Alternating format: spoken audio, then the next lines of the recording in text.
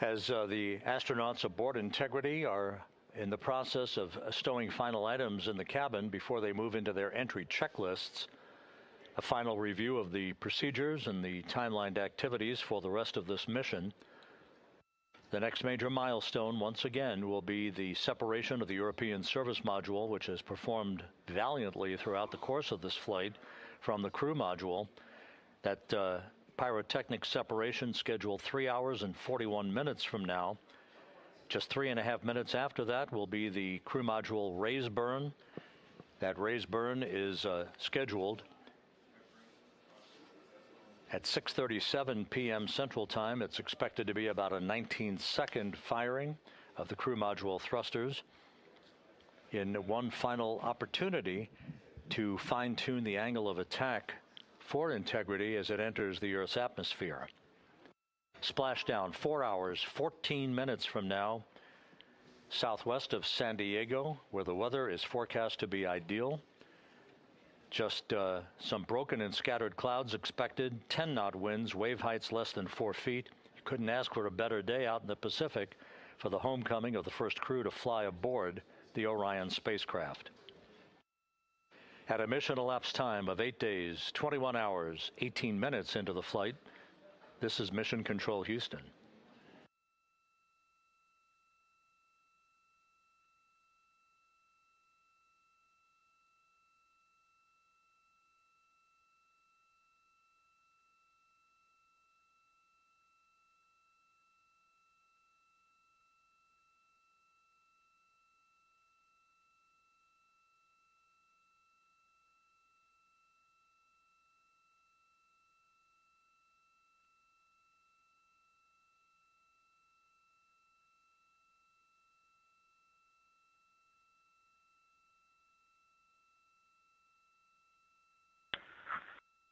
Houston Integrity, Jackie, steps 10 and 11 are complete.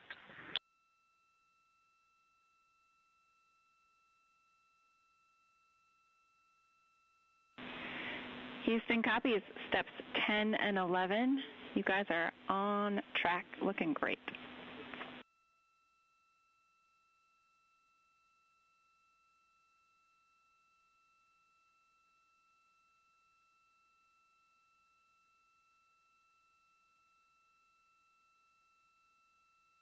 For those just joining this view of the key players here in Mission Control, part of the flight control team, Rick Henfling, second from the right, is the entry flight director for this mission. Seated to his left is Judd Freeling, who was the flight director for Ascent back on April 1st. Jackie Mahaffey is second from the left. She is the Capcom whose voice you'll be hearing throughout the course of the afternoon and evening, talking directly to Integrity's astronauts through Splashdown. Stan Love, a veteran astronaut, is on the far left of your screen. He was the Ascent Capcom. He's joining Mahaffey today as a second set of eyes on all the data that we'll be discussing and hearing from the crew during the course of their high-speed entry back into the Earth's atmosphere.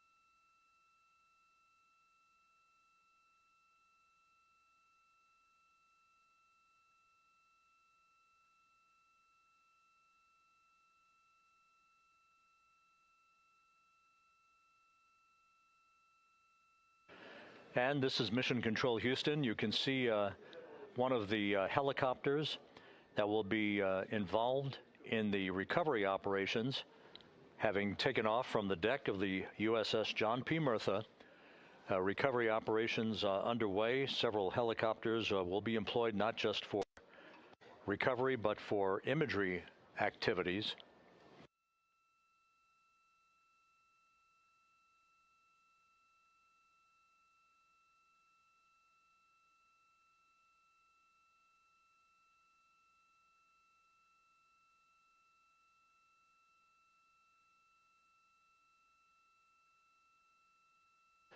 On the deck of the John P. Murtha, a view of multiple views, camera views, that are being provided to us courtesy of the USS John P. Murtha that we'll be utilizing throughout the course of the evening in our coverage. Once we start the NASA Plus coverage at 5:30 p.m. Central Time, 6:30 p.m. Eastern Time, that's a simulcast of our 24/7 YouTube coverage. My colleague from the Kennedy Space Center, Megan Cruz, is on the Murtha, and she'll be providing updates and interviews as well as we continue our operational coverage of the recovery of the Integrity astronauts following their lunar flyby mission.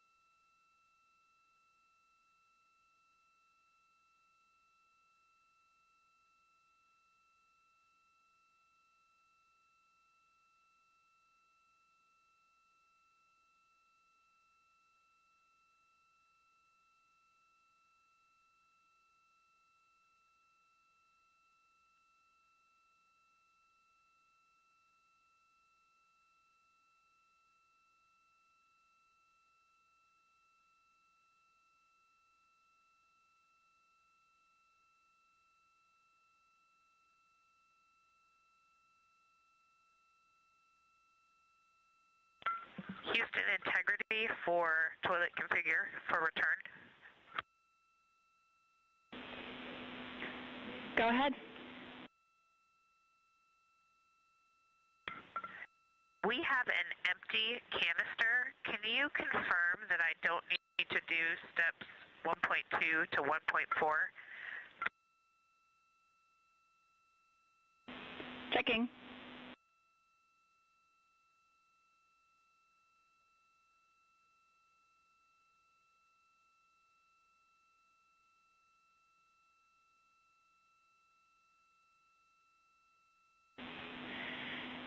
And Christina, we concur you do not need to perform the steps you listed. Thanks, Jackie.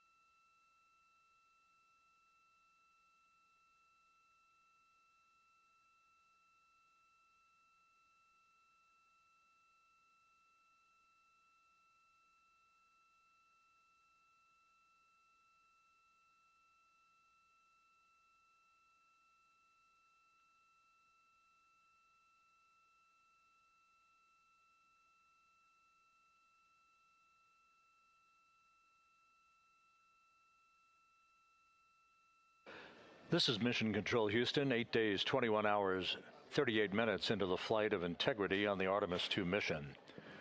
On board, all is quiet, as it is here in Mission Control, with everything moving along in trip hammer fashion, in good shape, all of Integrity's systems in great shape, and the weather at the splashdown zone off the coast of San Diego couldn't be better.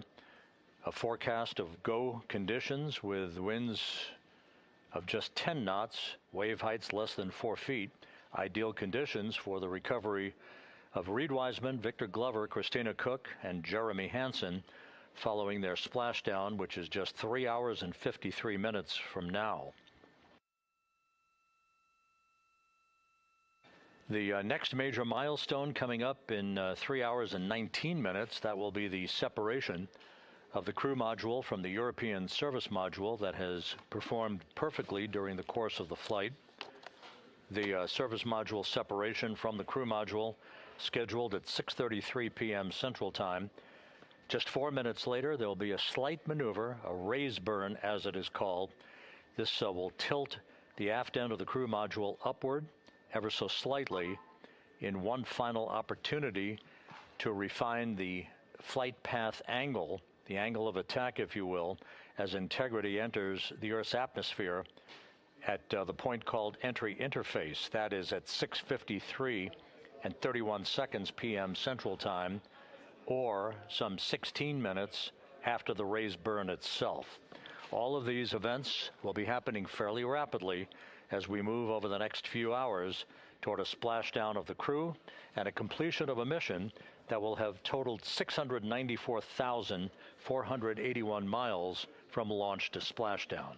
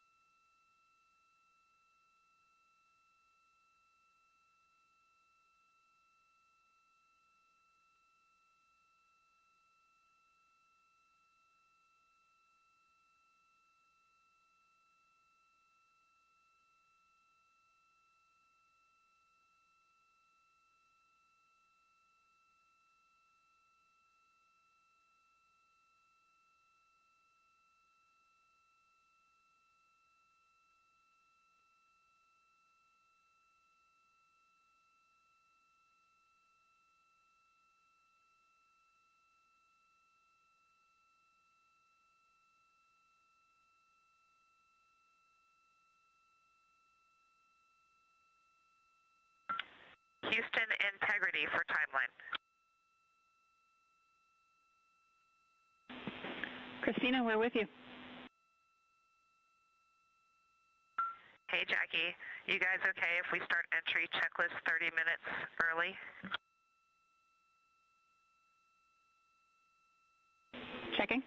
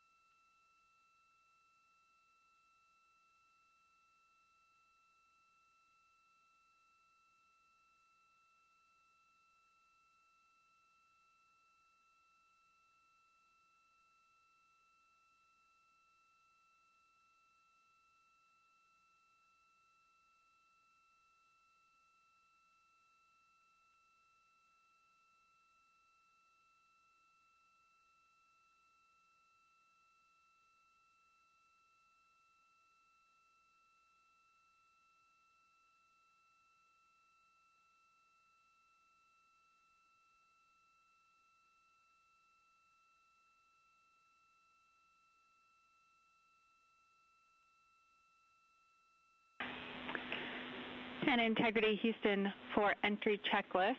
We are ready for you to begin 18.0.1 entry checklist, steps 1 through 6.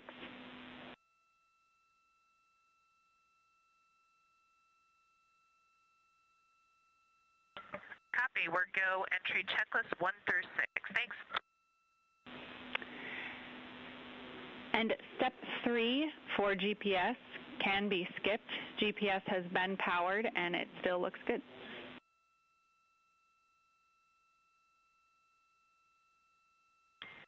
Copy. Step 3 is a skip.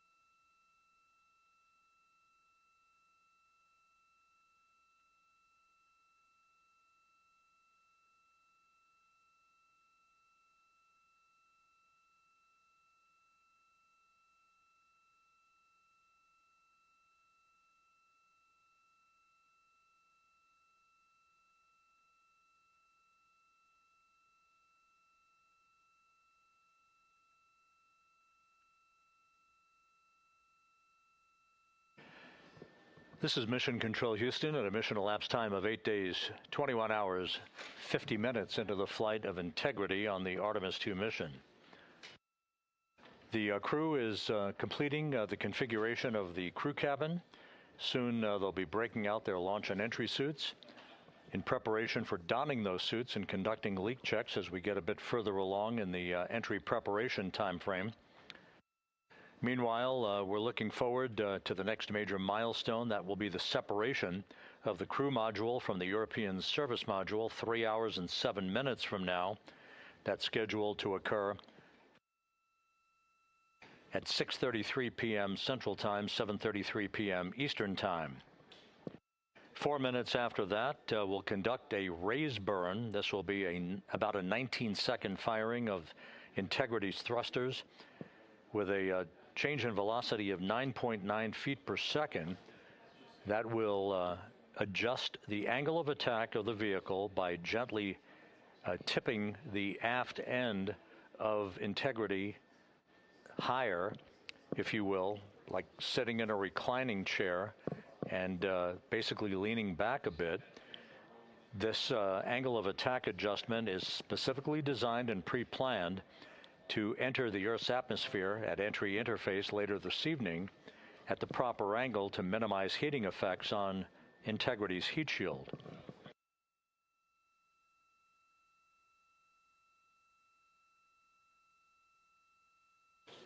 It's worth mentioning once again that the difference between this entry and the uncrewed entry of Artemis I is that on Artemis I, we flew a trajectory known as a skip entry, which involved an initial dip into the atmosphere to dissipate some energy, and then we lofted back out of the atmosphere briefly, then dipped back in a second time before splashing down in the Pacific.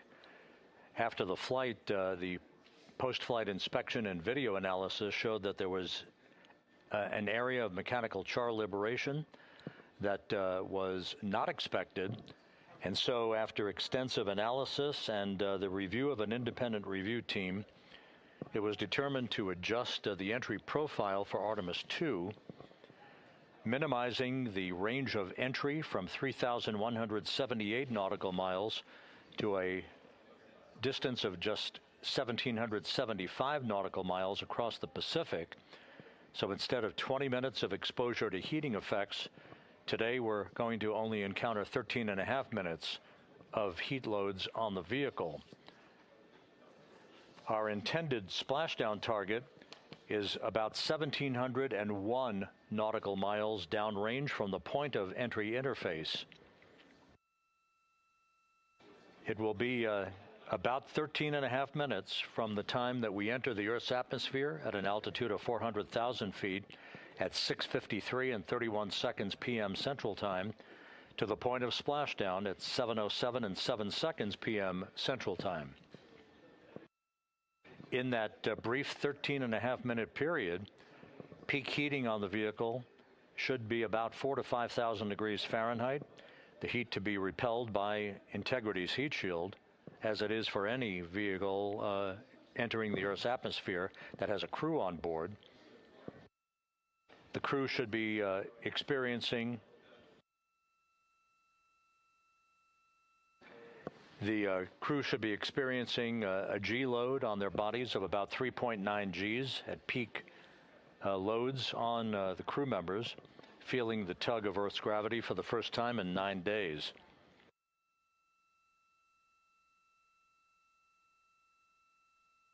We will decelerate from a speed of 23,839 miles an hour just after we begin the blackout period of 6 minutes in duration to a splashdown velocity of just 19 miles an hour, all that happening in rapid-fire succession.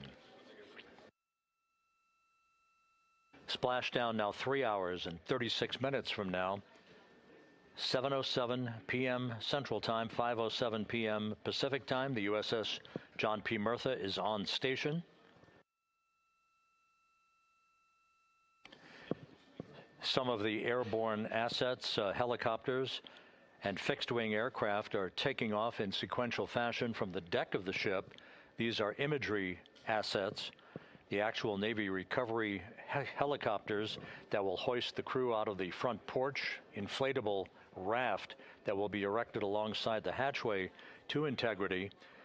And there's a view, a live view from the deck of the USS John P. Murtha. It is a bit overcast. We do expect those clouds to lift a bit over the next few hours.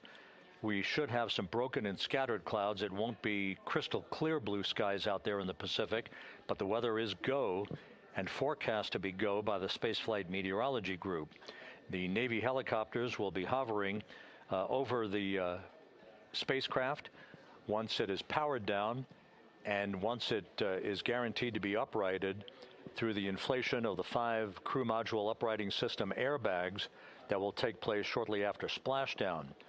The Navy divers and a Navy flight surgeon will pull alongside the spacecraft to begin the process of erecting the front porch. Then they will open up the hatch and begin to extract the crew members one by one.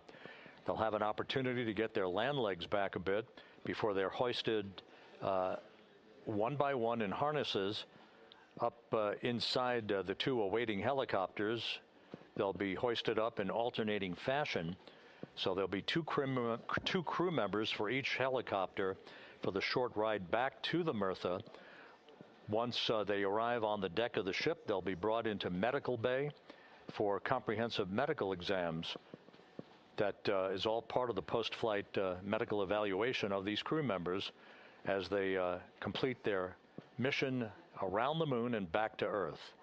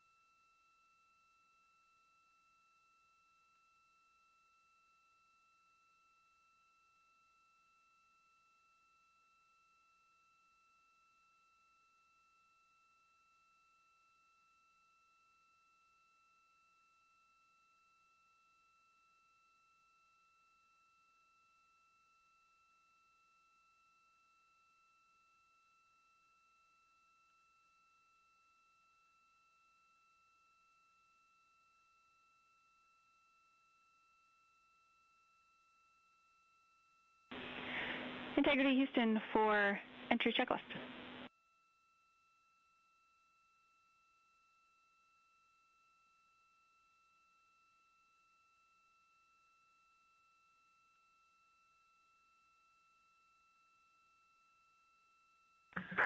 Go ahead, Jackie. Hey, Reid, a couple of questions for you. We realized we didn't give you an explicit thumbs up to perform step 1.2 for the flight path angle hash mark update, so we wanted to confirm that you did, in fact, perform the set EI FPA limits procedure. And secondly, we want your opinion on the in and out CMIS caution. Is that something that will be distracting such that we should inhibit it?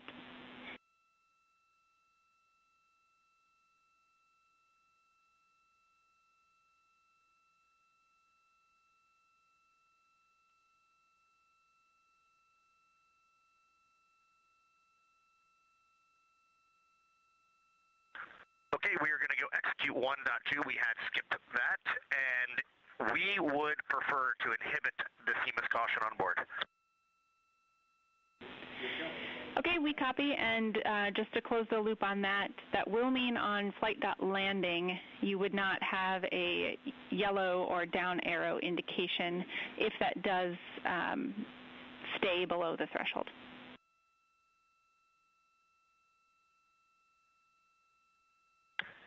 And that is totally fine.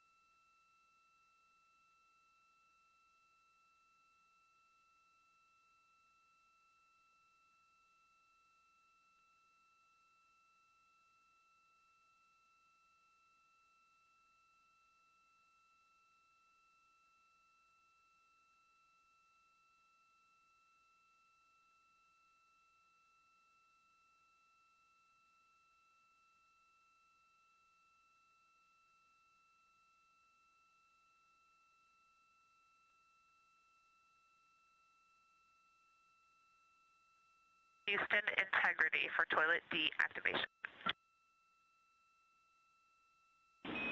Integrity, Jackie had to step off for a second. Go ahead for toilet.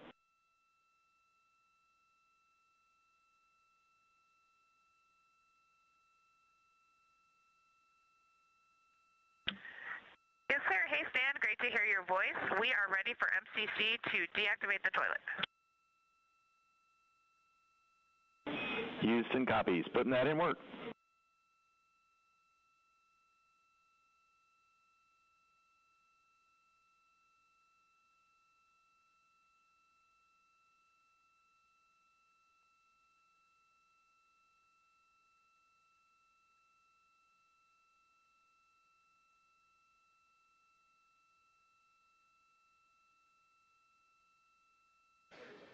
This is Mission Control Houston. That communication from Christina Koch on board Integrity to spacecraft communicator Stan Love. Integrity for burn telemetry on CM raise burn. 2 questions.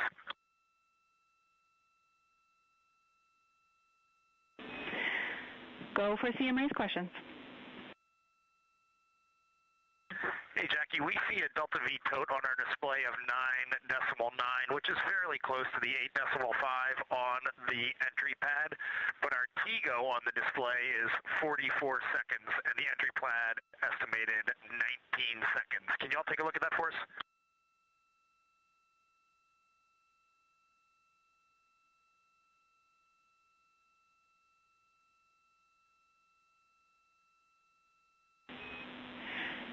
Hey, Reid, good catch.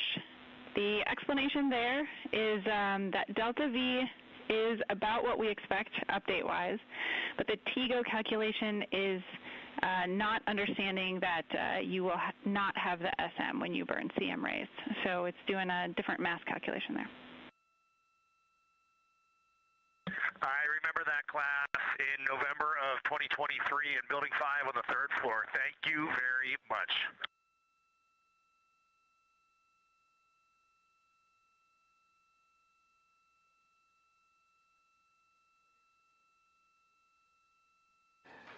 This is Mission Control Houston. Commander Reid Wiseman inquiring about the values for the upcoming crew module raise burn. Again, as we've explained, this burn that's scheduled 2 hours and 51 minutes from now is designed to tilt the angle of attack a bit upward, basically raising the aft end of the vehicle prior to entry interface, to improve the angle of attack and minimize heating effects on the heat shield for the Orion vehicle. The crew module raise burn will occur about 4 minutes after the service module is separated from the crew module, and we're expecting about a 19-second burn. Integrity, Houston, the toilet is unpowered.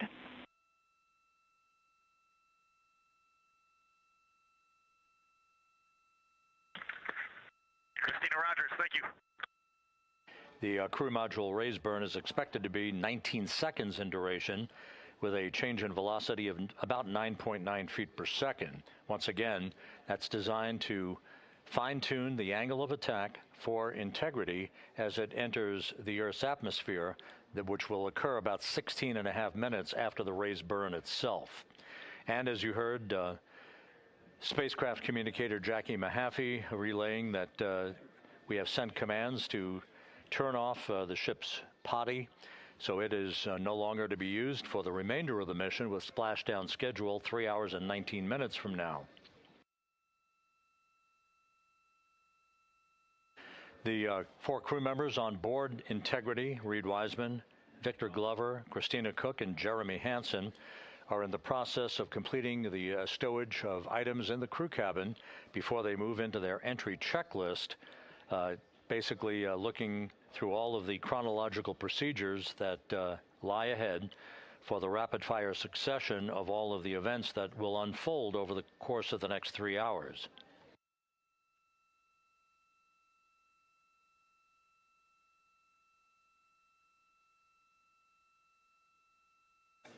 Integrity is about 25,000 nautical miles from Earth, continuing to accelerate towards a splashdown in the Pacific 3 hours and 18 minutes from now. All of Integrity's systems are in excellent shape. The crew is great, feeling well, and the weather in the splashdown zone in the Pacific, although a bit cloudy with broken and scattered clouds, is a go forecast with just 10-knot winds and wave heights less than 4 feet.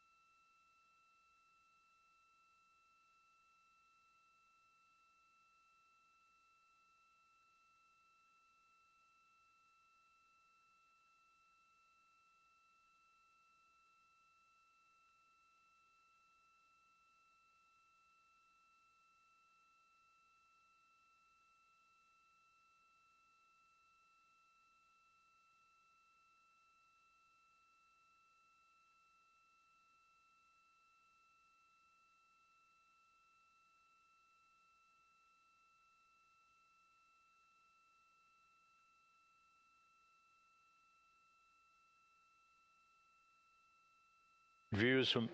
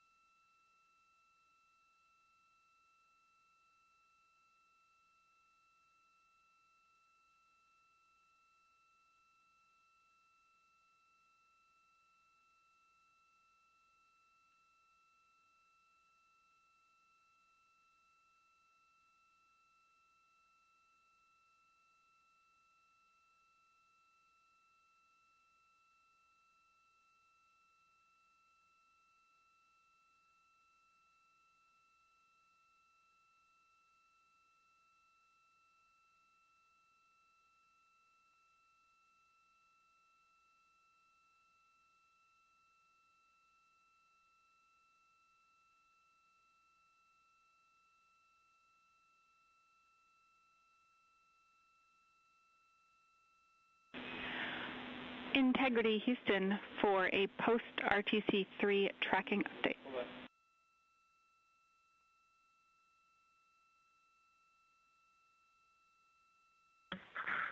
Go ahead, Houston.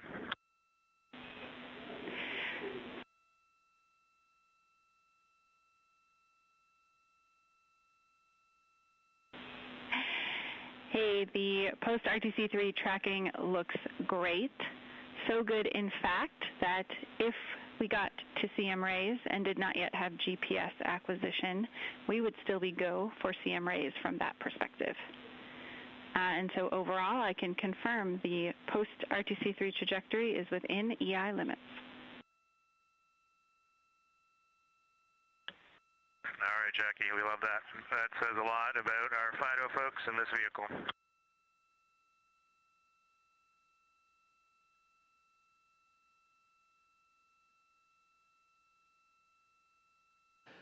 This is Mission Control Houston. A tip of the hat from Canadian Space Agency astronaut Jeremy Hansen to the flight dynamics folks and the guidance, navigation, and control officer. The RTC-3 burn that was conducted just over 2 hours ago, which was basically a final fine-tuning of the trajectory of Integrity to hit the sweet spot in the corridor over the Pacific Ocean for entry interface, was so perfect that we are dead on the center line down the corridor.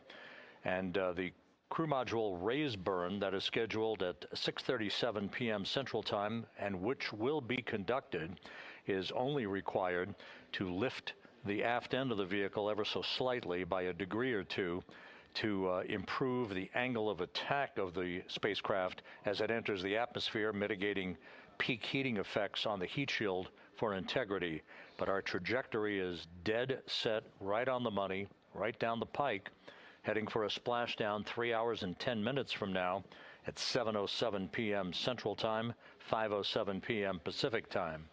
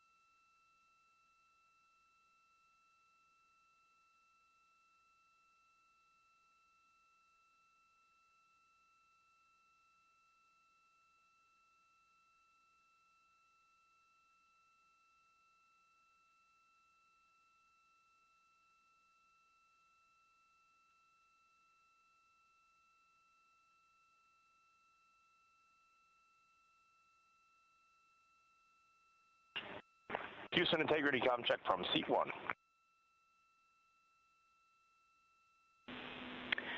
Seat 1, have you loud and clear coming down on both OE 1 and 2? How me on 1? Gotcha, loud and clear on 1, Jackie. We're going to stay in this config on both 1 and 2, and Reid and Victor are in our seats, slowly proceeding along.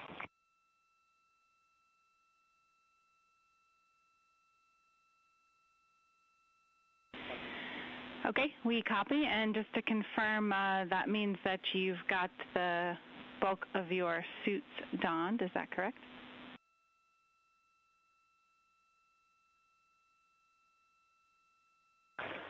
Just for Reid and Victor, A-firm. We're not gloved, not helmeted yet. Copy all. Thanks.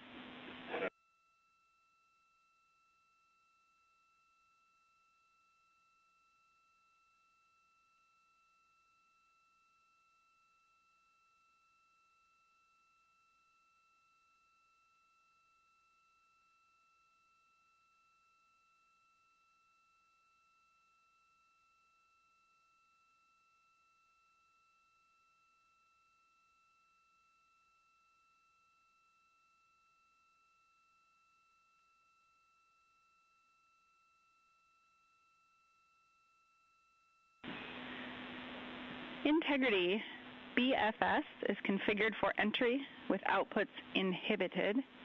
And a reminder, when you get to step 9.3, use your separate instance of 18.3.101 to save off the time. 100%, thanks.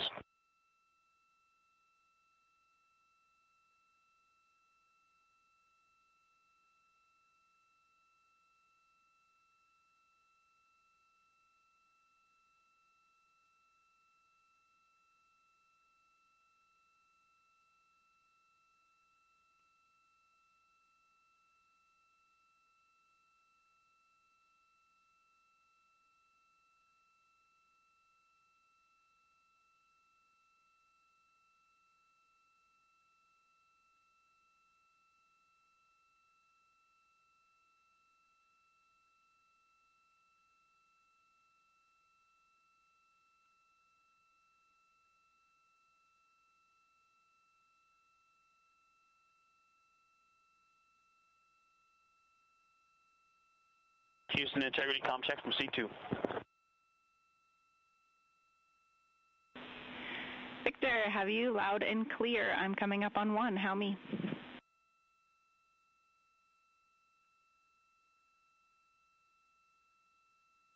Jackie, I have you loud and clear on 1.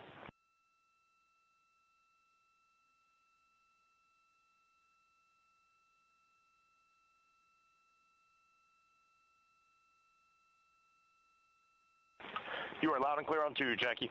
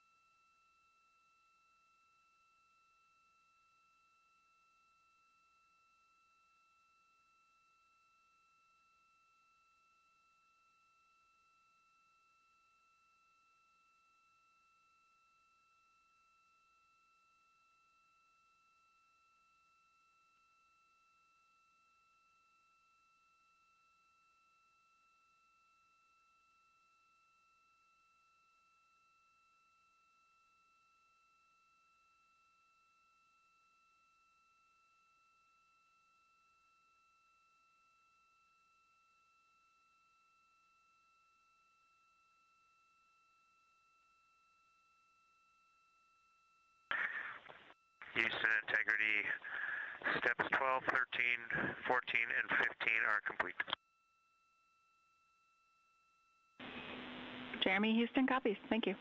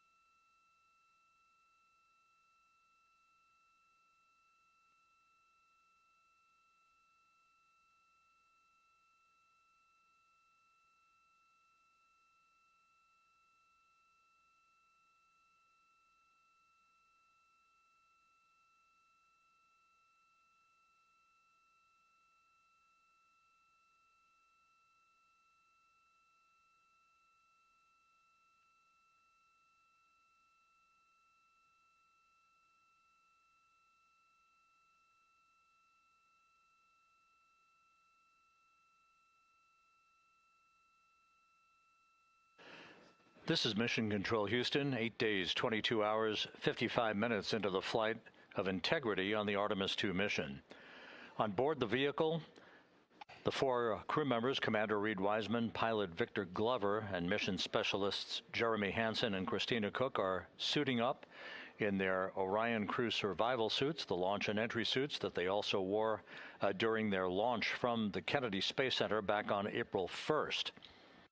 Once the crew is all suited up, they'll conduct a series of leak checks to make sure that they have good suit integrity, aboard integrity, before they strap themselves into their seats for the final phase of this mission that will culminate with a splashdown in the Pacific 2 hours and 35 minutes from now at 7:07 p.m. Central Time, 5:07 p.m. Pacific Time, about 2.5 hours before sunset, southwest of San Diego. And the suits are in the process of being leak checked at the present time. We'll relay all that to you in just a few moments. Right now, Integrity is just about 20,000 nautical miles from the Earth, continuing to accelerate towards the next major milestone, which will be the separation of the crew module from the European service module 2 hours and 1 minute from now. That separation maneuver, pyrotechnically, will occur at 6:33 p.m. Central Time. That will be followed just 4 minutes later by a raise burn, a 19-second burn of Integrity's thrusters to induce a change in velocity of 9.9 feet per second, slightly raising up the aft end of the vehicle to improve its angle of attack as it enters the Earth's atmosphere, and in the process mitigates the peak heating effects on the heat shield of the vehicle. Out in the splashdown zone, out in the Pacific Ocean, the weather is forecast to be go by the Spaceflight Meteorology Group here at the Johnson Space Center. Winds of just about 10 knots and wave heights less than 4 feet, which should be ideal for the recovery forces that are being deployed from the USS John Murtha to recover the crew, extract them, hoist them into 2 Navy helicopters, and fly them back to the deck of the Murtha to be brought into medical bay for post-splashdown medical checks. We now have a report from the environmental systems officer here that we have good suit leak checks. All 4 suits have passed the leak check, so we are in good shape here for entry and splashdown coming up just over 2.5 hours from now. One data point, just an update on some numbers that we've just received from Flight Dynamics, and these are unofficial and will not become official until post-flight. We now anticipate that the maximum speed that Integrity will encounter as it enters the Earth's atmosphere will be right around the same time as we enter a communications blackout of 6 minutes in duration. We're expecting Integrity's peak speed at 6:54 and 4 seconds p.m. Central Time, and at that point, the vehicle should be traveling at 24,661.21 miles per hour, which will be just 130 miles short in velocity of the record that was set back in 1969 by the Apollo 10 crew, Tom Stafford, Gene Cernan, and John Young, on their return from orbiting the moon.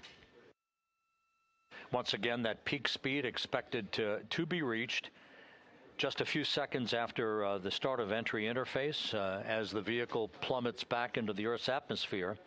The peak speed expected to be reached at 6:54 and 4 seconds p.m. Central Time, and that peak speed now estimated by Flight Dynamics to be 24,661.21 miles per hour, which equates to about Mach 33.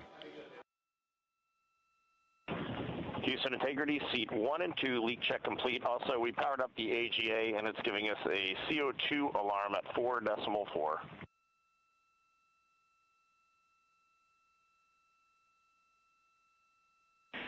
We copy leak check.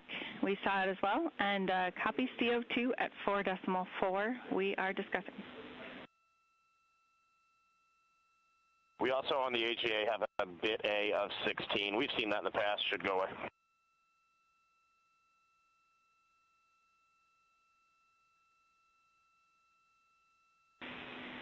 And Reid, is the AGA been powered for 5 minutes yet, or are we still in that wait period?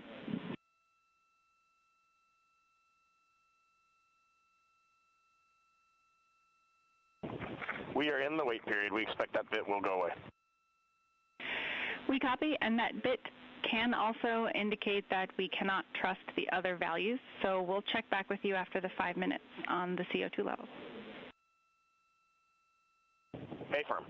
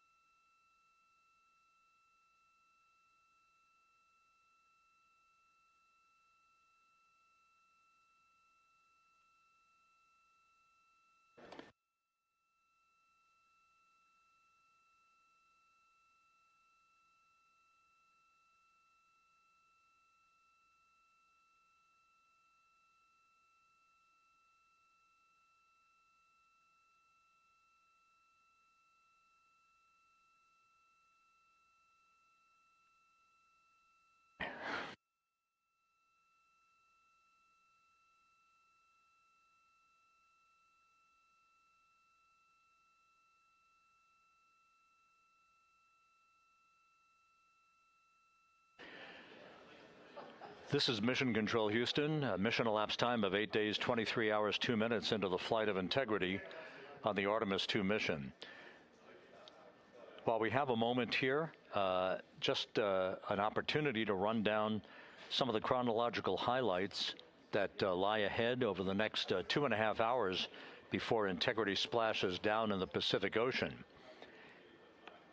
Coming up at 5:30 p.m. Central Time, 6:30 p.m. Eastern Time, we will begin a simulcast of NASA Plus coverage that will accompany our 24/7 YouTube coverage that we have been providing ever since we began the mission with the tanking of the Space Launch System at the Kennedy Space Center for launch back on April 1st.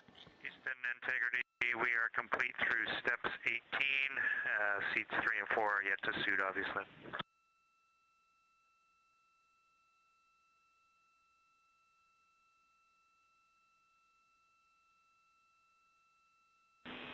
Jeremy, we copy you completed 16 through 18 and confirm for us whether you needed any adjustments of CIAS in step 17.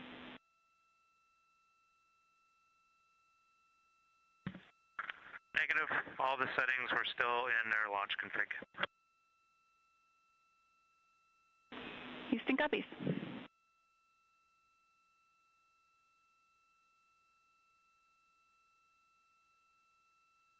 Once again, with the leak checks having been successfully completed on the 4 launch and entry suits for the crew members on board Integrity, once again, we'll begin our NASA Plus coverage as a simulcast to our 24/7 YouTube coverage in less than an hour at 5:30 p.m. Central Time, 6:30 p.m. Eastern Time.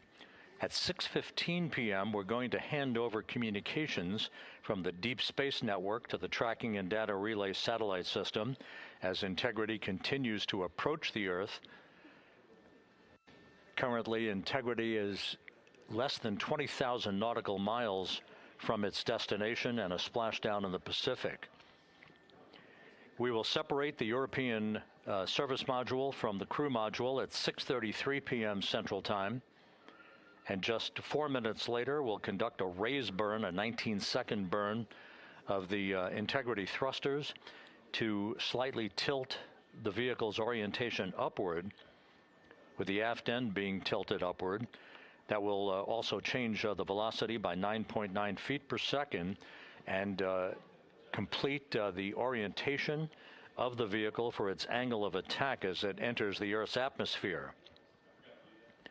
Entry interface, where we reach the first traces of Earth's atmosphere and where most of the dynamic operations will then begin. Entry interface is scheduled at 6:53 and 31 seconds p.m. Central Time, where Integrity will be at an altitude of 400,000 feet above the Earth, traveling at about 34,882 feet per second with a range to splashdown of 1,701 nautical miles.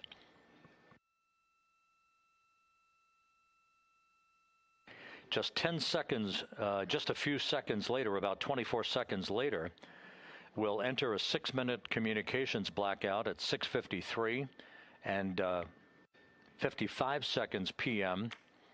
That communications blackout will be due to the buildup of plasma around the vehicle, the ionization of the interaction of the velocity of Integrity with the friction of the Earth's atmosphere.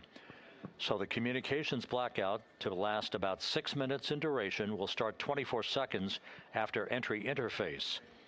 At 6:54 and 4 seconds p.m., we'll reach our peak velocity. This is an estimation from Flight Dynamics.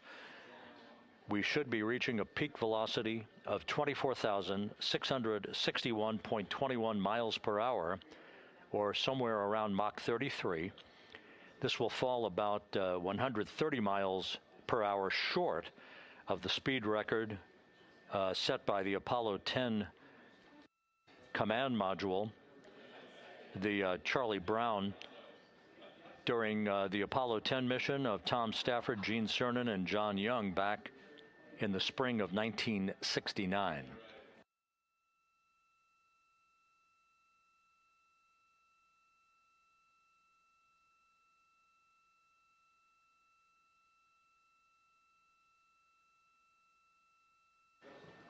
Once the communications blackout ends, which is expected just a few seconds before 7 p.m. Central Time, 6:59 and 56 seconds p.m. Central Time, we will be at an altitude of 157,000 feet over the Pacific Ocean. And at that point, we should be traveling at about 13,300 feet per second with a range to splashdown of just 147 nautical miles. There will be a series of roll reversals, first to the left, allowing integrity to bank to the left. These are computer-commanded, not crew-commanded, but computer-commanded roll reversals to bank the vehicle first to the left, then to the right. That bleeds off excess energy and helps to reduce the speed and the heating effects on the vehicle during the final phase of flight. Starting at 7:03 and 22 seconds p.m. Central Time, we'll begin the series of chute deployments. In all, there are 11 parachutes associated with this mission. The first 3 will pull off the forward bay cover from the top of the vehicle. The forward bay cover chutes are 3. That'll be followed by the deployment of the drogue chutes at 7:03 and 23 seconds p.m. Then 3 pilot parachutes will pull the main parachutes, 3 of them, from the forward bay cover. The forward bay housing all of the parachutes at the very top of Orion. The main chute deploy is scheduled at 7:04 and 44 seconds p.m. The vehicle will have slowed to just a very glacial speed of 198 miles per hour, feet per second, I should say, at that point, at an altitude of 5,400 feet above the Pacific Ocean. The splashdown velocity, of course, will be 0. 19 miles an hour is the velocity that the crew will feel under the 3 main parachutes as they splash down in the Pacific, southwest of San Diego. So a number of major milestones lie ahead. Splashdown time is currently estimated at 7:07 and 7 seconds p.m. Central Time, 5:07 and 7 seconds p.m. Pacific Time. That will conclude a total traveling distance from launch to splashdown of 694,481 statute miles.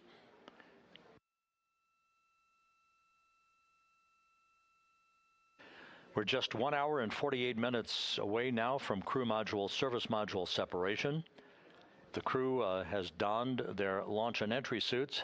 They've conducted leak checks. Everything is in order, and the weather is go at the splashdown site. Some of the flying assets that will collect imagery of the descent of integrity towards splashdown have already been deployed from the deck of the USS John Murtha.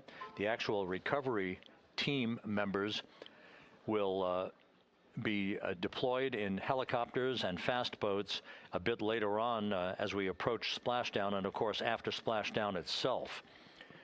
Once the vehicle splashes down, we'll be deploying the 5 inflatable airbags at the top of the vehicle with helium. That will ensure that the vehicle is upright throughout the course of the recovery operations. The team here in Mission Control will check all of the systems on integrity, make sure that we are not leaking any toxic gases from the spacecraft, and that will be the signal for the start of the power down of integrity systems and the ability of the first members of the recovery team to approach the vehicle to set up the inflatable life raft called the front porch, which will be used to bring the crew members out of the vehicle into that front porch one by one after the hatch is open to integrity. We expect the extraction of the crew to be some 45 minutes to an hour after splashdown, which would be about 30 to 45 minutes after the vehicle is powered down.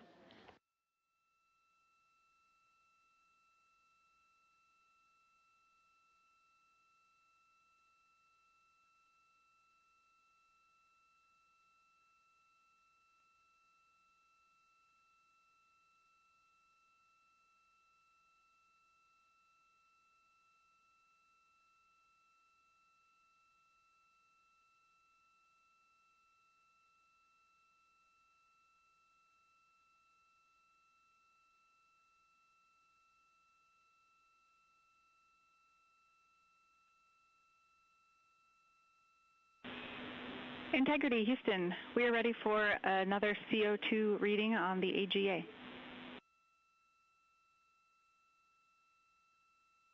It is 5.1.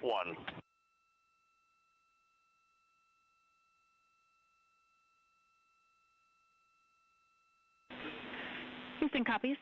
And Reid, earlier I did misspeak. The CO2 reading specifically would not have been affected by that particular bit.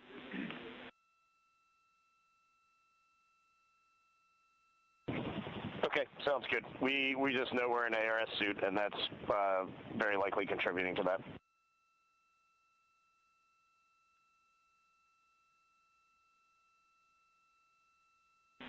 We concur.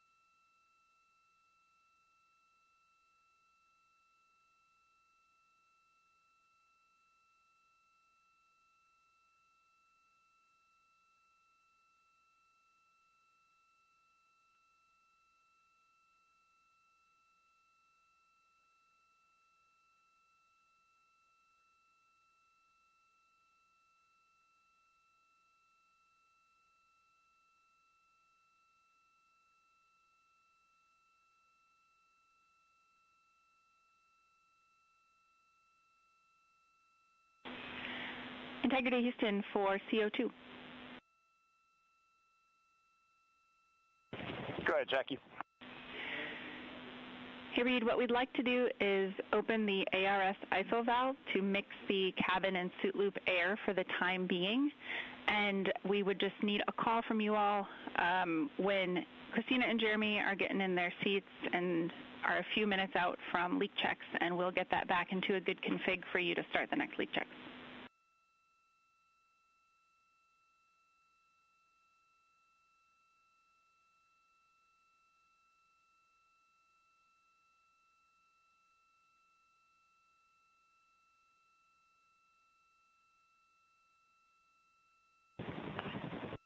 Hey, Jackie, that's a reasonably good idea. Can we just hang on that for a little bit and see how we're doing?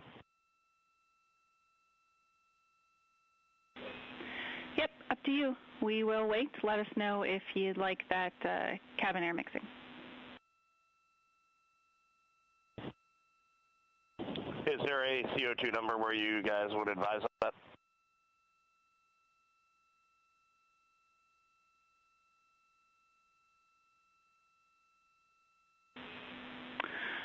Reid, we would not want to go above 7. Yeah, that's perfect. Let us monitor it for just a couple minutes here.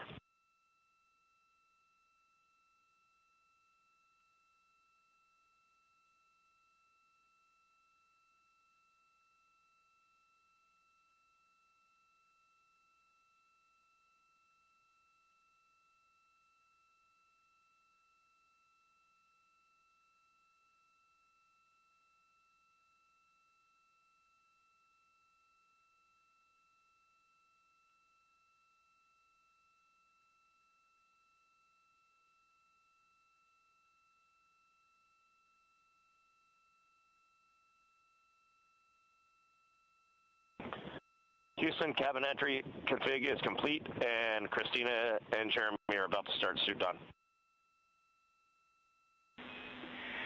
Excellent on cabin config, and copy suit down. That call from Commander Reid Wiseman aboard Integrity indicating that following the successful leak checks on the 4 launch and entry suits, the crew will begin to actually don those suits now, and then they'll climb into their respective seats, both on the flight deck and the mid deck of the Integrity, in preparation for crew module service module separation that's scheduled 1 hour and 40 minutes from now.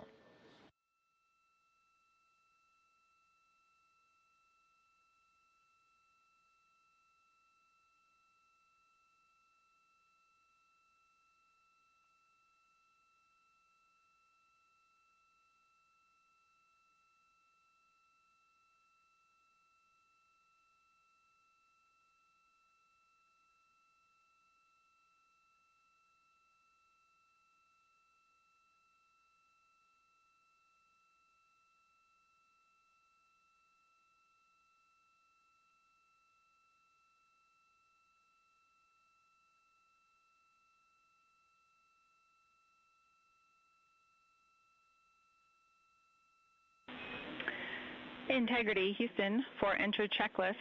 Your CMSM SEP ATP is set to go. We see that on the PFD, Jackie. And the call from Capcom Jackie Mahaffey here in Mission Control to Reid Wiseman, indicating that the pyros are armed for crew module service module separation coming up 1 hour 38 minutes 52 seconds from now.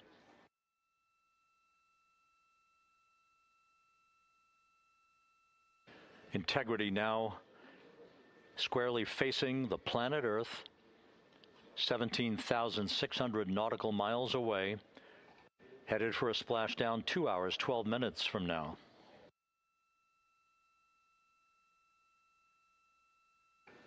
All of the recovery assets, the helicopters, the Navy P-3s, the para-rescue divers, they're all in place, ready to recover this crew following splashdown. And again, the chronology after splashdown will call for the flight control team here in Houston to assess integrity systems, make sure no toxic gases are leaking from the spacecraft.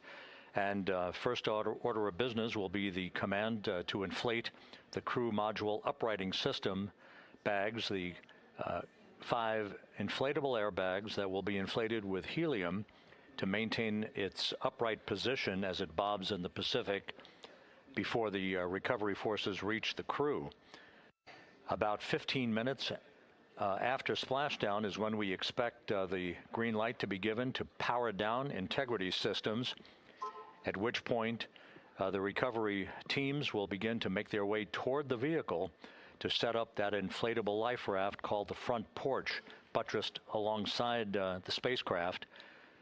That will be the precursor to the opening of the hatch and the extraction of the crew members, one by one, into that raft, giving them a chance to get their land legs back as they feel the first sensations of Earth's gravity in 9 days and their high-speed return to Earth, with their peak speed reaching some 24,661 miles an hour.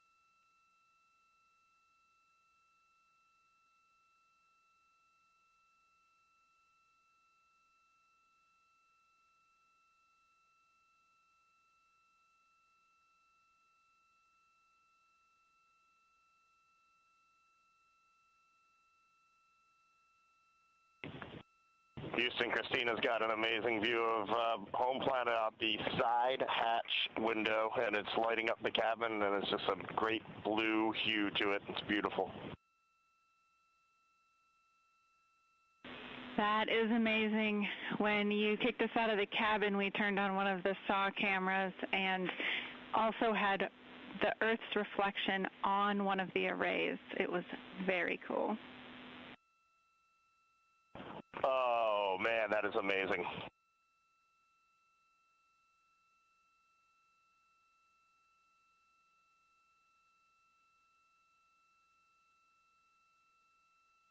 This is Mission Control Houston. Commander Reid Wiseman reveling about the view of the Earth from a distance of less than 17,000 nautical miles now. The cabin audio cable and boom mic are in F3 large stowed. We copy. The view that Reid Wiseman is describing is the view you're looking at right now as the Earth grows larger in the field of view with each passing moment.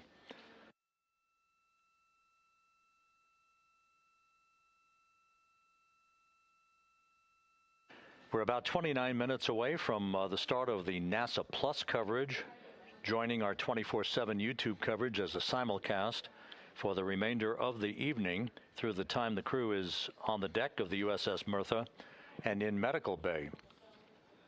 So we'll be looking forward to additional reports and other video coverage from the deck of the USS John Murtha and other assets in the splashdown zone as we continue toward splashdown and the return of Integrity's astronauts just 2 hours and 5 minutes from now.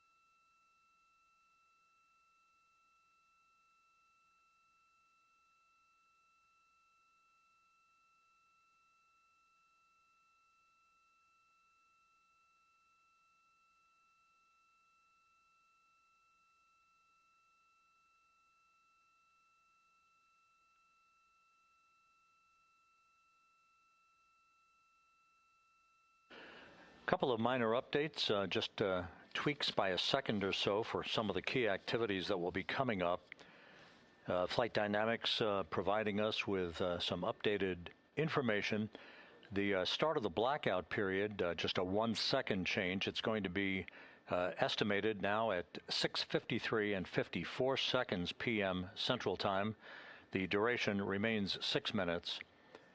That blackout will end at 6:59 and 55 seconds p.m. all Central Time. We expect to begin entering the Earth's atmosphere at an altitude of 400,000 feet at 6:53 and 30 seconds p.m.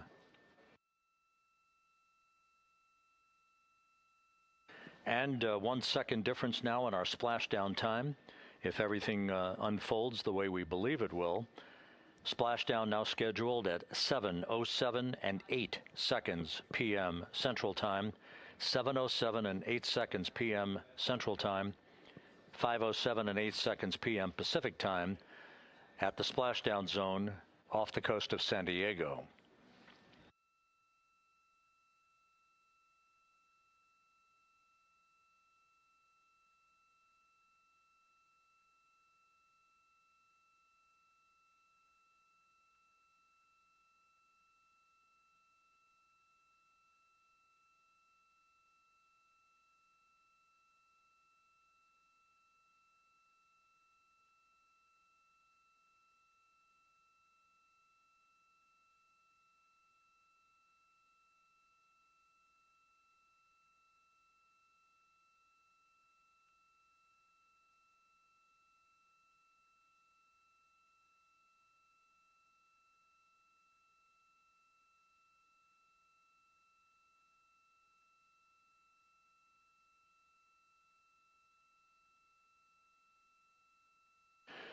And one other update, the latest weather forecast from the Spaceflight Meteorology Group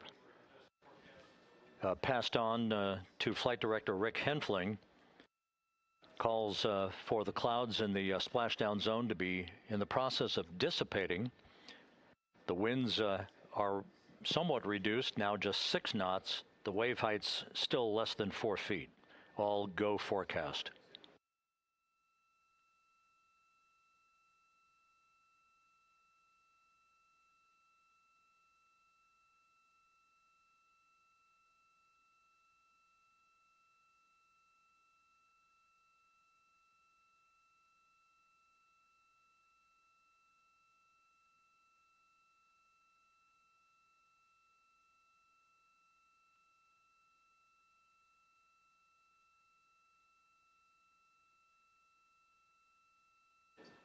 So once again, the stage is set as Integrity continues its inexorable march toward a splashdown in the Pacific 2 hours from now.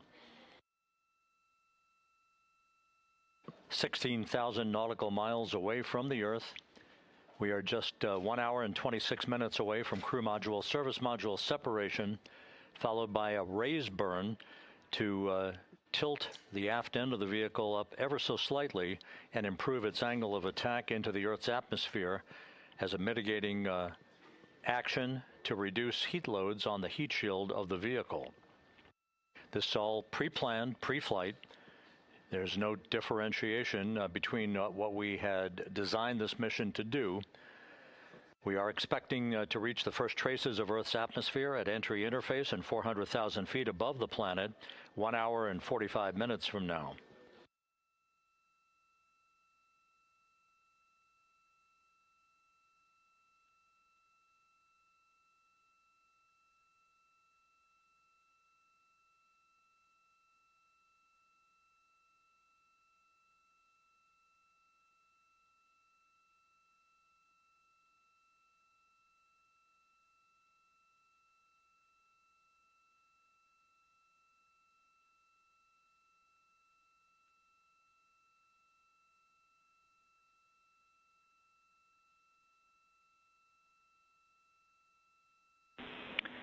Integrity, Houston. Cabin temp cold soaking is initiated. Copy that, Jackie. CO2 is 5.5, and we are still doing good on board. Christina and Jeremy are beginning suit on.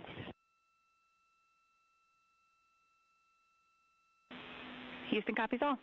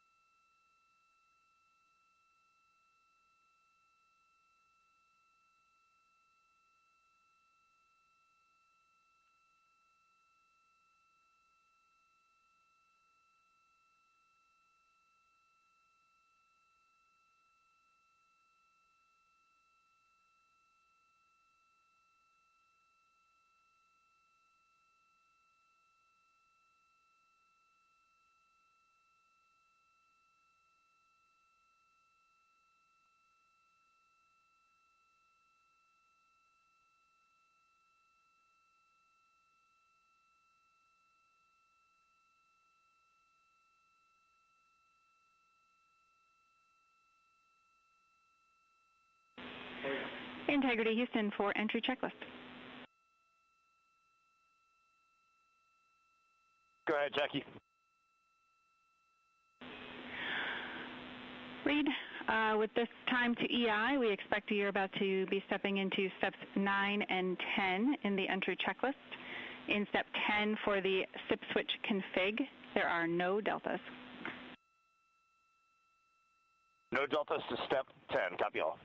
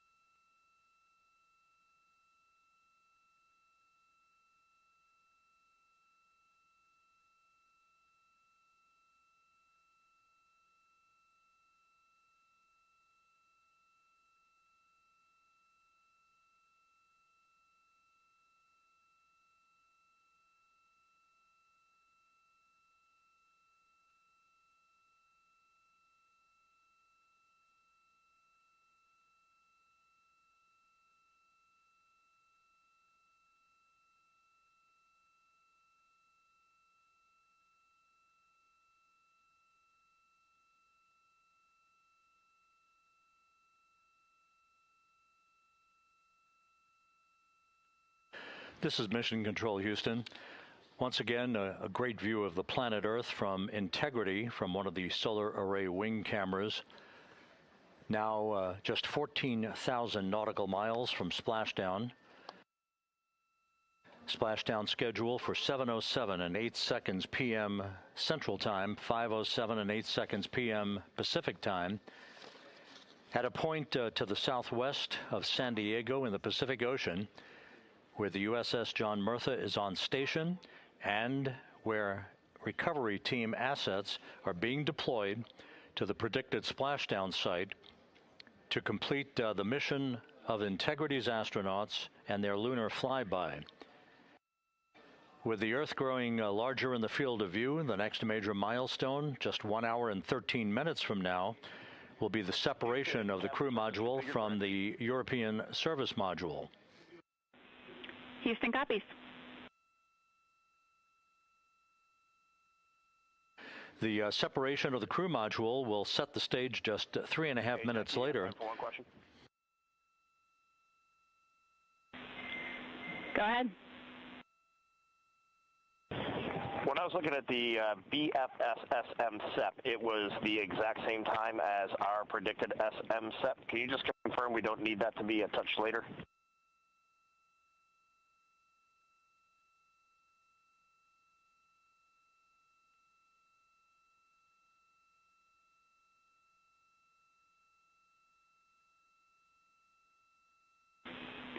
And Reid, matching is expected. That's when the sequence will begin for that whole SEP config.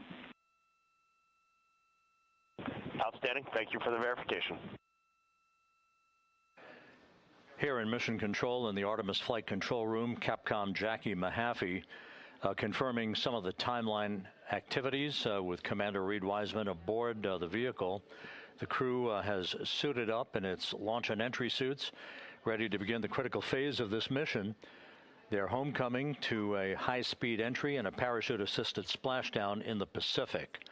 Once again, the next major milestone, 1 hour, 11 minutes from now, the separation of the crew module from the European service module as Artemis's astronauts head home to complete this historic flight.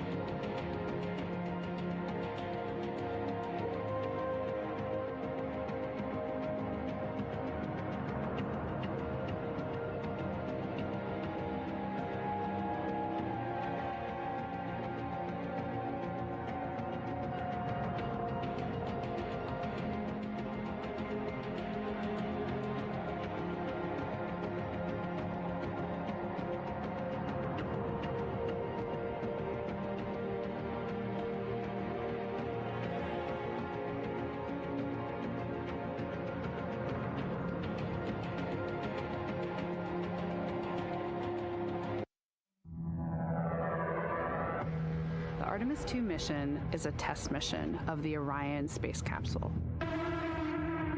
Artemis II will be the first time we put humans on this rocket. We're going back to the moon because it's the next step in our journey to Mars. We were always going to the moon. Pushing ourselves to explore is just core to who we are. That's a part of being a human. And liftoff. We shall return. Continuing to test out every bit of Orion. Coming back to Earth, 7 miles a second. When humanity sets big goals, we can bring together genius from around the world. You have the best people on planet Earth putting this vehicle together. That's what's up. To innovate for the benefit of humanity and to inspire the world through discovery. And here we go.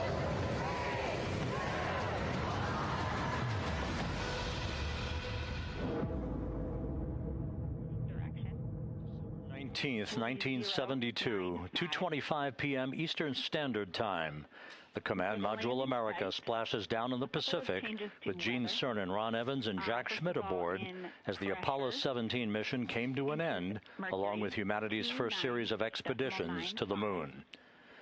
Today at this hour, you are looking live at our planet from the Integrity spacecraft, heading for a splashdown in the Pacific off the coast of San Diego just 1 hour and 35 minutes from now. And good day from the Artemis Flight Control Room here at the Johnson Space Center in Houston, where the entry flight control team is on duty at this hour, led by Flight Director Rick Henfling, joined on console with the voice you'll hear talking to the crew throughout the course of the day. That is Jackie Mahaffey, second from your left. Everything has gone extremely well as we are closing in on the return of Artemis's astronauts from their flight around the moon, an historic lunar flyby that will culminate with that splashdown in the Pacific off the coast of San Diego just 1 hour and 35 minutes from now. And with that, it's a good entry pad, and we can continue in the procedure. Integrity. You're looking at a live view inside Integrity. Reid Wiseman on the left doing a fist bump with pilot Victor Glover on the right, and down in the middeck area just below their feet, suited up in their launch and entry suits, are mission specialists Christina Koch and Jeremy Hansen of the Canadian Space Agency. A number of milestones yet to unfold before splashdown just over an hour and a half from now. Earlier today, the crew woke up at about 10:35 a.m. Central Time. They completed the final major maneuver of the flight, that being the return trajectory correction 3 burn. It was an 8-second burn that fine-tuned its trajectory to enter a corridor over the Pacific Ocean a short time from now. That will be the point of entry interface, where the crew will reach the first traces of Earth's atmosphere at an altitude of 400,000 feet. The crew moved into its entry checklist just after 4 p.m. Central Time, suited up in those launch and entry suits, conducted leak checks, and now are in the final stages of their entry checklist. Instruction 115 of entry checklist. SM separation ATP is go. Houston copies. The next major milestone on the route home. Fully zipped, and they're working on EBS and then seating up. We copy. Thanks for the status. Jackie Mahaffey talking to Reid Wiseman aboard Integrity. The spacecraft now about 12,000 nautical miles from the Earth's surface. The next major milestone on tap for the crew will be the handover of communications from the Deep Space Network to the Tracking and Data Relay Satellite System. The Deep Space Network came into play after the translunar injection burn back on April 2nd that propelled Integrity toward its lunar flyby. We'll be back on the TDRS network here in about 41 minutes. Following that, the next activity will be the pyrotechnic separation of the crew module from the European service module. That is scheduled at 6:33 p.m. Central Time, followed 4 minutes later by one final critical maneuver. That will be a 19-second burn of Integrity's thrusters in what is called the crew module raise burn. Now, what that does is it basically acts If you were sitting in a reclining chair, you'd basically tilt yourself back. It raises the aft end of Integrity ever so slightly, and that is the final opportunity for us to fine-tune the angle of attack of Integrity through the area of peak heating at entry interface that will come a bit later on, about an hour and 18 minutes from now. So after the raise burn, we will be in the final orientation that will minimize any peak heating on the heat shield of Integrity and prior to the time the crew enters the Earth's atmosphere at an altitude of 400,000 feet. Entry interface. This is the critical time where the crew will reach the first traces of Earth's atmosphere at an altitude of 400,000 feet, traveling 34,882 feet per second. Just 24 seconds after entering the Earth's atmosphere, we will experience a communications blackout expected to last 6 minutes in duration. This is planned, and it is caused by the interaction of the velocity of Integrity with the friction of Earth's atmosphere. There will be a buildup of plasma around the vehicle, and that ionization will prevent any communications with the crew and any receipt of data by flight controllers here in Mission Control. That blackout is scheduled to begin at 6:53 and 54 seconds p.m. Central Time. Again, a 6-minute blackout that will end, if all goes as planned, at 6:59 and 55 seconds p.m. Central Time. At that point, we expect to regain communications with the crew and a reacquisition of data through the Tracking and Data Relay satellite system. We will have a series of roll maneuvers. These are computer commanded that will roll the vehicle slightly to the left, then back to the right. That will bleed off excess energy as we begin our peak period of velocity. We expect to reach a maximum velocity of 24,661.21 miles per hour, equivalent to about Mach 33 times the speed of sound, shortly after we enter that blackout period. Once we exit the blackout period, of course, we're in the denser regions of the Earth's atmosphere, and then we get set up for the parachute deployment sequence. First, the deployment of 3 forward bay cover chutes that will pull essentially the top forward bay cover off the very top of the Integrity vehicle. That will be followed by the deployment of drogue chutes, and then the final deployment of a series of 3 main parachutes at 7:04 and 44 seconds p.m. Central Time. From that point on, it is about 3 minutes or so until splashdown. Splashdown scheduled at 7:07 and 8 seconds p.m. Central Time at a gentle speed of 19 miles an hour. So just to give you some perspective, at the time that we enter the Earth's atmosphere, we're traveling somewhere around Mach 32. We will splash down at a speed of about 19 miles an hour. The G-forces that will build on the crew members inside Integrity will build to about 3.9 Gs. That is what is expected and what they have trained for and what the spacecraft is designed to support.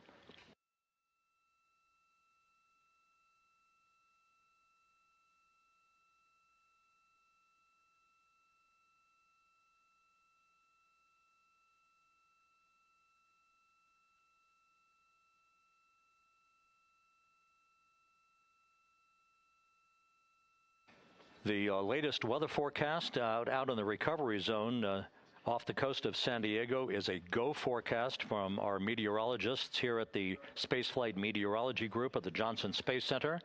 And standing by on the deck of the USS John Murtha is my colleague from the Kennedy Space Center, Megan Cruz. Megan?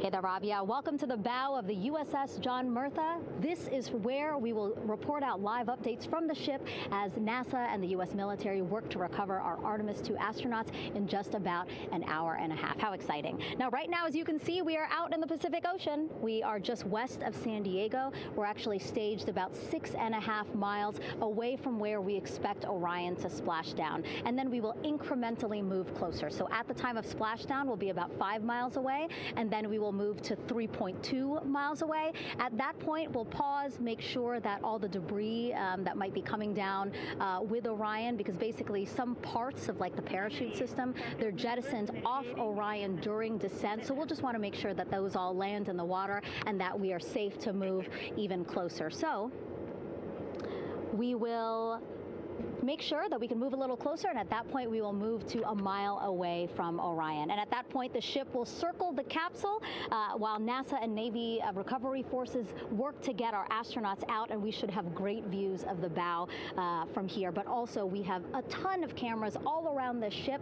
For example, we actually have some cameras right to the left of me here on the bow. These are very strong, stabilized cameras. We can really get up close to make sure that we are sharing all the images we have available to you.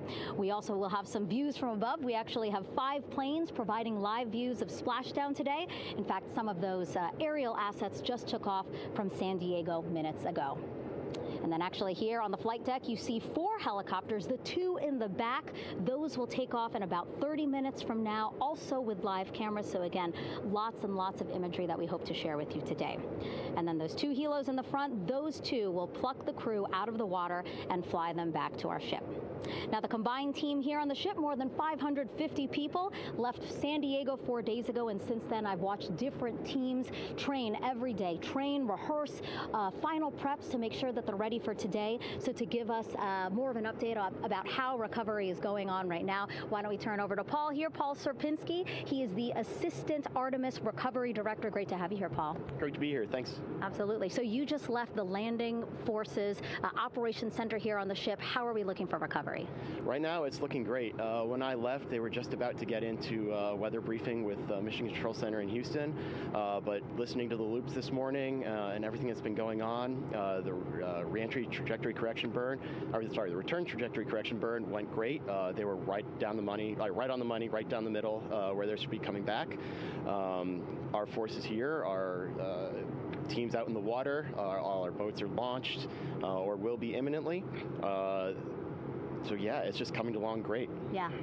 It's really nice to see. We did see some of those boats float behind us. We were hoping to give you a live view, but of course they floated right out of the camera shot as you came to us. But so basically the team right now here on the ship, basically like monitoring mode, but really things will pick up about 15 minutes after splashdown.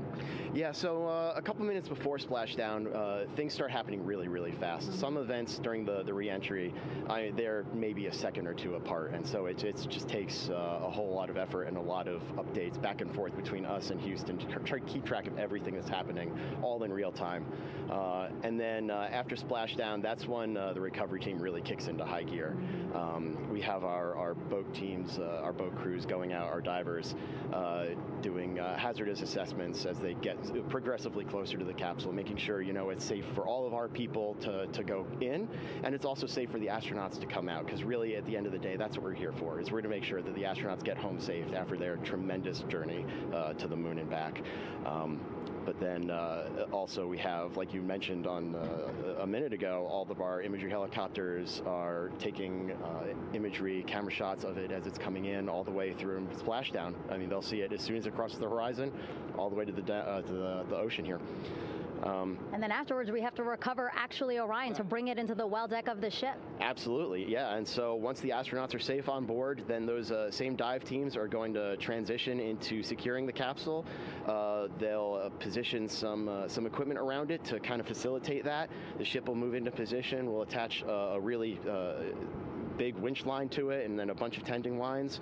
We'll pull the capsule around behind the ship and then start to slowly bring it in. And then, Orion comes in, goes hard down, and everyone cheers. Great day. Great day, exactly. Lots to coordinate, a lot to manage. Basically, planning for this recovery, Artemis II recovery, started a month after Artemis I launched. That was the uncrewed test flight of the Space Launch System rocket, as well as the Orion spacecraft. That was November 2022, a month later, all the planning for this. How does it feel to be so close to welcoming our friends, our astronauts, home? For the whole team, I walked around the ship this morning just kind of visiting with a lot of people, a lot of groups, and just kind of get the feel of them. And everyone has that same kind of mentality. Everyone's excited, everyone's thrilled to see all that work that we've been doing, like you said, for the last 3 years, since right after the last one came back till now, and some people even further back. Some of them go back a decade or more. So everyone is just excited, and they're ready. They're really ready for this, and just to be able to see our crew come back, that's going to be a thrill for everyone. How are you feeling? Are you ready? Is this something you ever thought you'd be doing? I'm ready. I'm excited. This has been the pinnacle of my career so far. It really has. I've seen a lot of firsts, a lot of lasts, but I can't think of ever topping seeing the first crew to go to the moon and back in 50 years, and to be here and be a part of that. And it's just a tremendous privilege. And on behalf of the whole team, I'm thrilled, and so are all of us. We're ready. Yeah, I definitely think that those words really embody how everybody on the ship is feeling. So thank you so much, Paul. I appreciate you being here. And so, Rob, we'll toss it back to you again. We will continue to join you with live updates from the ship as much as possible.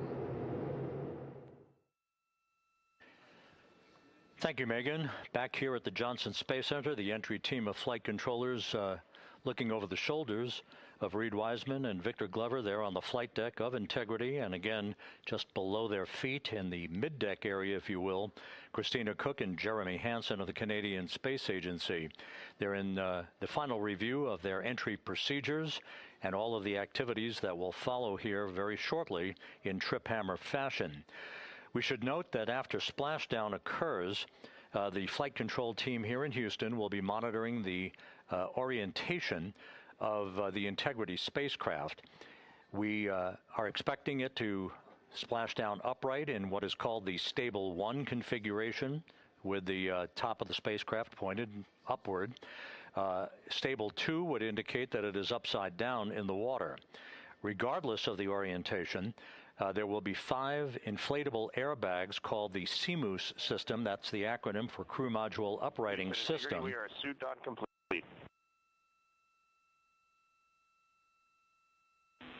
Houston copies.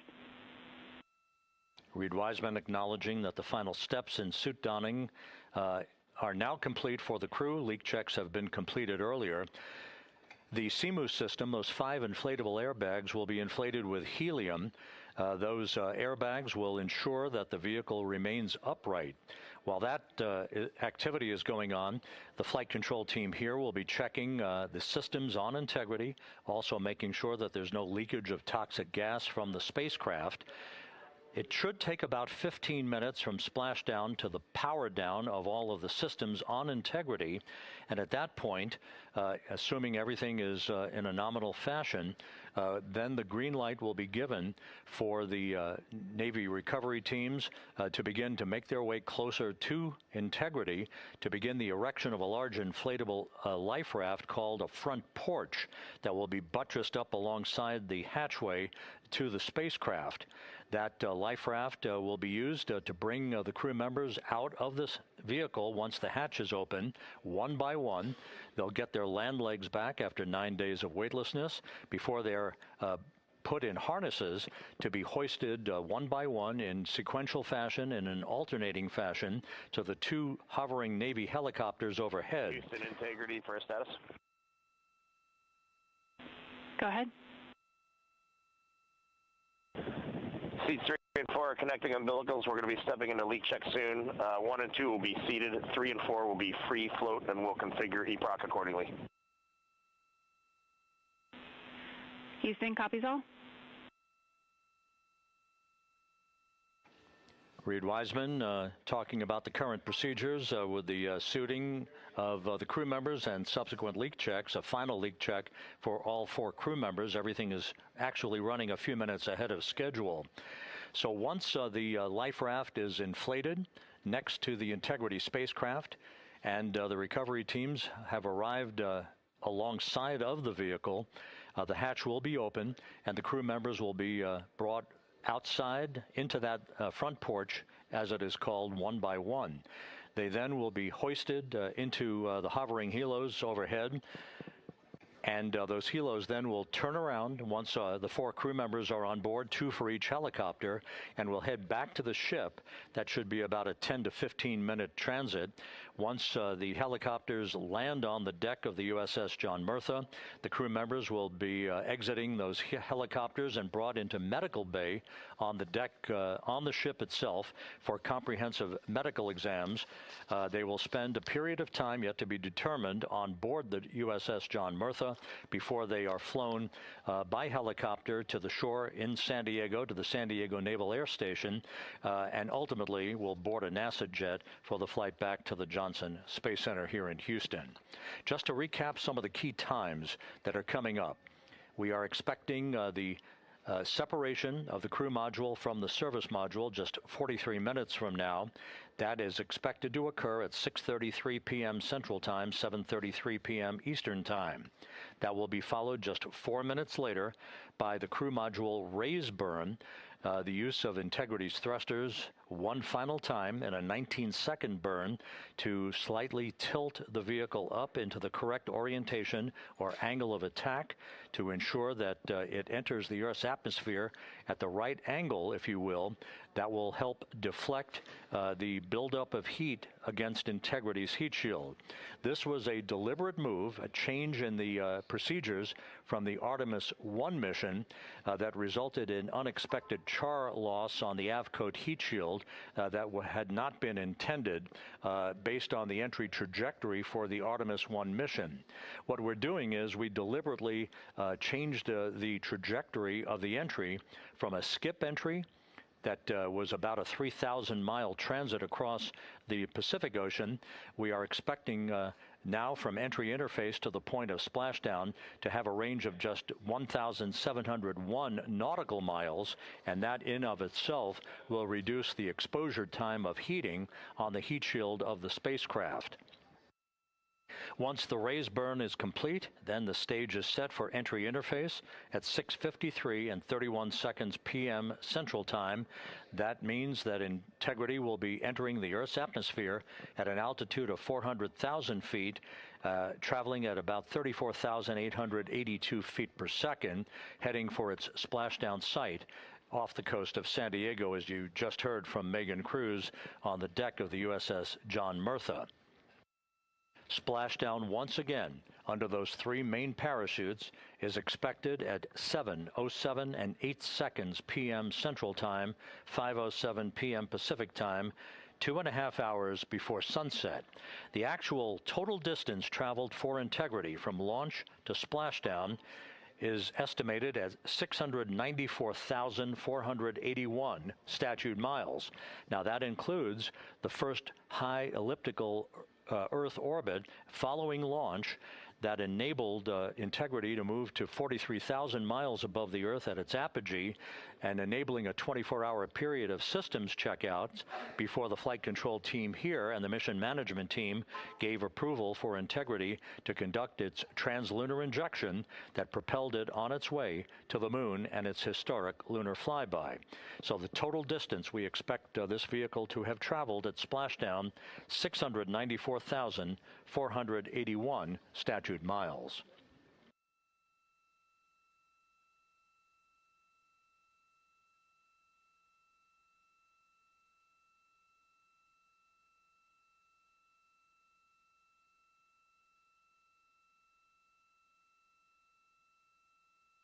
With everything proceeding on track and on time aboard Integrity, the vehicle system's in excellent shape as the Earth grows larger in the field of view. Let's go back to the USS John Murtha and Megan Cruz, who is standing by.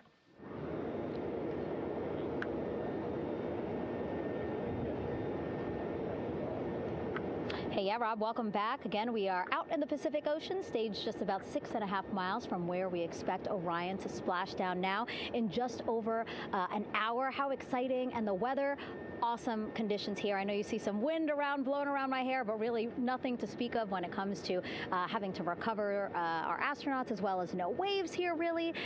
So yeah, we're expecting a really great day. Also, hopefully, some really great views. You can see behind me that some of the clouds are starting to break up, so that's really exciting.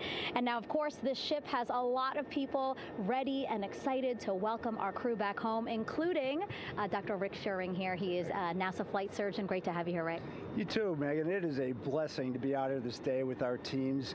We've trained 3 years for this nonstop with the U.S. Navy and along with EGS, and we've so looked forward to this day. And you know, just by God's grace, everything's parting, the skies and everything. The crew's doing great. Looking forward to come back, and our teams are ready. So this is one of those days you've dreamt about, and now it's finally here, and we're ready, and just thankful to be a part of it. Yeah, and you play a really integral role. When was the last time you spoke to the crew, and how are they feeling in this last hour before splashdown? Sure. Yeah, so the crew woke up. When they splashed down, they were woken up about 8.5 hours ago. Me and my fellow crew surgeons, Doctors Chris Hansen, Rafi Kumjian from this Canadian Space Agency, spoke with them about 6.5 hours ago, just to double check on how they were doing, if there's any medical issues, you know, how they slept, and then kind of go over their landing day protocol for their medications, for what we call a fluid load, to try to replace some of the fluid and electrolytes that they've lost with just a normal space adaptation. Once they got to space, they kind of have to replace some of that fluid to help them with the whole landing kind of readaptation to 1G, which they haven't done for the last 10 days. And then just kind of let them know how things are going to play out, you know, out with the open water teams all the way until we finally get to the med deck. So they were very pumped up, very hurried though. They had a lot of cabin configuration, a lot of things to get ready. So they're excited, but also very focused on the job that they had to do. So like again, we've trained a long time for this, and we're ready. And you said some medications. I mean, those are kind of just to mitigate the effects of, obviously, they're more than 695,000 mile journey back to Earth. It's just like anti-nausea medication, right? Yeah, exactly, Megan. The you know, astronauts are very healthy, fortunately, and even when they come back in reentry, you know, the human system is very kind of dynamic. It has to readapt very quickly, and one of the most common responses they get is just some stomach awareness, to some nausea, even to some vomiting. And you know, with our crews that land out in Karagana, the Soyuz crews or our SpaceX crews, you know, they all kind of experience the same thing. This will be the first time we're landing in water since December 1972, and I worked with all the Apollo astronauts years ago, and they all told me that, you know, landing in the water, especially in the Pacific, can be very provocative. So we take steps to give them medicines to really mitigate some of that nausea, vomiting, help them feel a little bit better, and also sometimes just use a little anti-inflammatory medicine just to help with coming back to 1 Earth, or 1G. The effects of microgravity, especially as you age and you have a little arthritis, you feel great in microgravity, and everyone kind of curses coming back to the ground, like, oh, dang, 1G, but so that helps a little bit. But for the most part, the main thing is just replacing that fluid and then trying to help them with that transition back to 1G, and then we're ready to go. Yeah, and their health is assessed almost immediately after they splash down. Yeah, so we have Dr. Jesse Wang, and we have our independent duty corpsmen, who are the Navy version of paramedics, extremely highly trained, highly experienced Navy medics and divers, who will go out there, open the capsule about 25, 28 minutes after splashdown and do the first initial assessment. So Jesse and his team will go out there and look at each crew, kind of do their assessments, get vital signs, report back to Drs. Haas and Kumji and I back in the med bay, let them know how they're doing, and then you know, if they've got the normal kind of space adaptation kind of things, we expect that they're good to go on that. If anything, you know, didn't go the way we want, they're all prepared for that as well. And Jesse and his team, I mean, you know, this is their full-time job, taking care of, you know, sailors and folks who might be injured. We don't expect any injuries, but coming back, you know, going 25,000 miles an hour down to, you know, 20, you know, miles an hour is still a dynamic process. I've heard it described as, you know, kind of like a car crash. And then the crew will be ready to go, and Jesse and his team will make that transition to get them out to the front porch, do assessments on them again, call it to our med bay, and then once we have that and they're all good to go and the crew's feeling okay, we'll hoist them up in the helos, It's about a 3-minute flight back to the flight deck, and that's where me and the astronaut chief, Scott Tingle, will actually meet them. I'll get eyes on them, make sure they're all good, just take very slow transitions.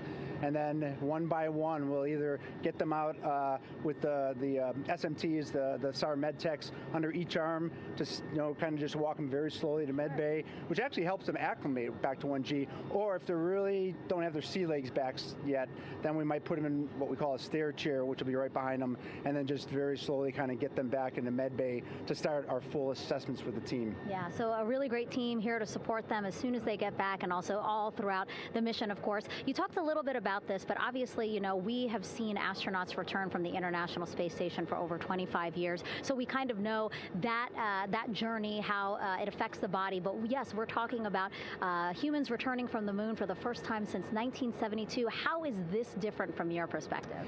So it's different in one very significant respect.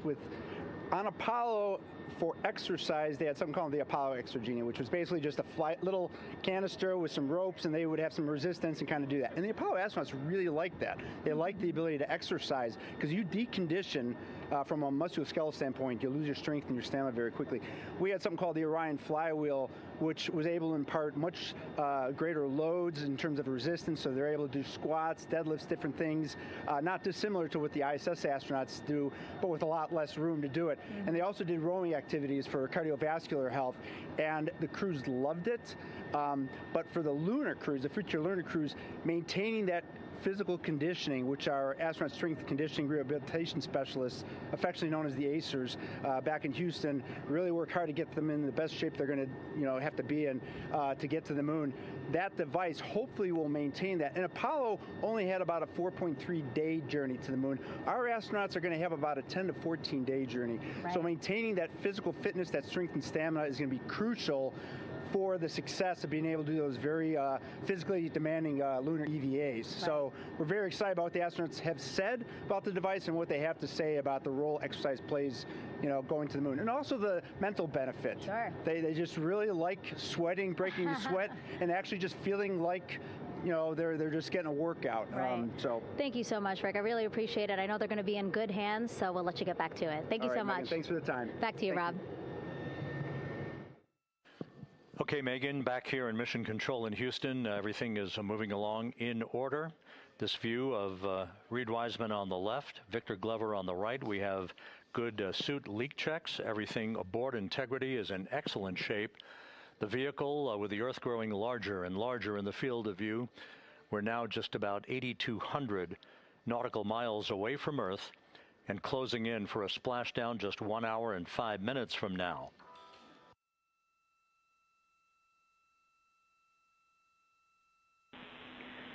Integrity, just under a minute till your GPS maneuver initiates, and both GPS units look eager to acquire.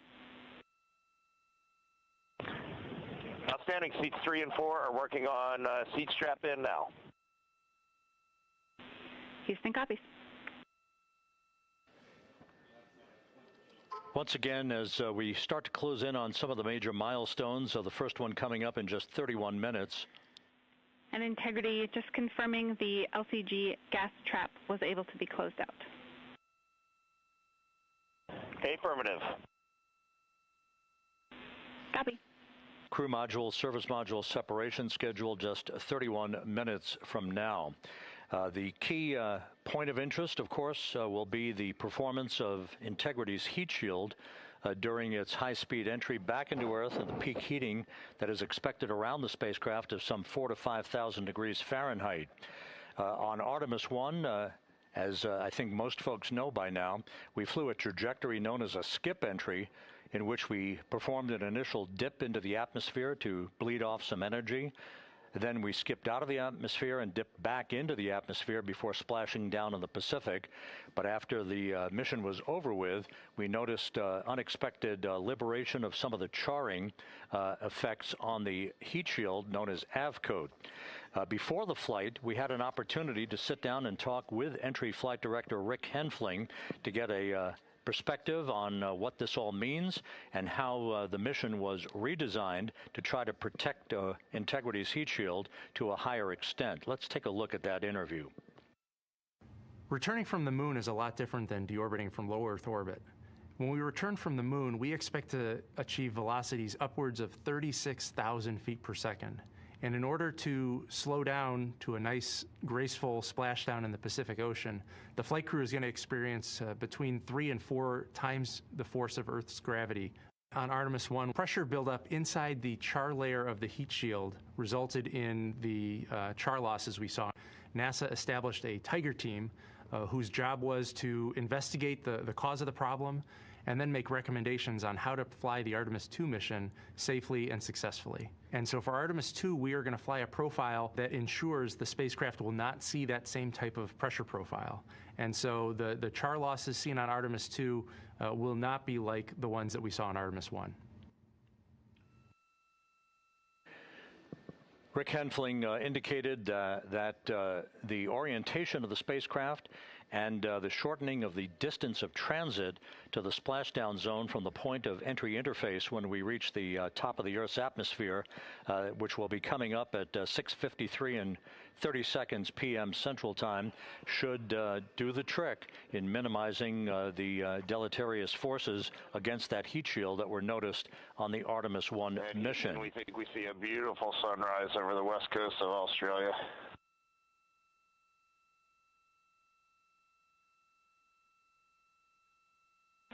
We copy.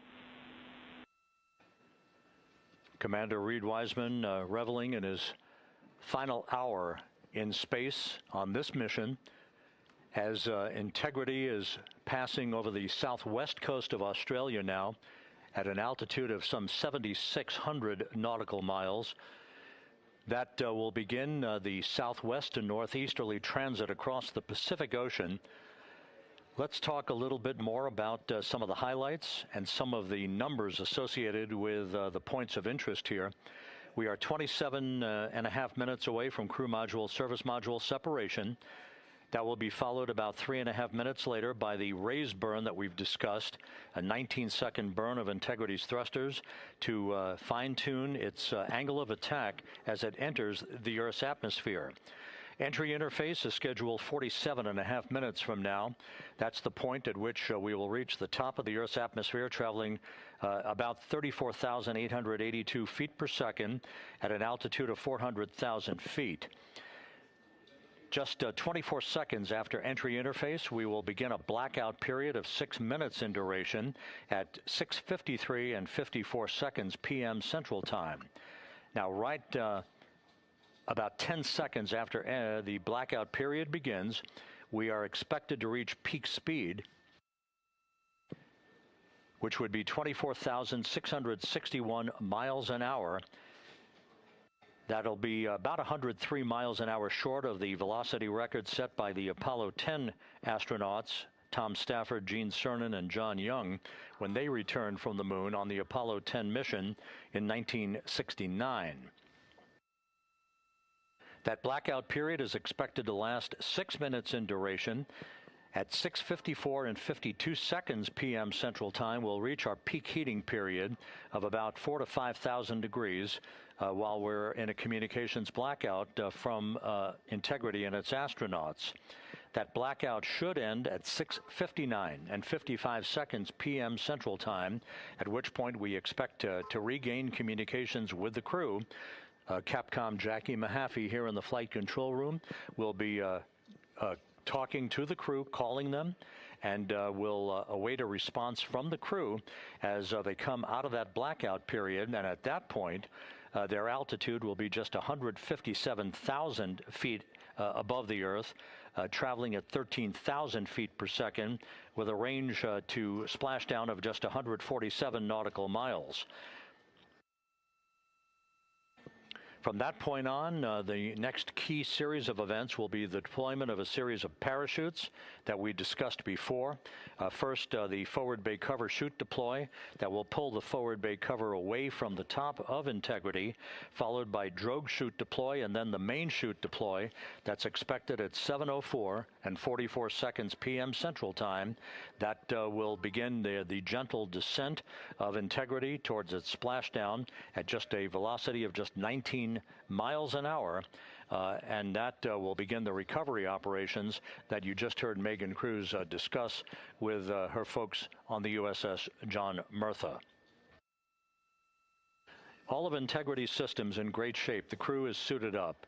Leak checks complete as we stand by for the next major milestone, which will be the crew module service module separation just 24.5 minutes from now.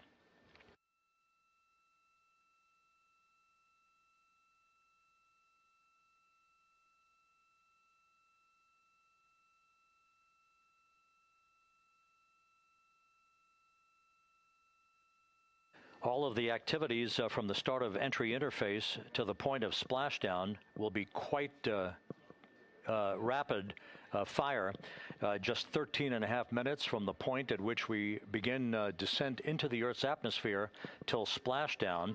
And just to show you, as Rick Shearing, the flight surgeon, alluded to in his interview with Megan Cruz, all of this happens to decelerate the vehicle from traveling around Mach 33 to just 19 miles an hour at splashdown.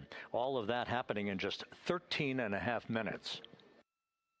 But the vehicle and the parachutes are all designed to support all of that, so we'll be standing by to report all that to you in sequential fashion as these milestones are ticked off and as we hear from the crew during its entry back into the Earth's atmosphere and ultimately when they emerge from the blackout period, and at that point we'll be just minutes away from splashdown.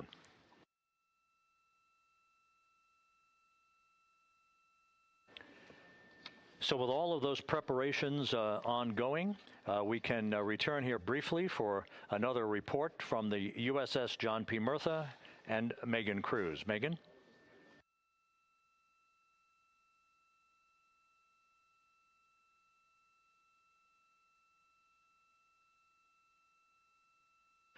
And we'll regain that communication with the USS John P. Murtha just momentarily. In the meantime, everything is on track aboard Integrity, the flight control team here in Houston, led by Entry Flight Director Rick Henfling. The voice you will hear talking to the crew is that of Jackie Mahaffey. She will be reporting everything to the crew and receiving their reports as they enter the Earth's atmosphere for their 13.5-minute plunge back into the atmosphere for splashdown off the coast of San Diego. Now we have the ship back with us and Megan Cruz aboard the USS John P. Murtha. Megan? 11 balloon, right?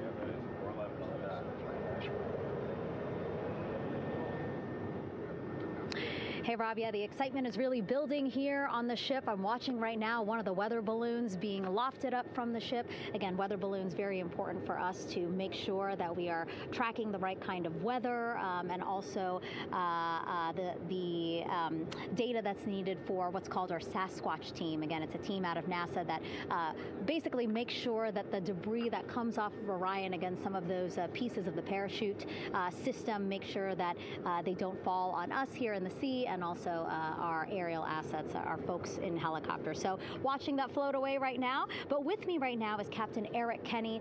He's the commanding officer of the John P. Murtha naval ship. Thank you so much for being here. There are so many moving parts that you have to keep an eye on. That's absolutely right, yeah. But first of all, on behalf of the crew of USS John P. Murtha, Megan, thanks for having me on today. Happy to tell you what we're doing and excited to get the interview started. Yeah, absolutely. Why don't we actually take a look at the flight deck here? We'll start there.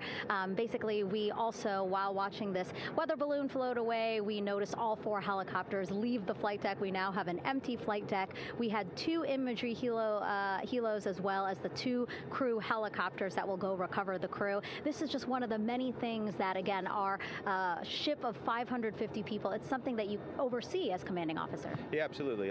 Every commanding officer, I would say really every naval service member, our priority is always safety. And as the commanding officer, I take that as one of my primary roles here on board. Mission accomplishment is important, safety always.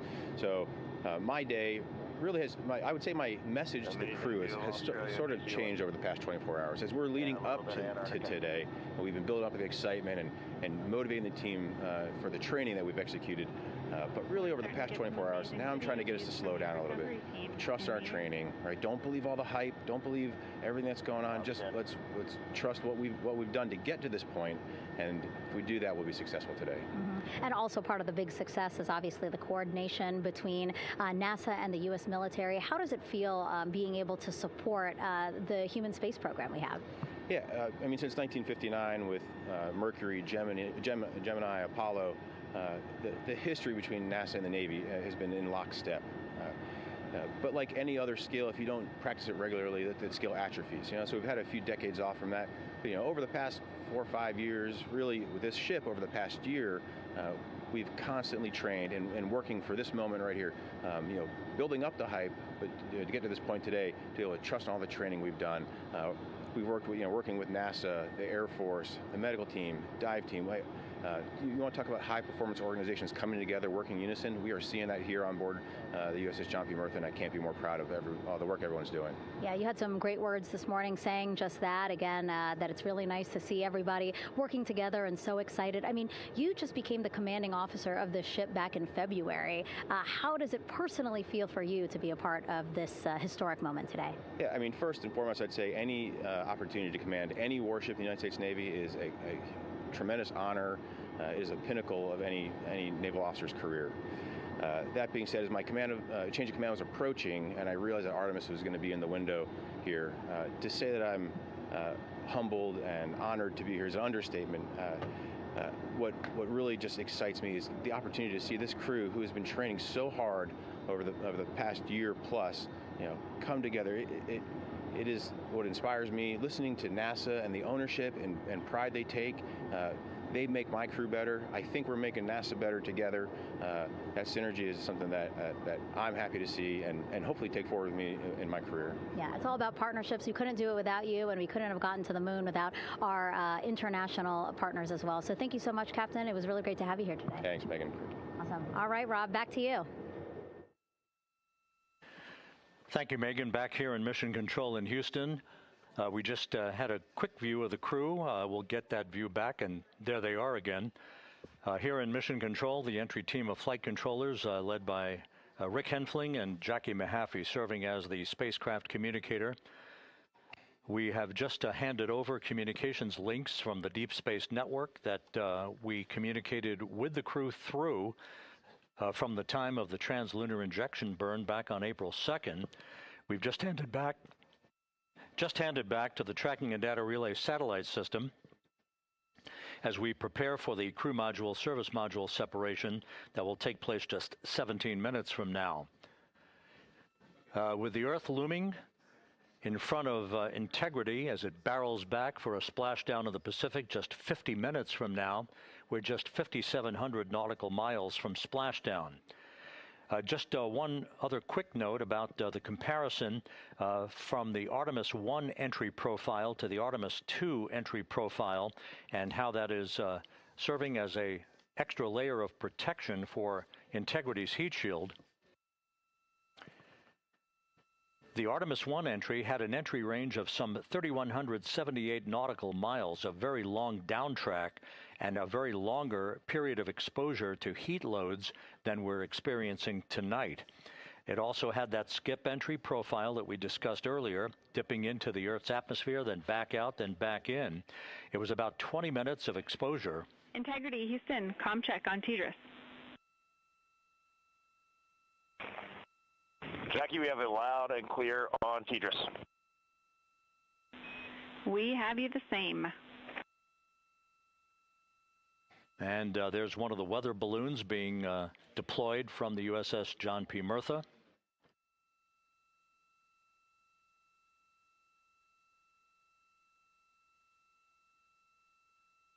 So the Artemis I entry had the vehicle. The update on GPS, we haven't seen a track in yet.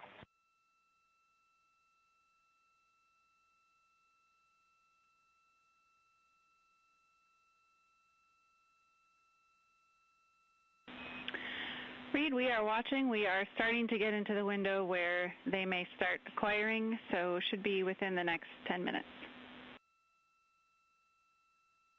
Okay, sounds good. We're holding at step 17 and getting ready for CMRCS hot fire.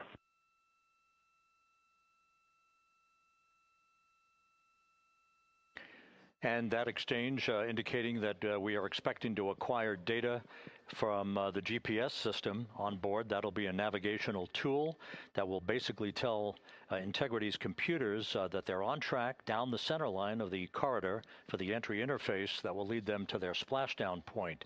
Once again, the Artemis I entry exposed the heat shield for about 20 minutes of peak heating. For Artemis II, we're going to reach a downtrack distance of 1,701 nautical miles from the point of entry interface, with just 14 minutes of duration. And it's basically a different angle of attack, a little bit steeper angle of attack that will protect the heat shield from excessive heat loads. So that is the difference between Artemis I and Artemis II, all designed into this mission to gather data, to protect the heat shield, since the Artemis III mission and beyond will have a different designed heat shield that will allow that skip entry type of profile to be resumed for all of the future missions coming back from the south pole of the moon when we initiate lunar landings. So we've handed over to the Tracking and Data Relay Satellite System. That's where we'll have communications for the rest of the flight. Just to give you some time hacks here, we're 13.5 minutes away from crew module, service module separation, and just 17 minutes away from the raise burn, that 19-second firing of the thrusters that will basically be the final fine-tuning of the angle of attack for Integrity as it enters the Earth's atmosphere.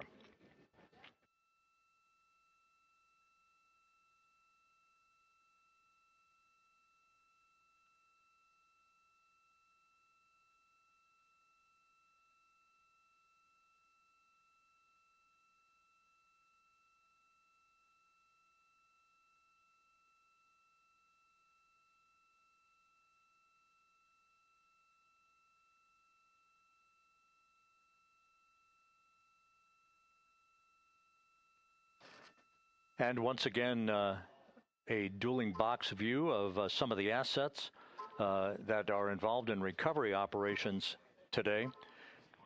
The Integrity, cabin configured, all crew suited and seated. Houston, copies.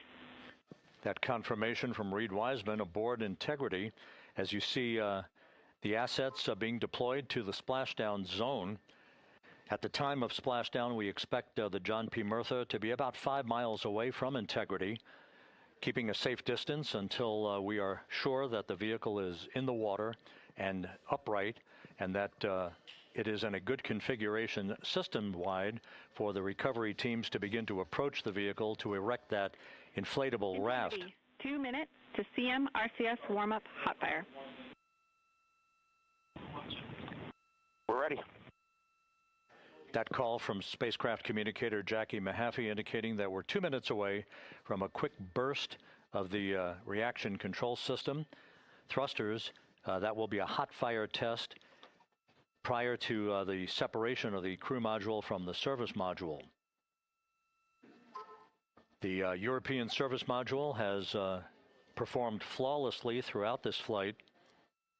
Everything, all the burns that had been prescribed for that service module have been executed on time and without a problem. There is the European flight control room that has overseen the manufacturing, the design of the European service module. They deserve quite a bit of credit on this mission for not only propelling the Integrity and its astronauts toward the moon, but also conducting the fine-tuning of its trajectory to bring it to this point where we are dead spot on down the middle of the corridor trajectory-wise to bring Integrity down for its splashdown in the Pacific just 44 minutes from now.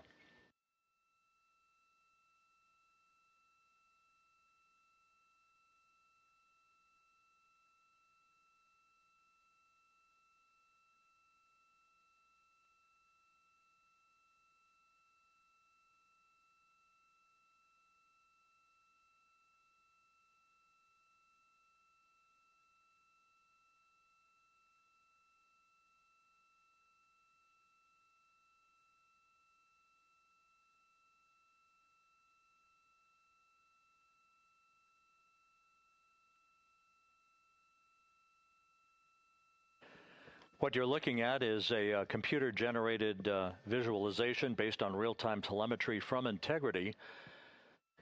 Currently traveling about 16,000 miles an hour.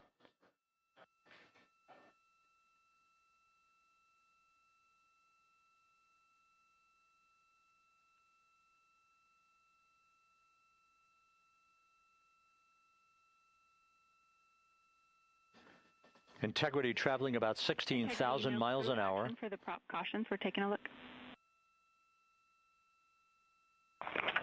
Copy that. Now just about 5,100 miles from Earth. Splashdown scheduled 43 minutes from now. We're just 9.5 minutes away from the crew module service module separation.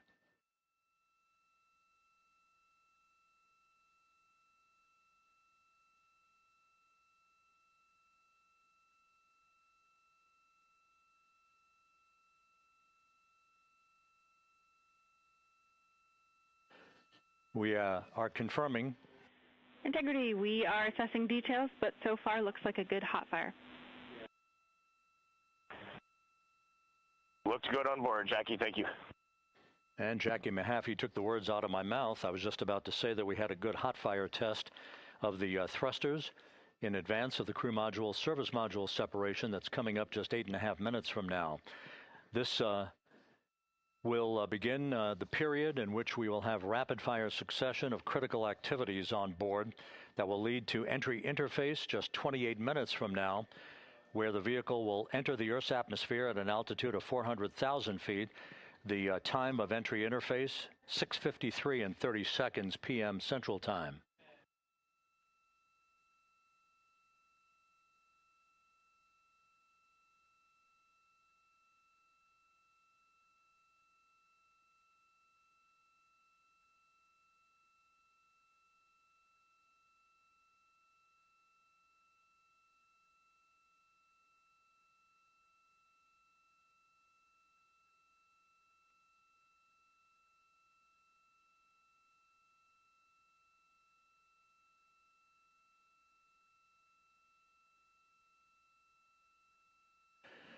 Integrity's astronauts were awakened at mid-morning to begin their entry preparations.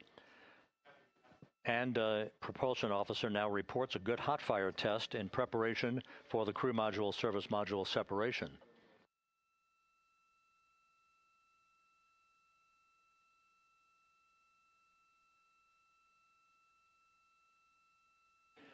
We're now inside 41 minutes until splashdown. Integrity Houston, we have confirmed a good CMRCS hot fire, and although we are not seeing GPS acquired yet, you can skip the troubleshooting steps in 157 for now.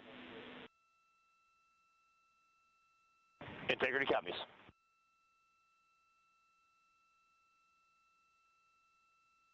That GPS discussion indicating that we will be acquiring navigational data for Integrity through the Global Positioning System equipment on board. We just don't have it yet, but we will. All of Integrity's systems are in great shape to support its high-speed entry into the Earth's atmosphere.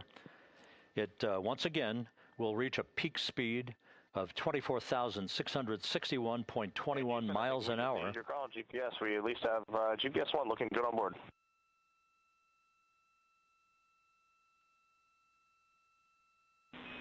We are confirming.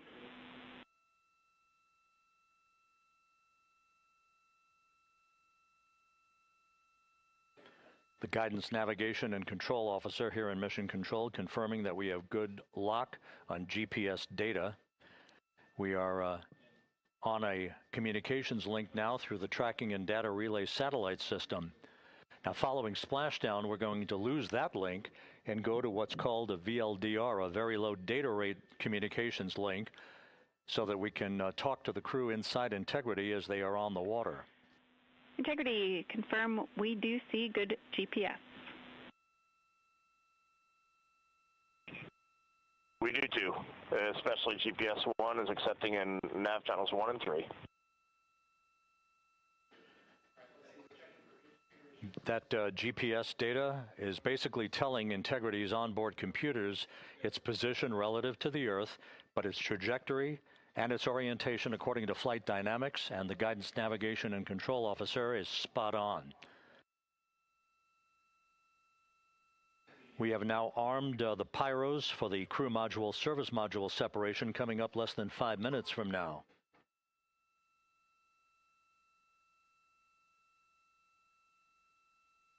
Once again, just 10 seconds after entry interface, we will see Integrity reaching its peak speed of 24,661.21 miles per hour. That will be just seconds before we begin a 6-minute blackout period. Integrity, Houston. Your vehicle is in a good config for CM-SM SEP and go for CM raise. Houston, we see the same on board and copy go for CM raise.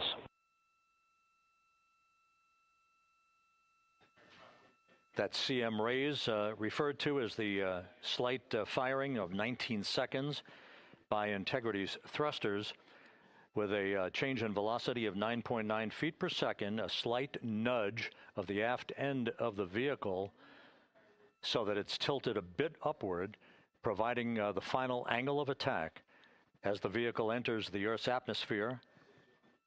This being the mitigating factor that will reduce heat loads on the heat shield as we reach a point downrange from the start of entry interface, some 1,701 nautical miles to the splashdown site.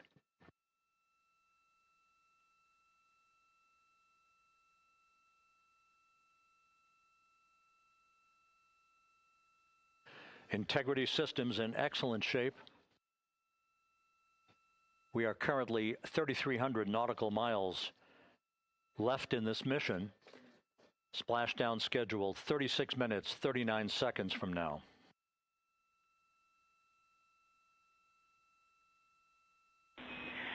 Integrity, Houston. For the 2 enabled prop cautions, what happened is while the thrusters were firing, multiple pressure sensors on each of the strings diverged a bit from each other. Those limits look to be set pretty tight.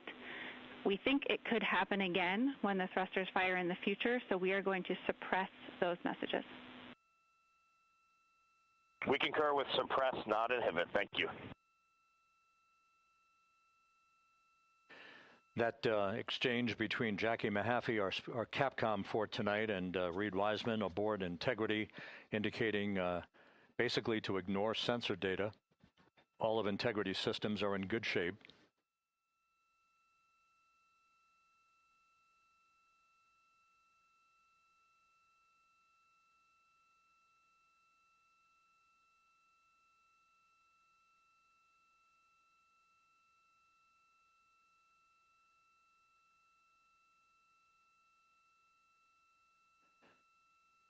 Now, coming up on about 90 seconds till the crew module, service module separation.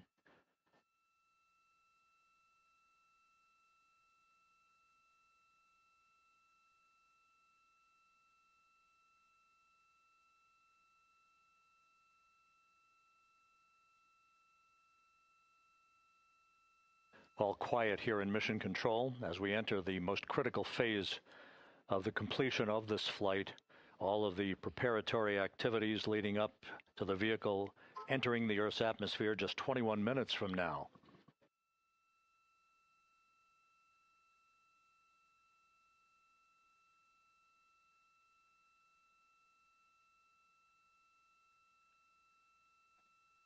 Coming up on 1 minute. Mark 1 minute till crew module, service module separation.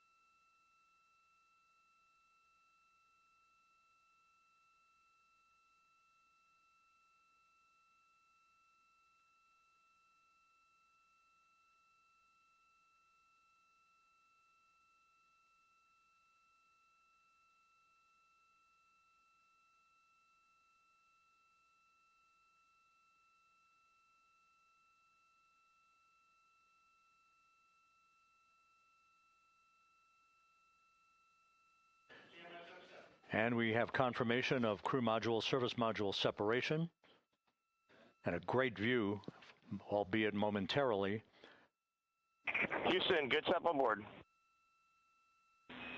Houston copies and concurs. The European service module now separated from Integrity, a job well done. Integrity, no action for the 4 CDH cautions. Those are SM related, not applicable. Integrity.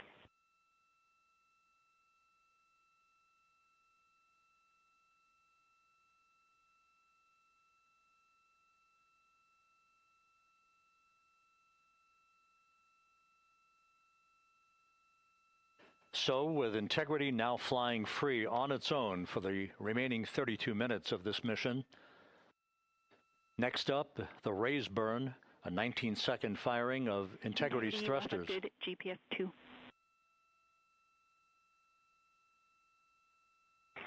Integrity copies, good GPS 2. Coming up on the 2-minute mark until the raise burn. Again, this is the final tweaking of the orientation of Integrity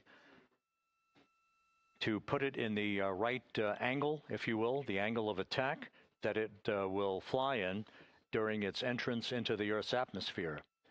Entry interface now just 18 minutes, 25 seconds away. This is a visualization, but driven by real-time telemetry.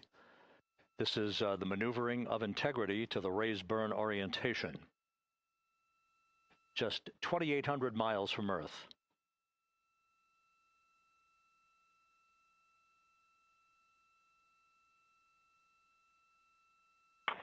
Houston, we got a great view of the European service module out the window with the sun hitting the side and the solar rays and the NASA worm right there. It's a beautiful looking machine. Roger.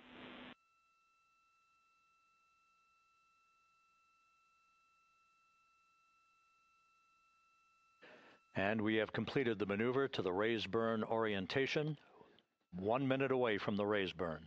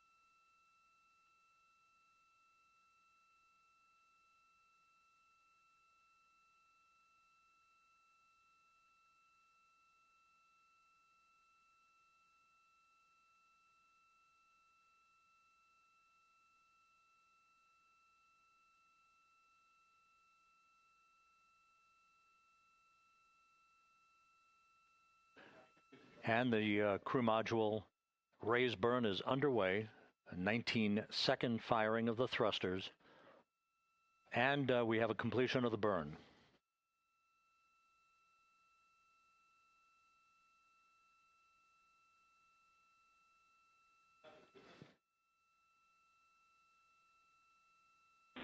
Integrity, good. CM raise burn. Your flight path angle is within limits.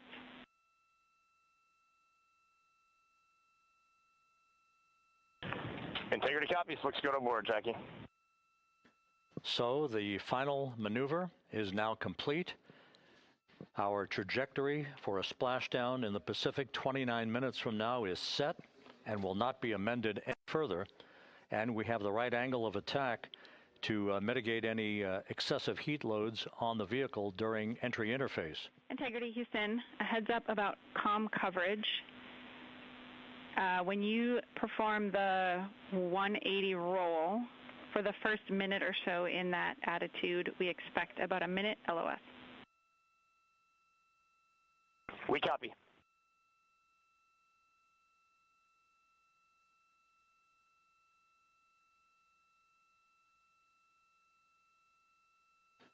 So for those who are watching, The series of events coming up, we will enter the first traces of Earth's atmosphere 14 minutes, 45 seconds from now.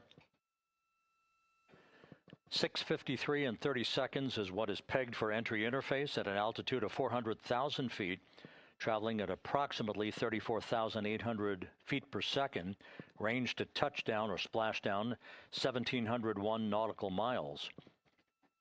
24 seconds after entry interface, we will enter a 6-minute blackout period in which we will lose communications with the crew. This is expected due to the buildup of plasma around the vehicle. That's an ionization effect due to the collision, if you will, of the velocity of the spacecraft with the friction of the Earth's atmosphere.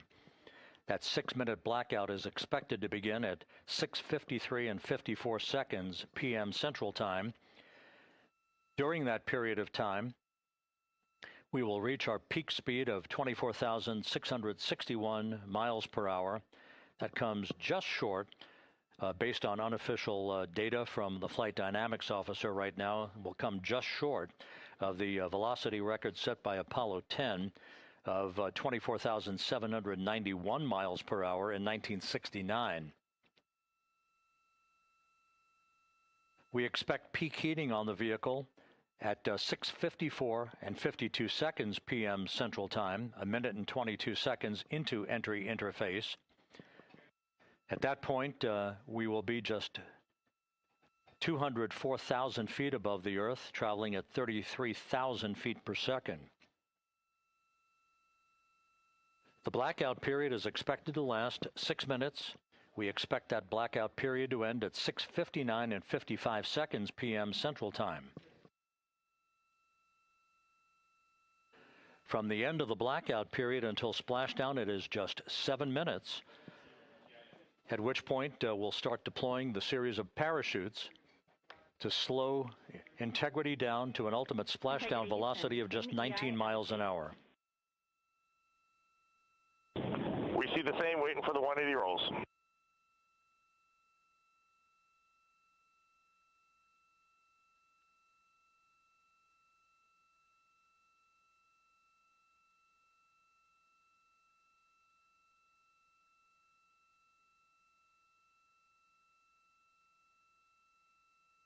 The parachute deployment sequence, once again, will come in several segments, but in rapid fire succession. And we have a great view of the moon out window 2. Looks a little smaller than yesterday. Guess we'll have to go back.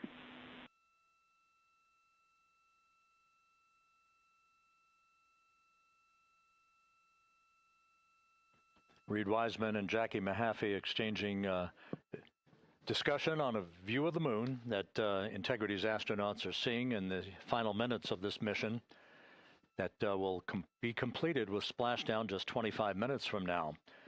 3 forward bay cover parachutes will be used to pull the forward bay cover off the top of the vehicle.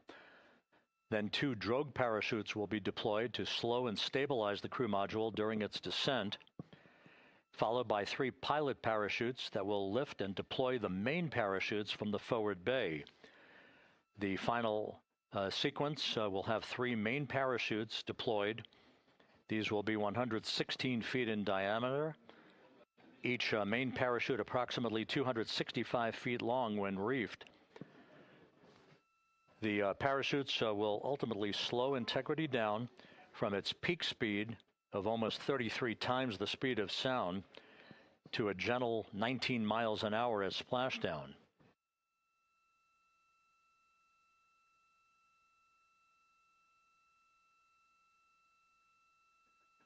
The vehicle is now currently in a roll to the proper attitude for entry interface.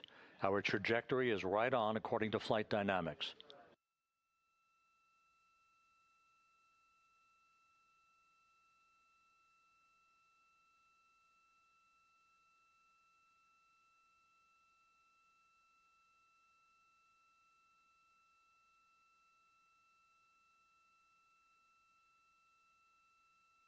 Integrity is on a trajectory from southwest and northeast across the Pacific Ocean, descending at a rate of 15,000 feet per second.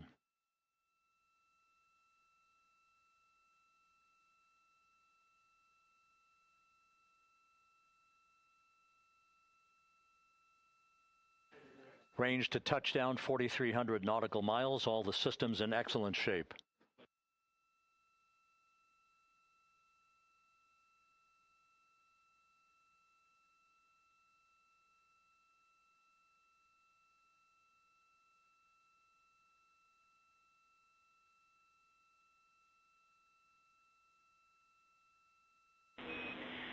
Integrity, Orion in the EI roll 180 attitude.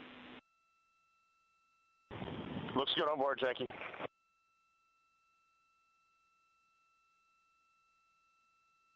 This view out of one of Integrity's windows.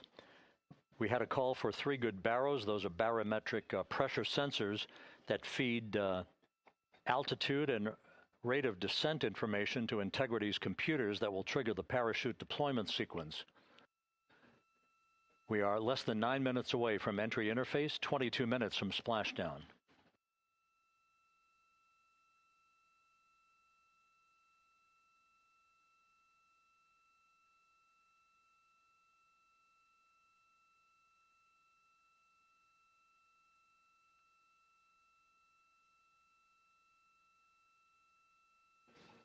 You can see the reflection of one of the crew members in the window.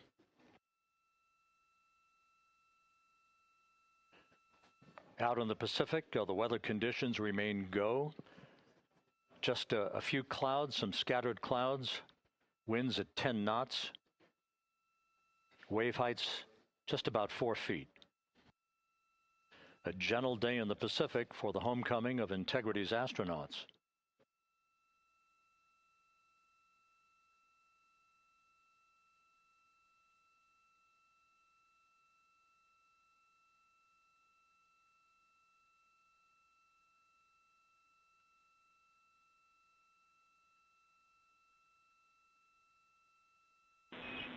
Integrity back in EI attitude.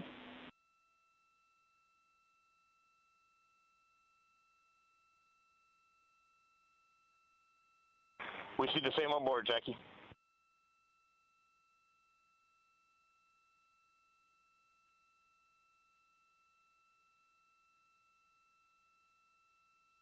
Houston, purge is complete. Crew and vehicle are configured for entry. Houston copies. And we're in step 37, transferring nav state to BFS.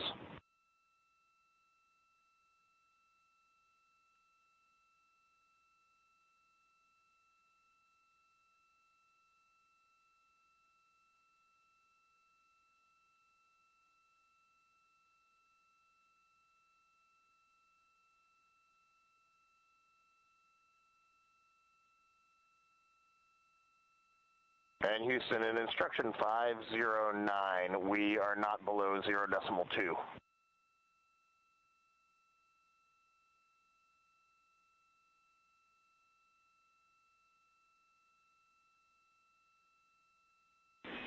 Integrity, no action required.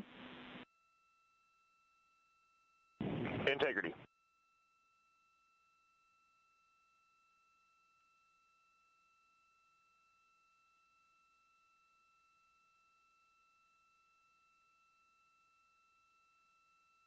Now 6 minutes away from entry interface. We will hit the first traces of Earth's atmosphere at an altitude of 400,000 feet, traveling about 34,882 feet per second. Range to splashdown at that point will be 1,701 nautical miles.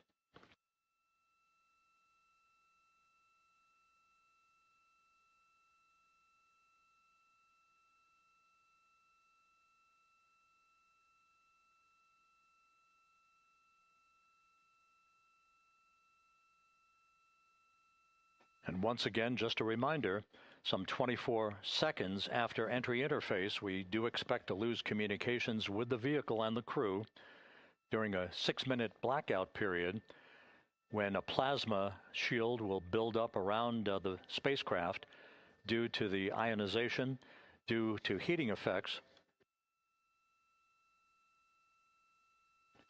And Flight Dynamics has just confirmed we will have a blackout period of exactly 6 minutes in duration. And once again, that's due to the fact that a plasma buildup around the vehicle will prevent communications and data, so we will not be able to talk to the crew members at that time, nor will we receive data here in the flight control room. Houston, everything is looking good on board. Just confirm no pre-EI downloads. Houston concurs. That blackout period to begin at 6:53 and 54 seconds p.m. Central Time, and again will last about 6 minutes in duration.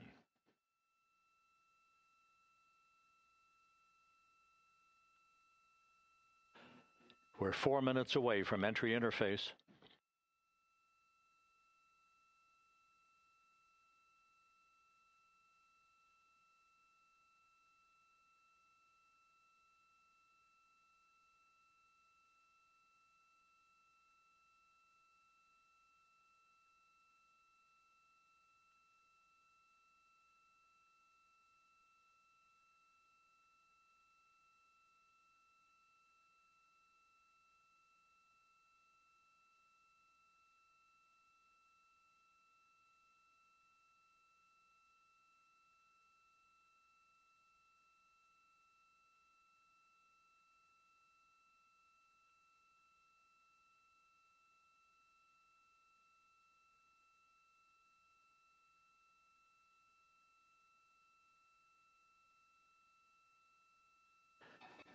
This view from Integrity as it crosses from southwest to northeast across the Pacific Ocean, 3 minutes from entry interface.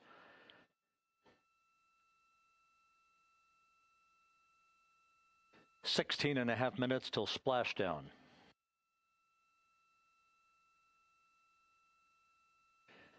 The USS John P. Murtha and the recovery team is on station and in position, as are the airborne imagery assets that we hope to receive imagery from as Artemis enters the Earth's atmosphere and through parachute deployment.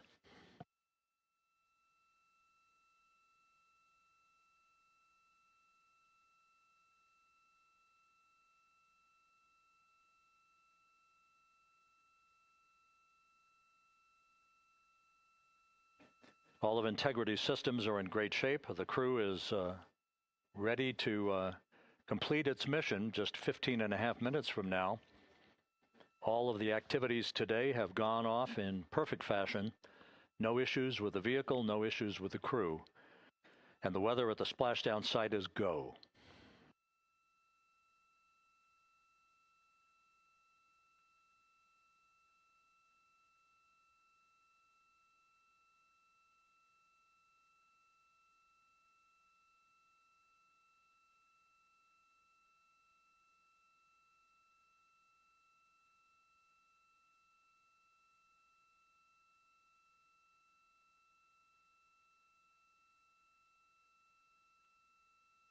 Coming up on 1 minute until entry interface.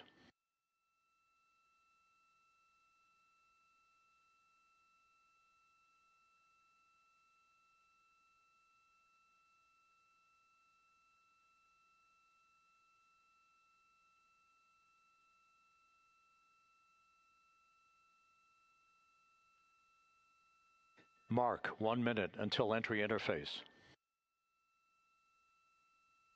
1 minute, 20 seconds until the expected start of our 6-minute blackout. Integrity, 1 minute to a 6-minute blackout. Integrity.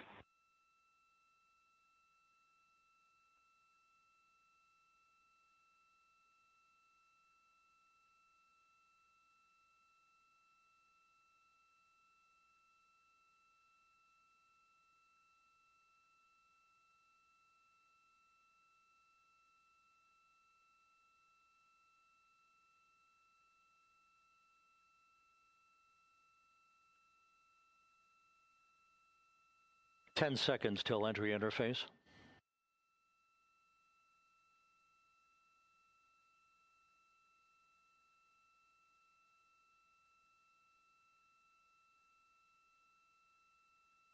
And we have crossed the threshold, now entering the Earth's atmosphere. We're at 400,000 feet, traveling 34,800 feet per second.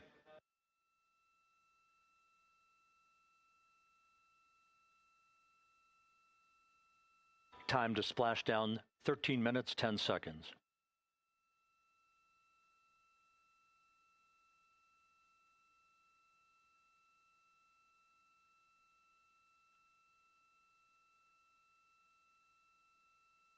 And as predicted, we've entered our communications blackout.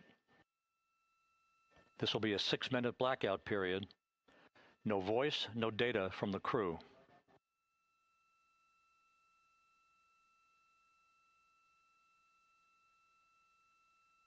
We're 30 seconds away from the anticipated point of peak heating on the vehicle, where temperatures will rise to about 4,000 to 5,000 degrees Fahrenheit.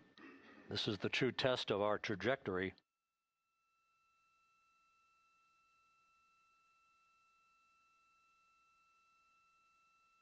And from the G5 aircraft in the vicinity of the splashdown zone, this view of integrity.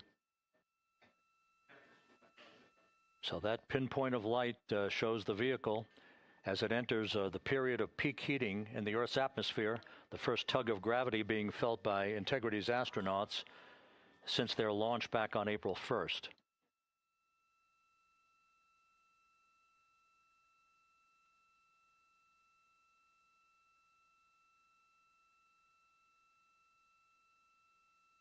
Four and a half minutes until the end of the blackout period. Time to splashdown, 11 minutes, 33 seconds.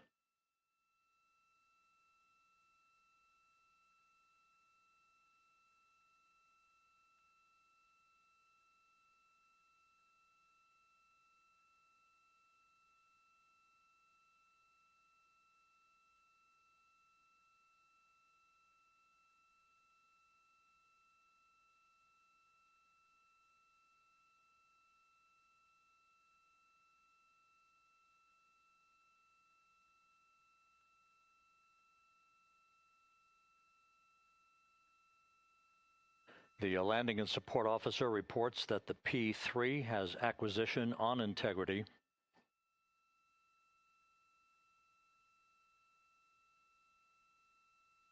Three and a half minutes left in this blackout period. This is a visualization of the plasma buildup around the spacecraft and the repelling of that heat on Integrity's heat shield.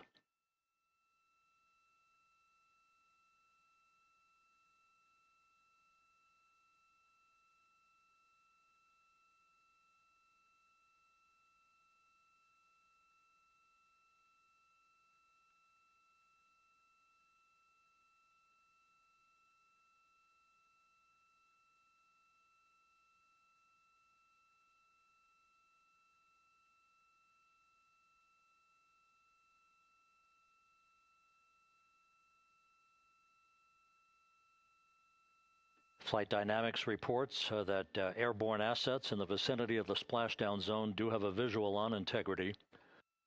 Still 2 minutes and 40 seconds left in our blackout period. Time to splashdown, 9 minutes, 35 seconds.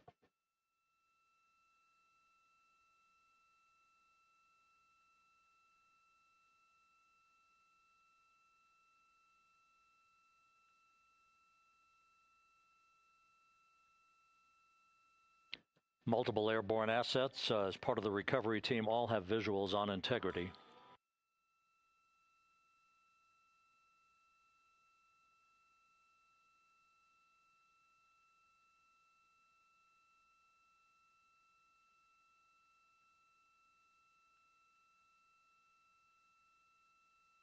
And the WB-57 flying in the splashdown zone also has a visual.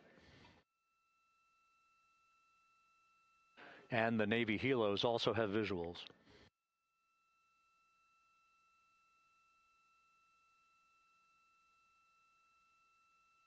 We're still in the blackout period. Still do not have communications from the crew.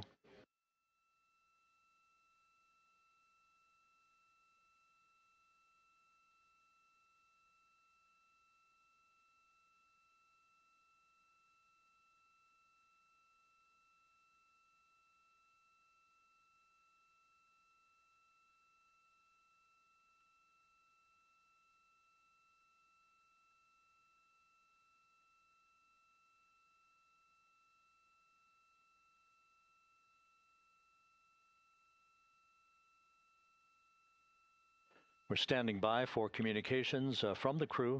We should be out of the blackout period less than a minute from now.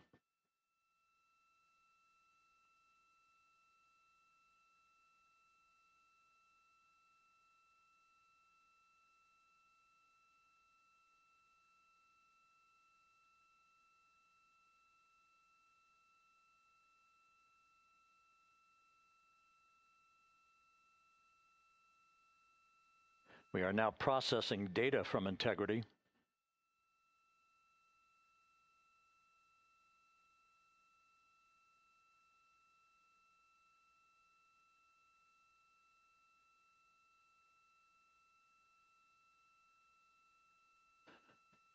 Landing and support officer reports the small boats are en route to the splashdown target zone.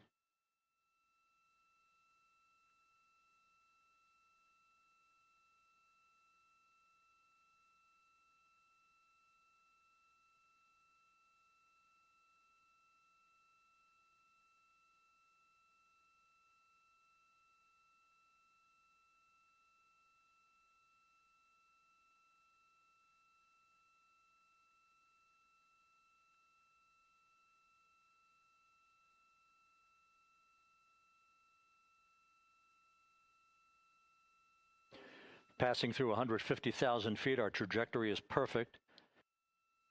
We're getting intermittent views of Integrity. Still waiting to establish voice communication.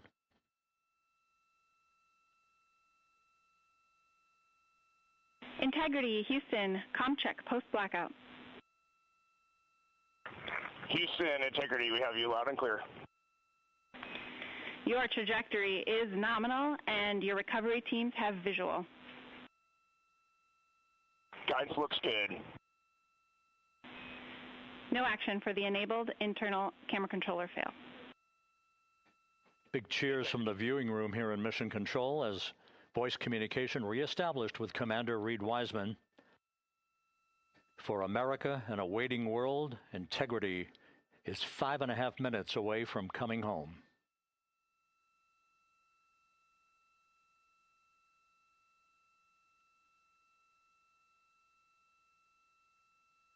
Passing 100,000 feet now. Range to splashdown 19 nautical miles.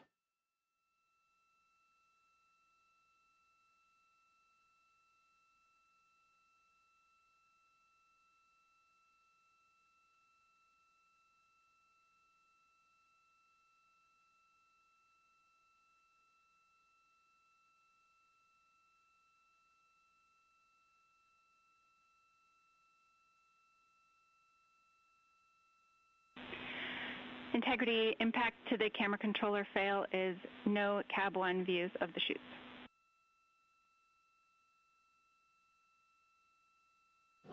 Integrity. We're processing good data through the GPS system.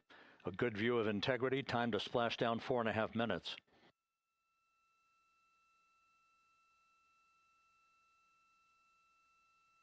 And a view of Integrity from the WB-57.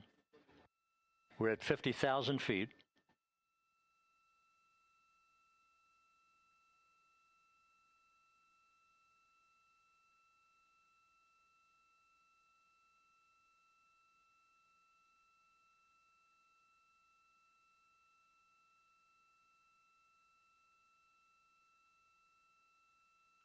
The pyros are armed for forward bay cover jettison.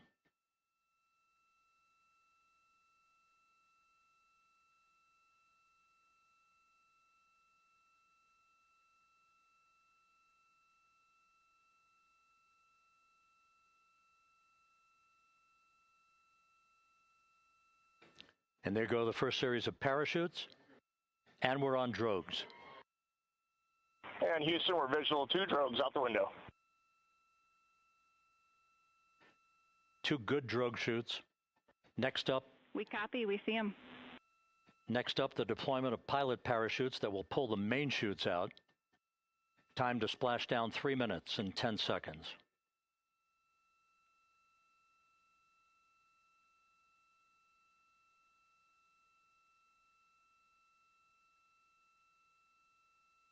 Perfect descent rate according to flight dynamics. Good rates on 2 drogues.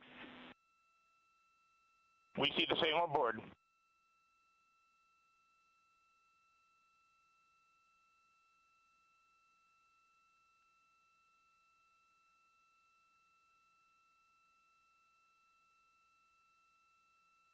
Passing through 10,000 feet, still on drogues.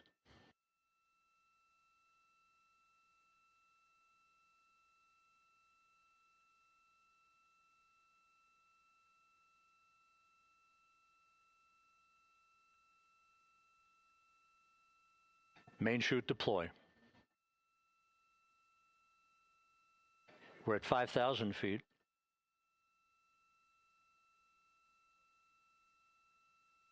Search and recovery beacon has been activated on integrity. And we have 3 good main chutes. Good 3 main chutes, good reefing, good descent rate. Good rates, and we see 3 good-looking parachutes.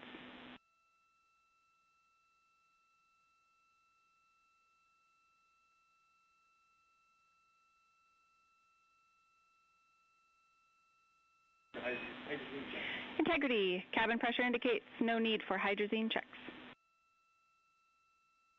Integrity copies. This is a perfect descent for Integrity. Its crew sounding hale and hearty on board. Time to splashdown 1 minute, 15 seconds.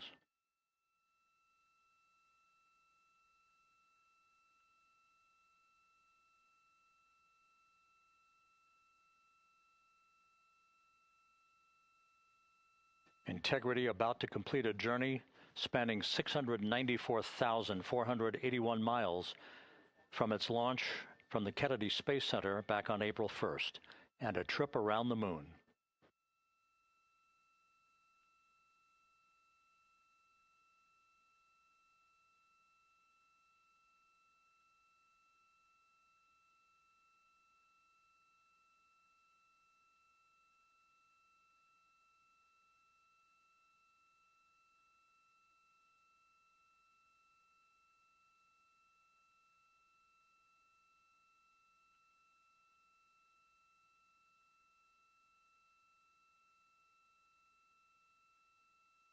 Passing through 1,000 feet.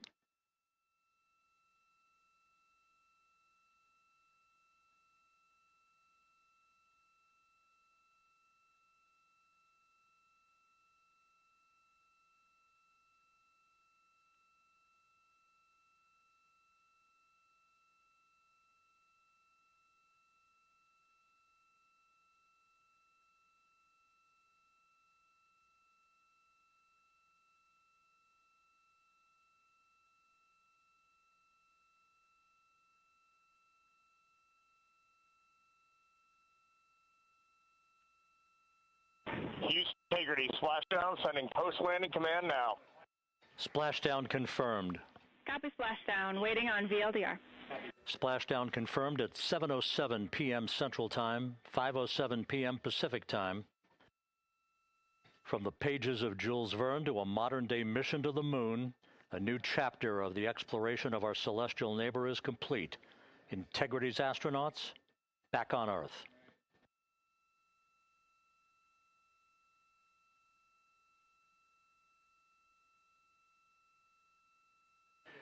And the landing and support officer reports the vehicle is stable 1.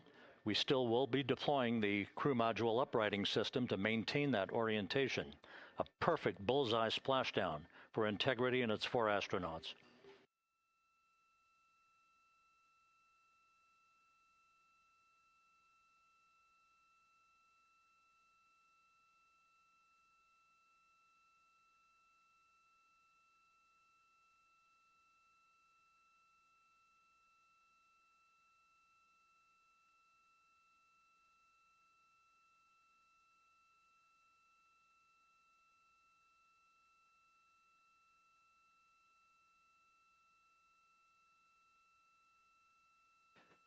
The unofficial splashdown time, 7:07 and 47 seconds p.m. Central Time. We'll get that refined for you. That would put the end of the mission at a mission elapsed time of 9 days, 1 hour, 31 minutes, 35 seconds.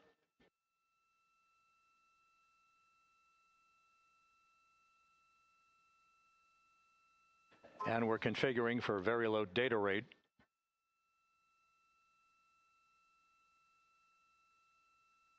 Once again, splashdown occurring in the Pacific, southwest of San Diego at 7:07 and 47 seconds p.m. Integrity Houston, comm check on VLDR.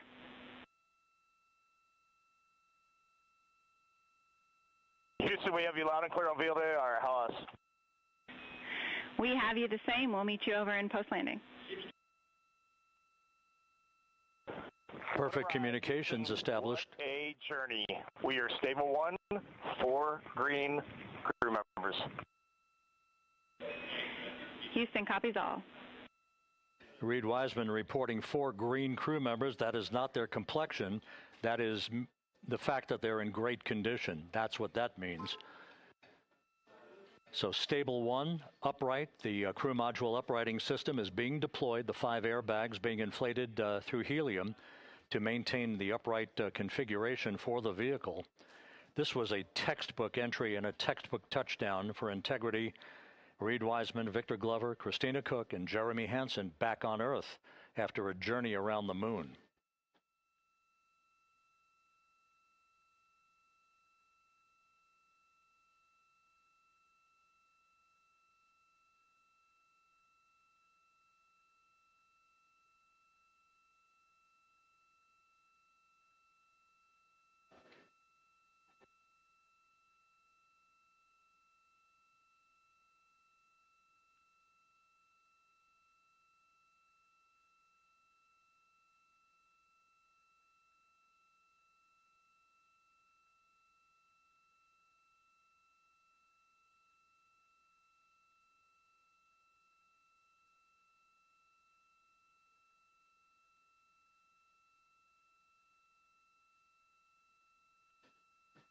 We continue to monitor the functioning of the CMOOS system. The airbags are being inflated to maintain a stable 1 or upright configuration. And there's a good view from one of the naval helicopters hovering overhead. Reid Wiseman reporting 4 green crew members, meaning they're all in excellent shape.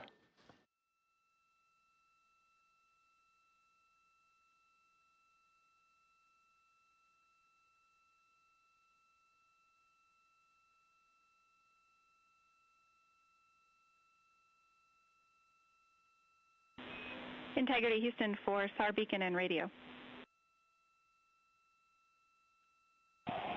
SAR beacon is in for 06, and we're powering the radio now. Go ahead. We see the beacon on. However, the recovery team is not seeing the signal. Your SAR radio uses the same antenna, so you may run into trouble with the radio. Okay, copy. And we are also powering up the sat phone now.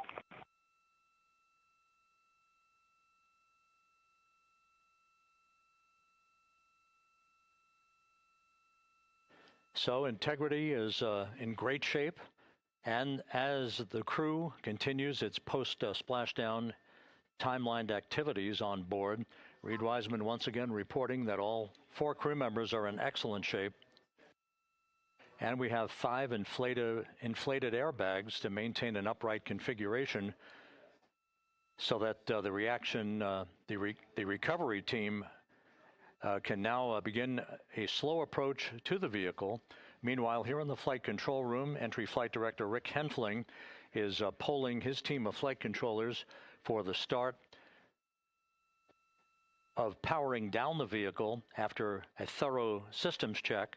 We have no toxic gases to be concerned about, so the recovery personnel can approach the vehicle, but not until we have powered down the spacecraft. That's expected to take a few more minutes.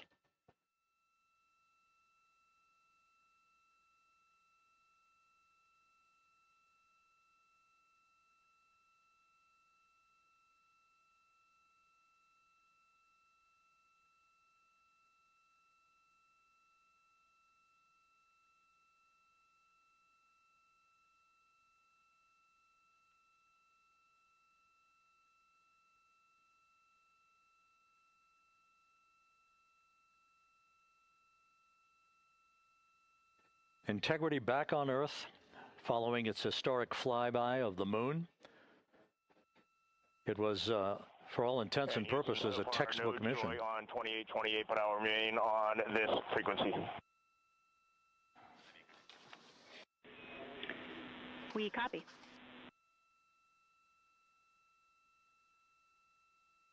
Reid Wiseman indicating some trouble with the SARSAT phone on board. But that's not an issue. What is more important is that the vehicle is solid. No issues as we begin the power down of the vehicle to begin the recovery process.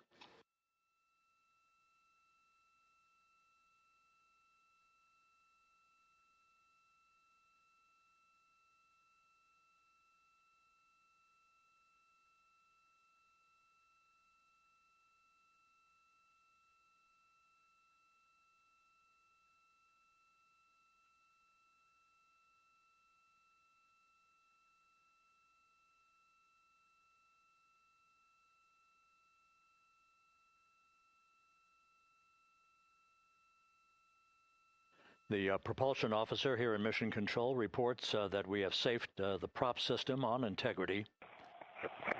Can you say again? That was very weak and broken.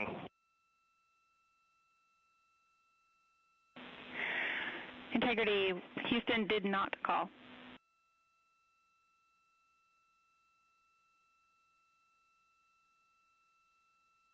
Copy that, Houston. It might have been on the SAR radio. Stand by.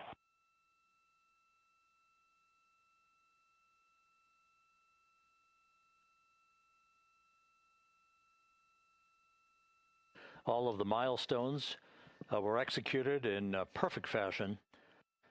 Integrity entering the Earth's atmosphere right on time, reaching its peak speed shortly after a blackout period began. We emerged from the blackout period, but the recovery imagery airborne assets were able to pick up Integrity's descent almost immediately through entry interface, tracking the vehicle all the way down. And finally, you saw the sequence of chute deployments. First, the forward bay cover being pulled off the top of the vehicle by a series of 3 parachutes. Then the drogue chutes were deployed, followed by the 3 main chutes that slowed the splashdown velocity of Integrity to just 19 miles an hour.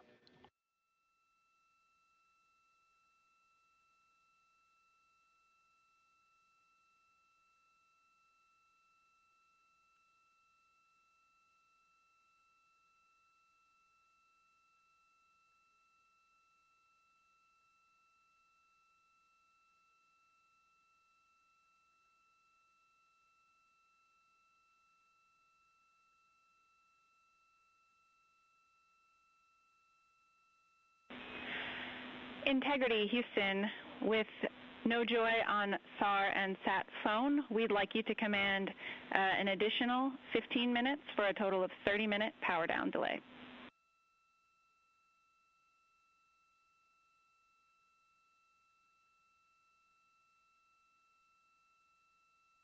All right, Jackie, we have selected T/D+30. No joy on SAR radio or sat phone. And stand by, we have the master diver on SAR radio. Please hold comms. Hey, Lily. Excuse me. Hey, Jackie, we just got the master diver on SAR.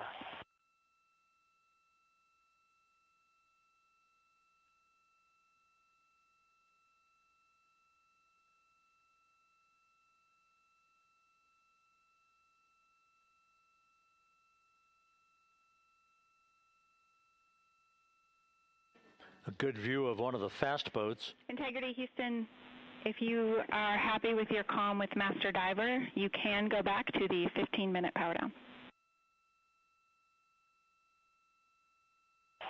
Okay, stand by. Yeah, we'll confirm here in a second. The crew on board Integrity coordinating with the flight control team in Houston here in Mission Control on the timing of the power down of the vehicle, which will be the precursor to the recovery teams approaching the spacecraft.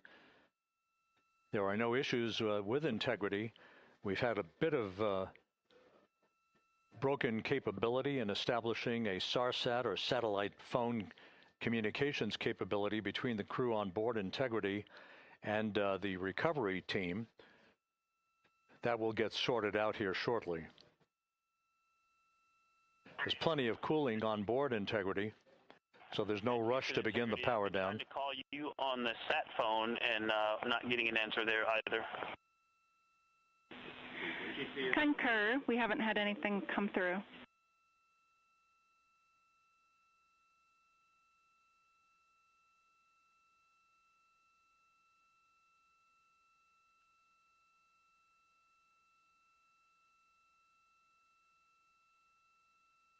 And Houston, if you could relay to recovery that we hear them, but it does not appear as though they are hearing us.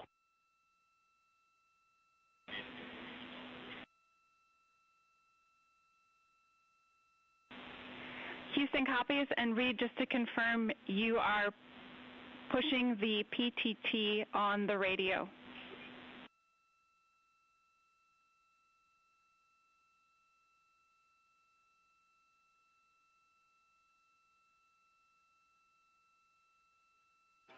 So as we continue to sort out the communications between Integrity and the recovery teams, we are standing by for the initiation of the power down procedures that, as you see, the recovery teams are moving towards the side of the capsule. The next major event will be the erection of that large inflatable raft called the front porch. That will be the port of call for the crew as they're being extracted one by one from the vehicle.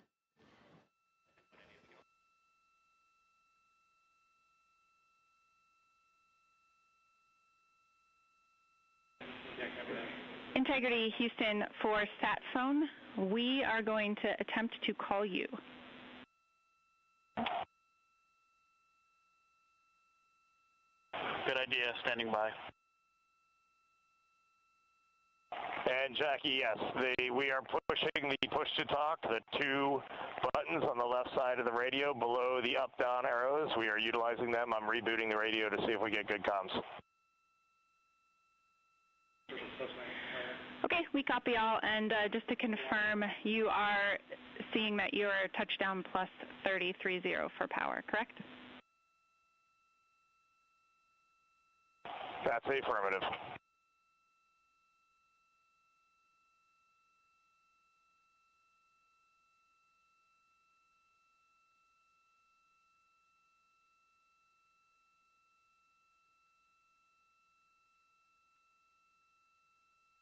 We are trying a backdoor approach to have Mission Control here call the crew on their satellite phone. This all part of the coordination for the power down of the vehicle that will initiate the actual recovery operation. The first boats with the Navy divers on board are standing by, waiting to close in on Integrity to begin the process of erecting the large inflatable raft. That's called the front porch.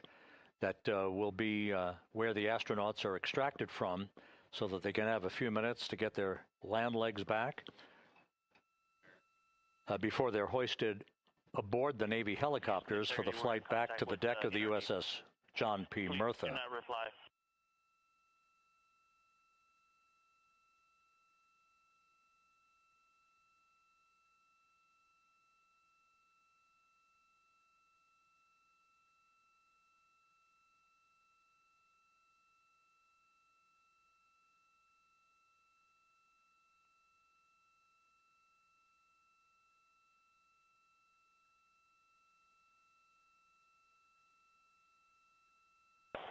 And Houston, please don't reply. NRD, very weak, but readable. Master diver, we can hear, but they cannot hear us.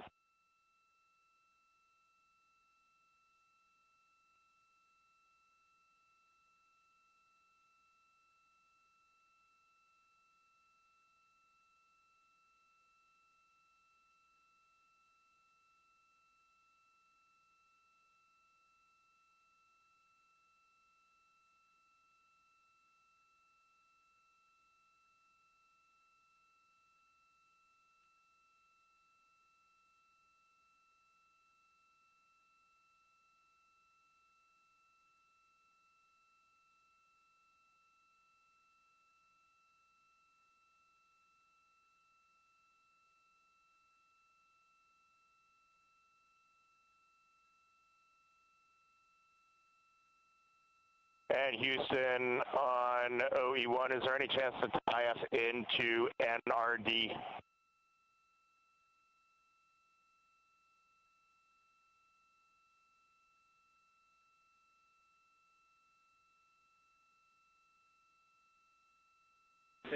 Checking.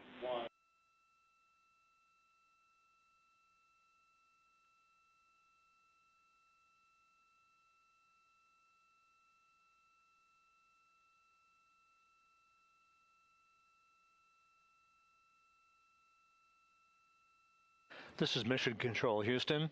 While we stand by for the establishment of communications between Integrity and the recovery team that is basically standing by very close to the spacecraft, we're going to go to the deck of the USS John P. Murtha, where Megan Cruz is standing by with Administrator Jeremy Hansen.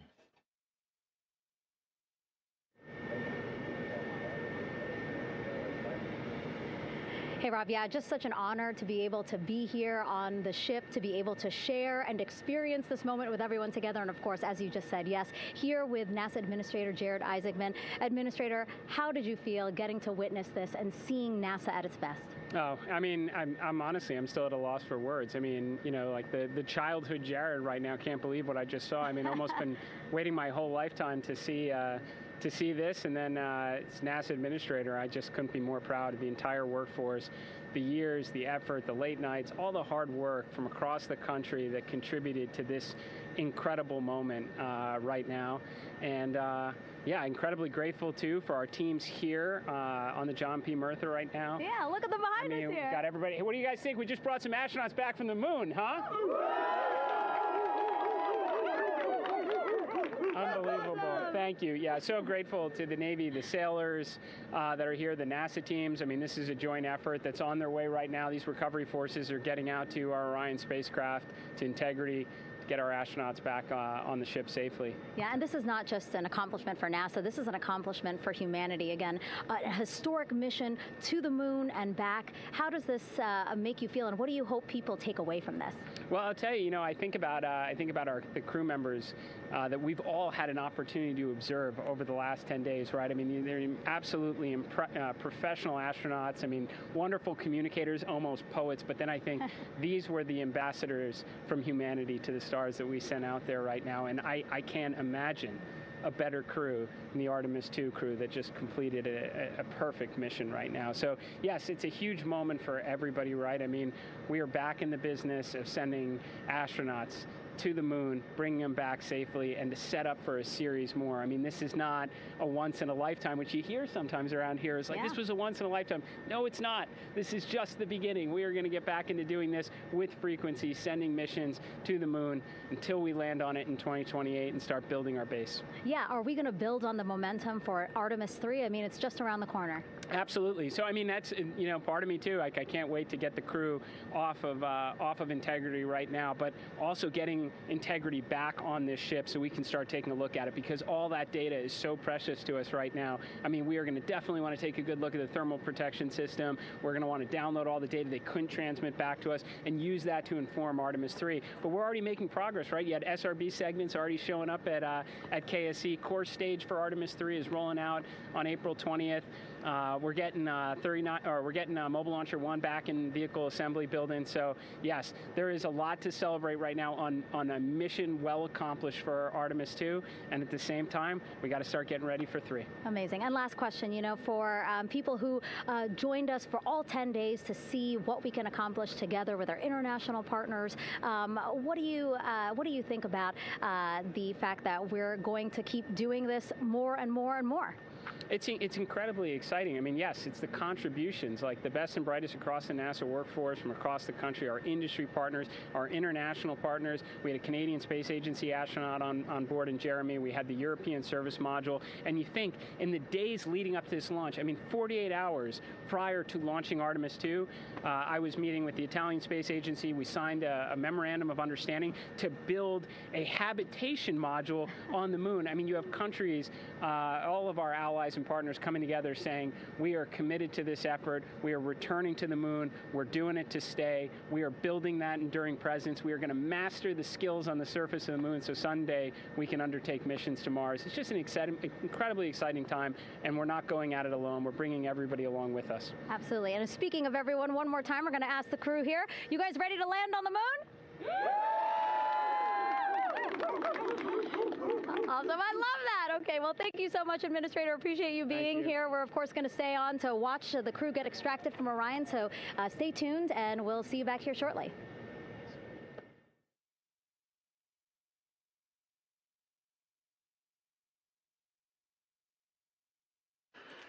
Thank you, Megan, and thank you, Administrator Isaacman. We are in the process of working to establish that communications link and to establish the procedures that will lead to the power down of the spacecraft, which is gently bobbing in the Pacific following a bullseye touchdown that occurred at 7:07 p.m. Central Time, 5:07 p.m. Pacific Time, 2.5 hours before sunset in the Pacific, southwest of San Diego. We have once again heard from the crew during that interview opportunity with the administrator, and we have 4 healthy crew members on board.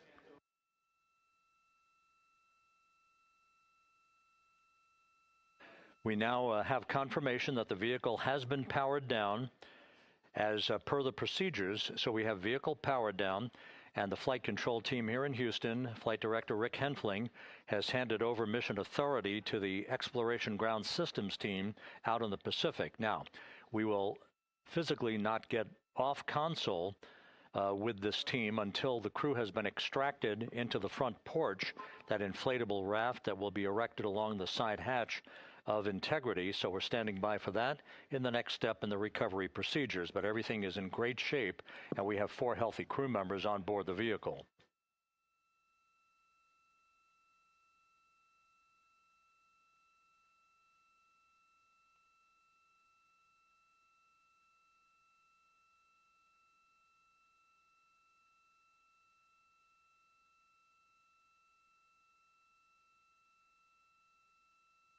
All of the entry events went by the book, no issues, perfect trajectory for Integrity that was culminated with one final raise burn to improve the angle of attack for the vehicle as it entered the Earth's atmosphere. All of that flight dynamics computation worked like a charm.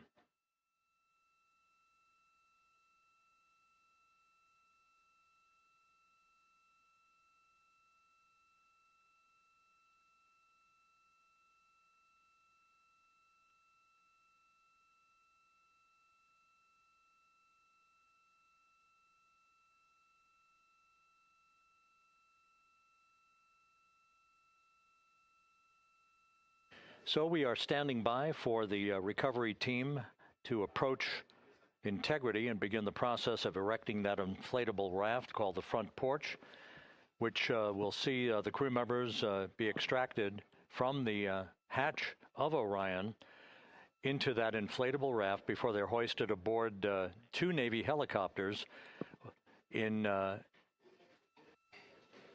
variety of different configurations.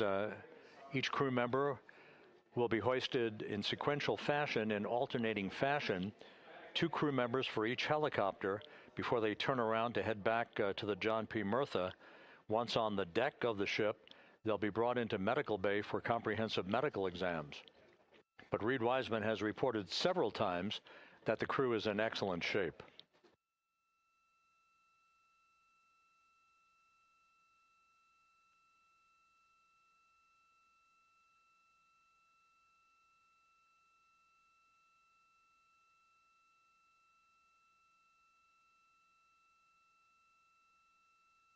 So just to recap, it has been some 26.5 minutes since the splashdown of Integrity in the Pacific.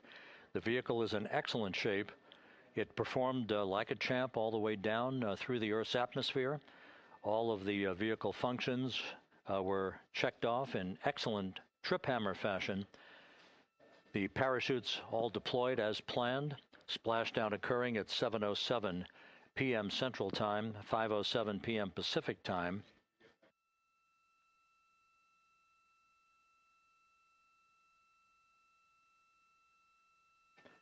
And after a bit of a tussle to try to establish a communications link with the recovery team, we were finally able to run through the procedures for the powering down of the vehicle. We've handed over mission authority to the Exploration Ground Systems folks out in the Pacific, and the recovery team will be approaching the vehicle shortly to erect the inflatable raft called the front porch before opening the hatch to integrity to bring the crew members onto that raft before they're hoisted onto two Navy helicopters, two crew members for each helicopter, before they're flown back to the deck of the USS John P. Murtha.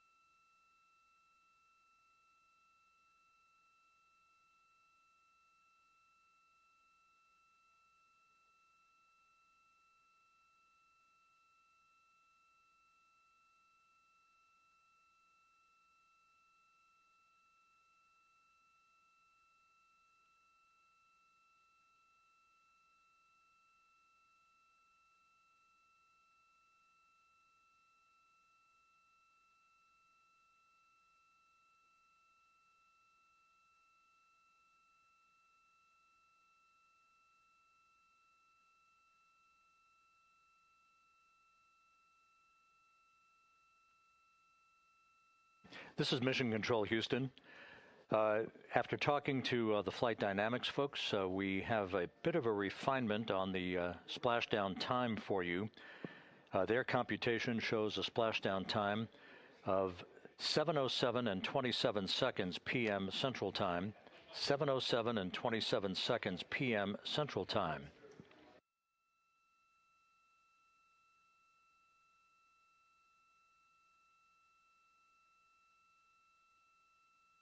That would equate to a mission elapsed time of 9 days, 1 hour, 32 minutes, and 15 seconds.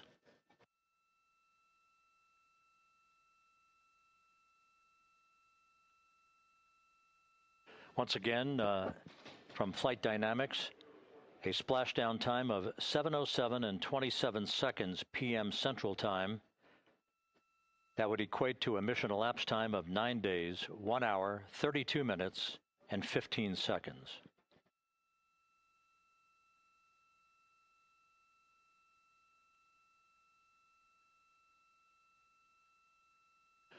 Reports from the Pacific indicate that the recovery team in communications with the crew aboard Integrity, that the crew remains in excellent shape as they await the approach of the team for a final hazard gas evaluation before they move to the side of the vehicle to erect the inflatable life raft called the front porch.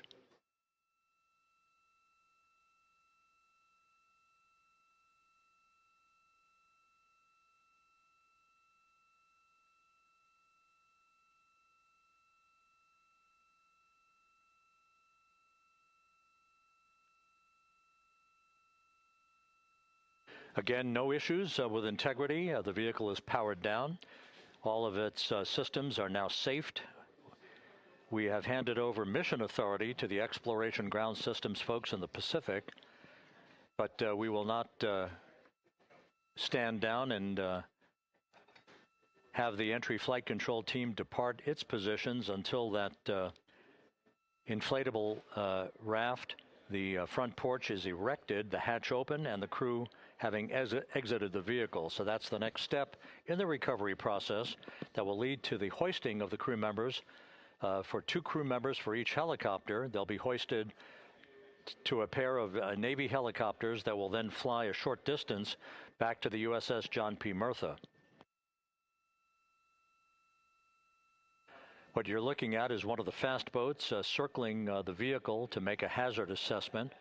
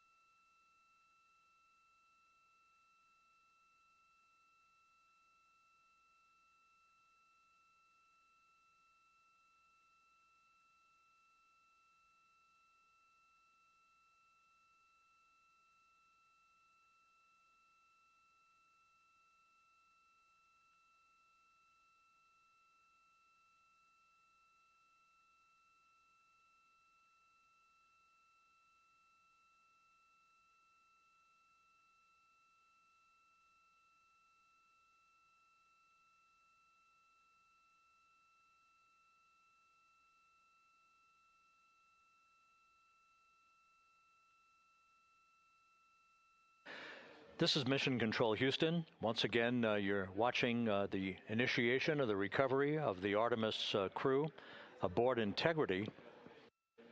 All of the Navy divers and the fast boats are now approaching the spacecraft after conducting a hazard assessment.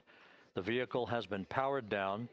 Entry Flight Director Rick Henfling now waiting for the life raft, the front porch, to be erected along the side of the vehicle so that the hatch can be opened and the crew members extracted from Integrity, soon to be hoisted one by one into a pair of Navy helicopters for a short flight back to the deck of the USS John P. Murtha.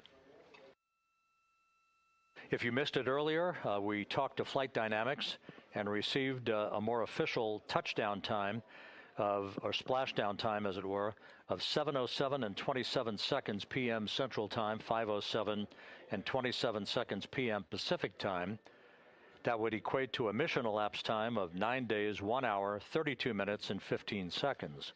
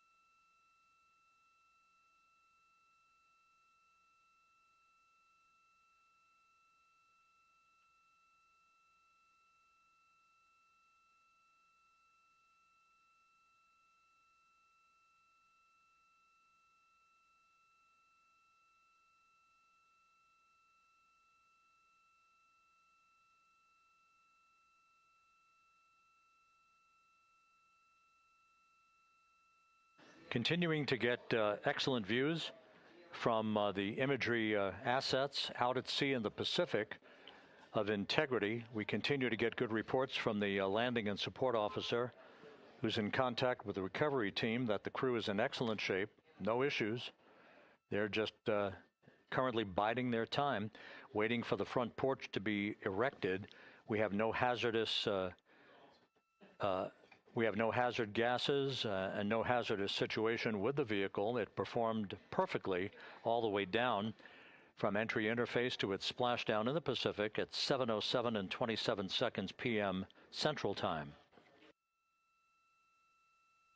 And as you can see, the first phalanx of recovery personnel now pulling up alongside of Integrity.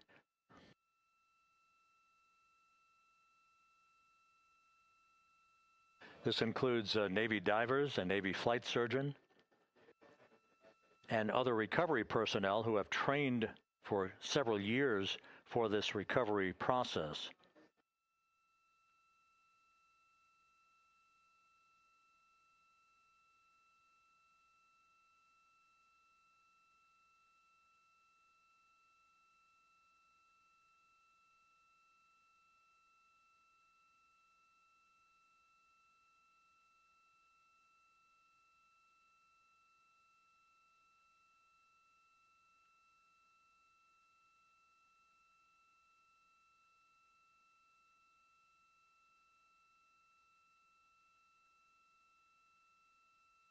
At this hour, some 41 minutes following splashdown, The vehicle has been powered down. There's no hazardous gas emanating from the vehicle. That's why the first team of recovery personnel has been able to pull alongside Integrity.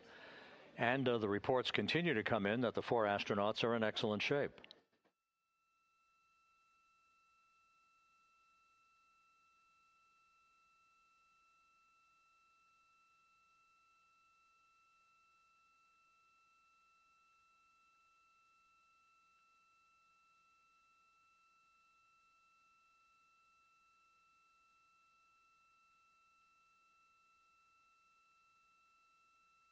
Yes.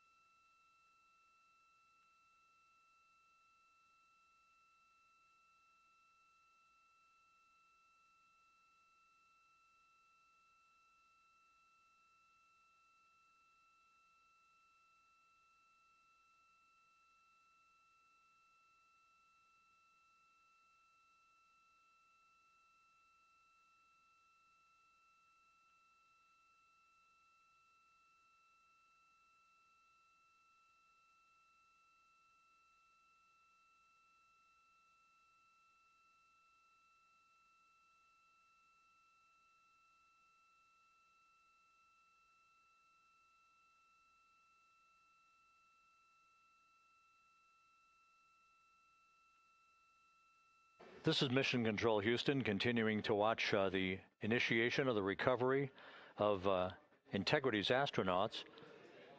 One by one, they'll be brought out of the spacecraft onto a large inflatable raft just a short time from now. In the meantime, we can go back to the USS John P. Murtha, where my colleague Megan Cruz is standing by to provide her situation report. Megan, can you hear us?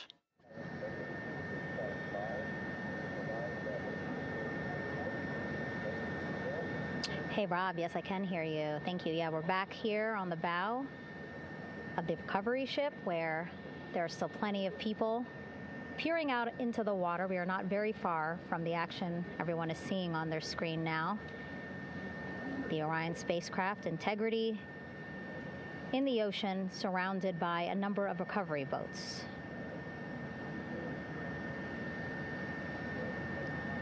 As Rob has been saying, in those recovery boats, NASA and Navy personnel specifically trained to get the astronauts out of Orion.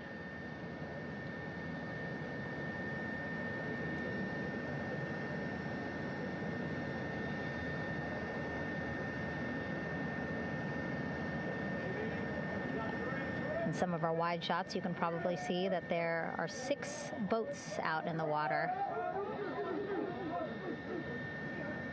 More than 40 people out in the water right now on those boats.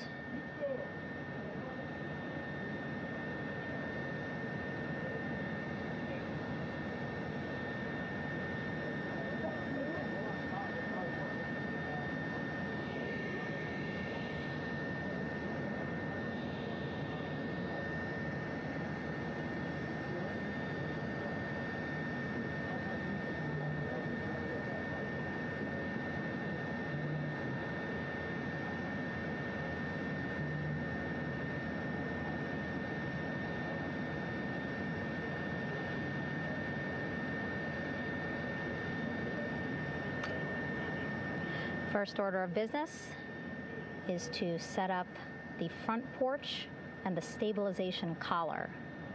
You might also hear it referred to as a stab collar. Basically just to make sure that Orion stays upright, doesn't sway in the water too much, again, to make it easier for recovery forces to get the astronauts out.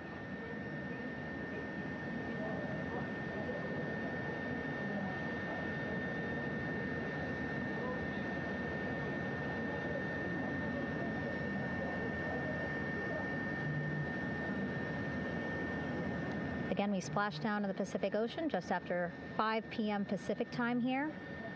It's a requirement by NASA to be able to get the crew out of Orion within 2 hours of splashdown. So doing great on time so far. Plenty of time. No rush either. I was speaking to NASA flight surgeon Rick Schuring earlier in this broadcast, and he said to me, no rush to get the crew out. Just want to make sure that they're feeling good, and whenever they're ready to take their step out of Orion and onto that large raft, the front porch, folks will be ready.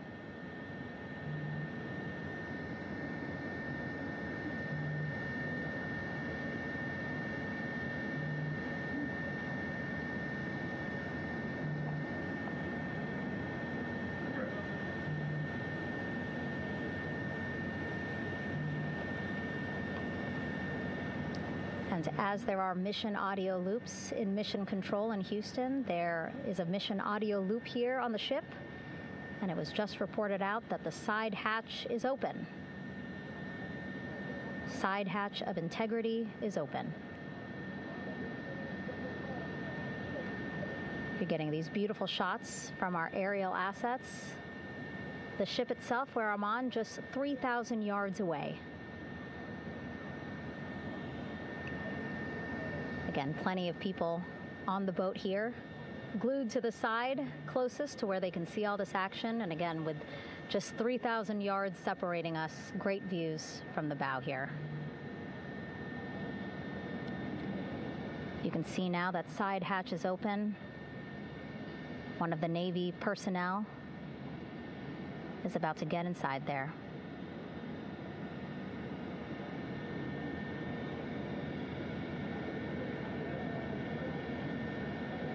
In they go. In total, 4 will go into Orion. So it'll be a little bit of a tight squeeze, but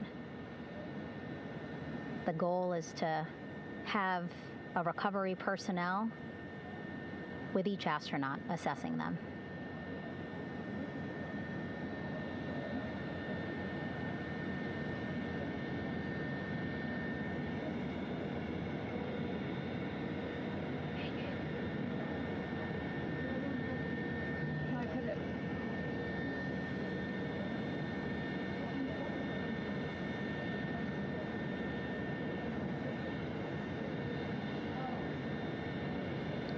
Boats getting closer now. Again, that one that's right up against Orion, those are the divers that will go in to the spacecraft to check on each of the astronauts. These other boats will begin doing a number of things, putting on that stabilization collar onto Orion, building that front porch.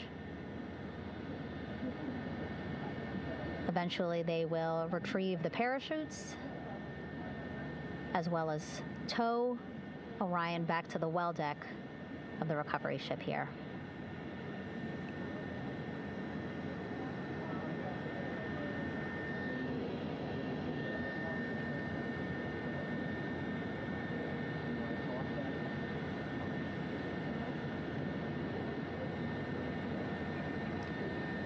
And so as we wait for the Navy and NASA personnel to get their assessment of the crew inside of Orion, why don't we toss it back to Rob for an update? Yeah, thank you, Megan. Here in Mission Control, Flight Director Rick Henfling and the entry team of flight controllers still on duty. The vehicle has been powered down for some time now. There are no hazardous gases emanating from Integrity. That, of course, allowed the recovery personnel to approach the vehicle and then open the hatch to begin the initial medical assessment of the crew, as you just indicated. Now we're standing by for the erection of that inflatable raft, the front porch, alongside of the vehicle that will enable the crew to be extracted one by one onto the raft, have a moment or two to get their land legs back before they're hoisted into 2 hovering Navy helicopters, 2 crew members for each helicopter, for a short flight back to the deck of the USS John P. Murtha.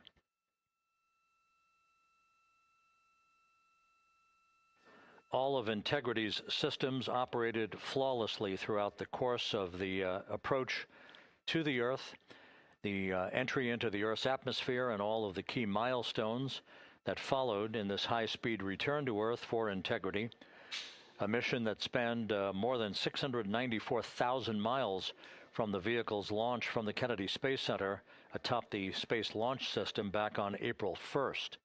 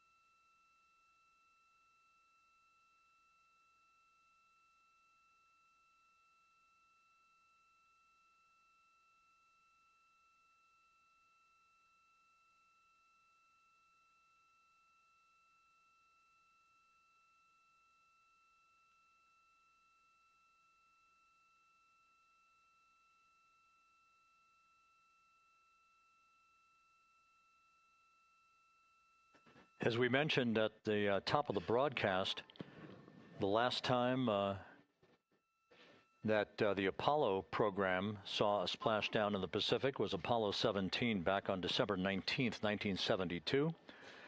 So for the first time in 53 and a half years, we have reenacted that with the arrival of Integrity's astronauts as they flew around the moon in that historic lunar flyby that began with a trans-lunar injection burn that took them out of Earth orbit following 24 hours of a high Earth orbit trajectory.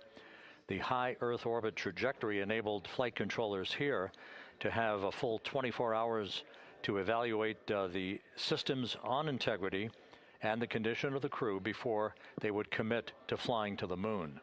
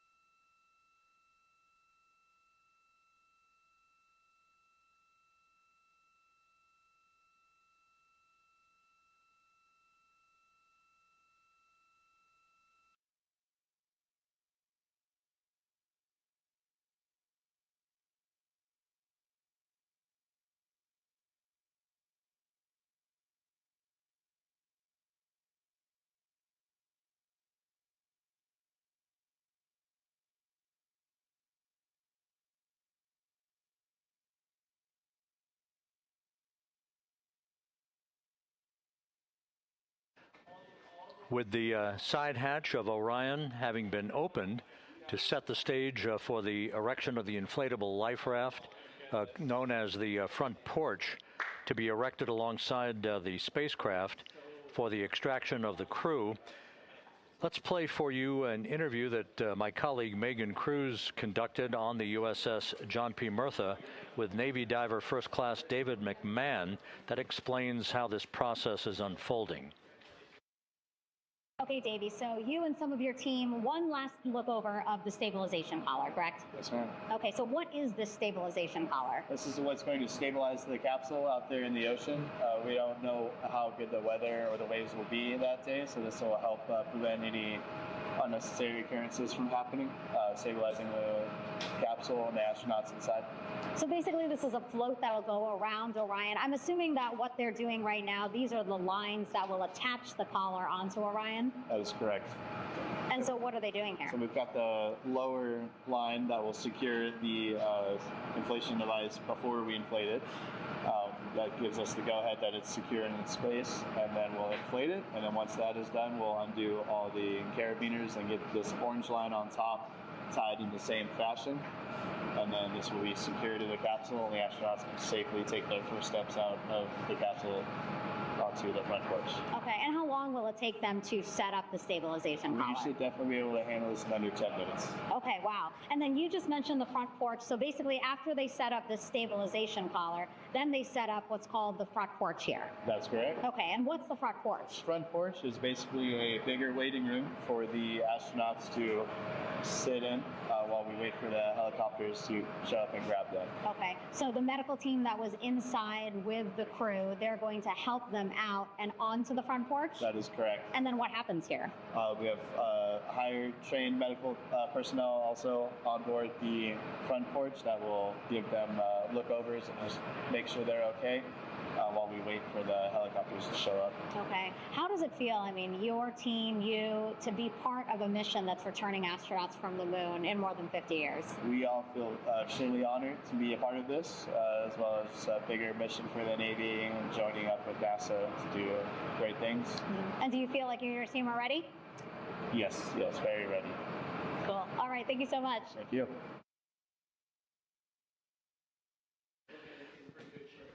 Once again, the recovery operations are continuing out in the Pacific. We shortly should see that life raft, the front porch, erected alongside the side hatch of the vehicle.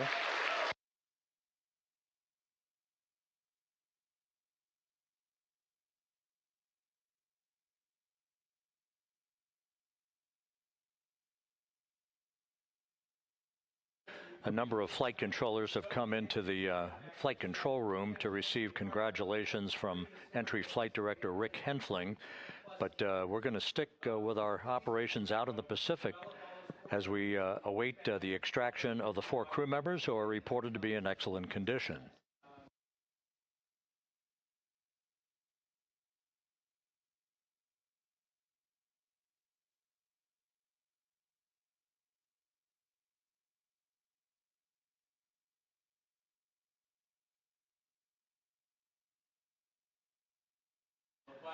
Again, while we stand by for that front porch to be erected alongside of the side hatch of the vehicle, let's go back to the USS John P. Murtha and Megan Cruz. Megan?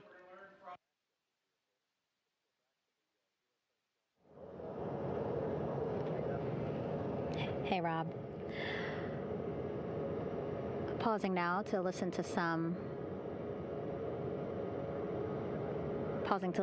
internal audio loops. Again, the operations team here on the ship communicating with everyone out on the water. It seems like currents are hindering them a little bit from unfurling and inflating the stabilization collar as well as the front porch. But again, the requirement to get the crew out within 2 hours of splashdown, plenty of time. So no concerns just yet. But as calm as the water looks, yeah, it looks like it's hindering the teams just a tad.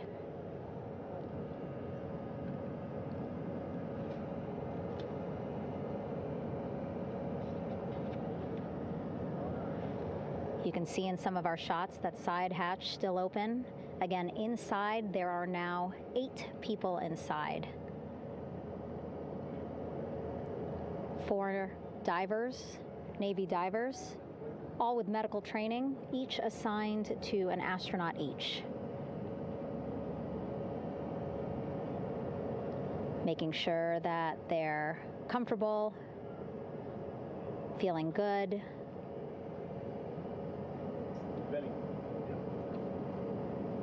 As you've heard us say in the broadcast, you know, they expect a little bit of discomfort. Again, these astronauts just traveled back to Earth at 25,000 miles an hour, a nearly 695,000-mile journey around the moon. If you think you get carsick.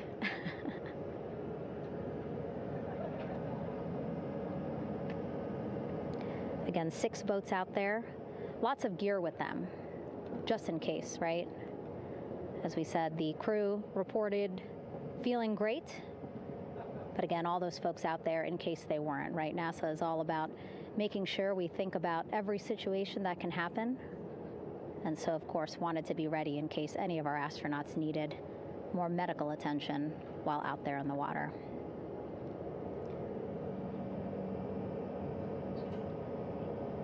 You see now teams, again, trying to set up the stabilization collar and front porch for the crew to get out of Orion. They need both, right? The stabilization collar will keep Orion from swaying as you see it is doing now.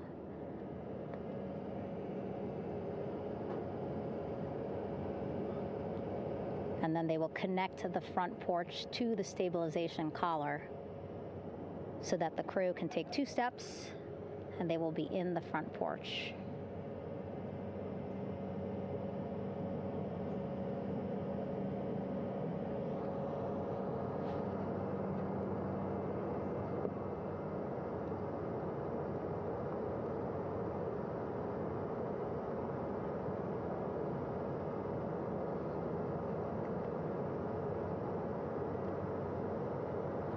Not a lot of chatter on the mission audio loops. That's a good thing.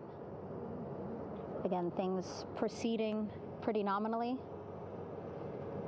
even if they're fighting some currents out there on the Pacific Ocean.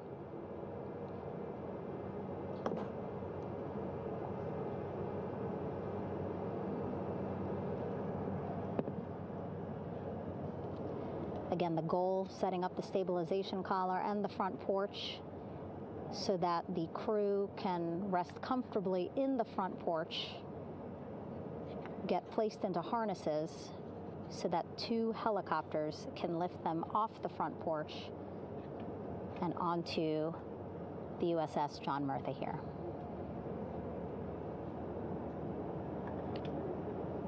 The helicopters are going to take turns picking up an astronaut. So again, Helo 1 and Helo 2.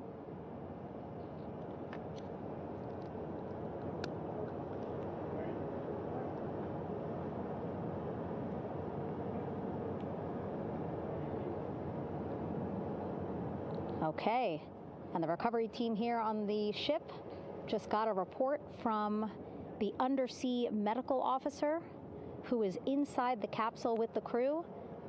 He is reporting all 4 members are green. All of our 4 astronauts, Reid, Victor, Christina, Jeremy, green, meaning they are feeling great, not the complexion of their skin. They are feeling great, happy to be home, and ready to be extracted as soon as possible.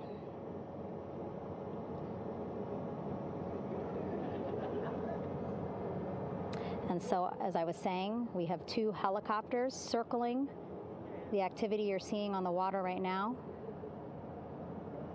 Each will take turns picking up an astronaut. So Helo 1 will come on in, hover above the front porch, about 40 feet above the front porch. A Navy recovery specialist will be hoisted down into the front porch. The restricted maneuvering doctrine is in effect. Will connect to the first astronaut, which we're expecting to be Christina.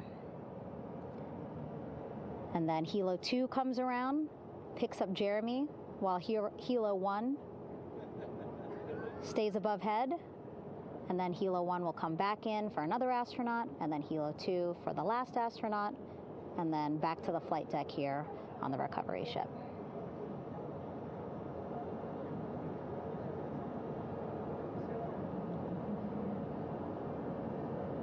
I was talking to Assistant Artemis Recovery Director Paul Sierpinski.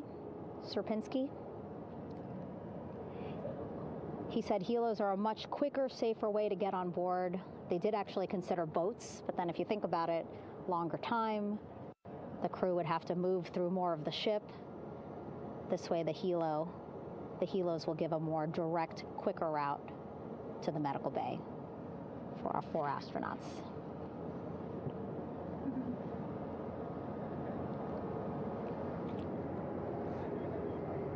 Beautiful shots from our aerial and imagery teams.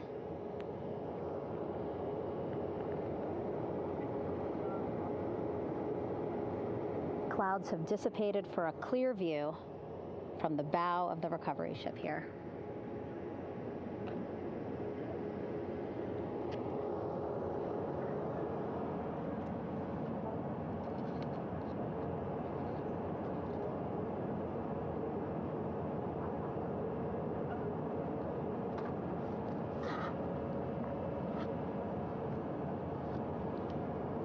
You can still see divers in the water there.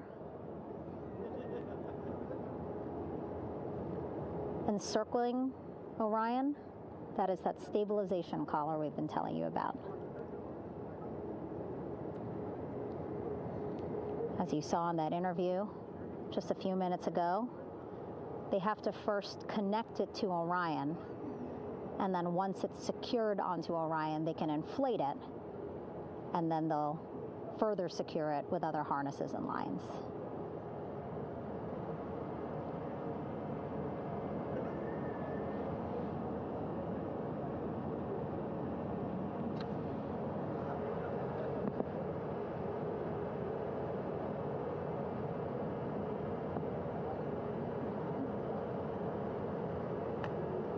About an hour and 10 minutes since splashdown in the Pacific Ocean here.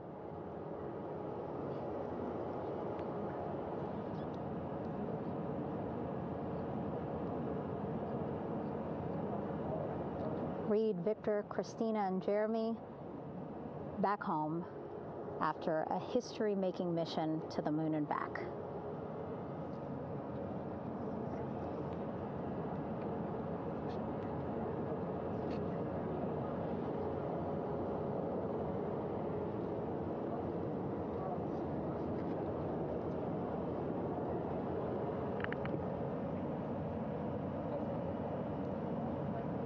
If you missed what we said just a couple of minutes ago, the undersea medical officer inside with the crew in Orion, reporting all 4 crew members feeling great.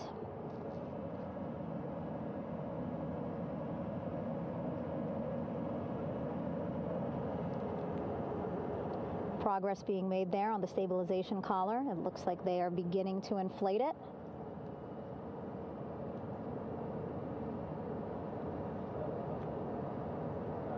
And it looks like they're starting to unfold the front porch in order to get that into the water here shortly and inflate that as well.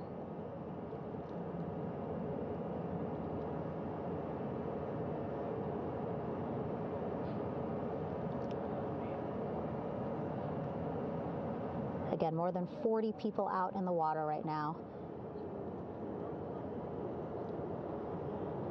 And those Navy and NASA personnel have been in the water for now about 4 hours.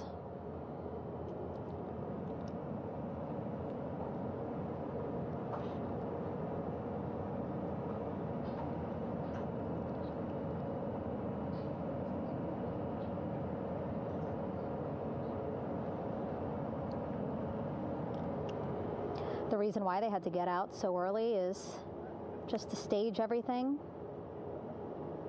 And actually here on the ship, when there are flight operations happening, you can't have anything else, right? Just because the flight deck can be a dangerous place, so they just want to focus on planes coming and going from the ship, so that's why they wanted to get the boats in the water to make sure that they have all the time they needed for the flight ops. And then the same crew here out in the water, they will stay out in the water for a number of hours after we recover the crew and get them back on the ship, because then they have to recover Orion.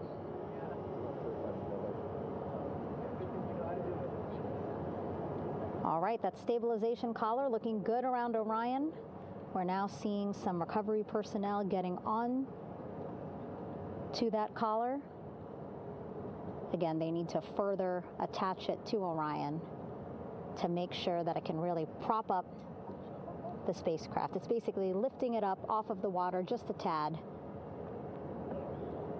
Again, so it's not so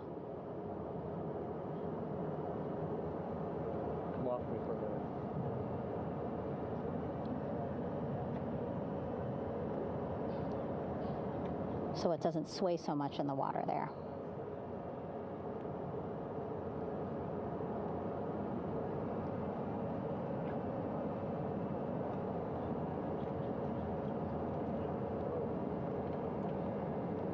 And now that front porch looks like it's nearly fully inflated as well. You can see a much larger surface area.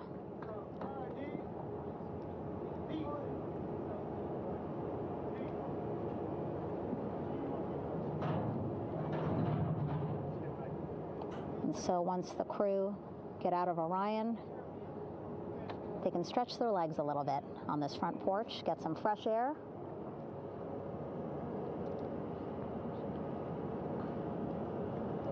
And enjoy this beautiful day here on their home planet.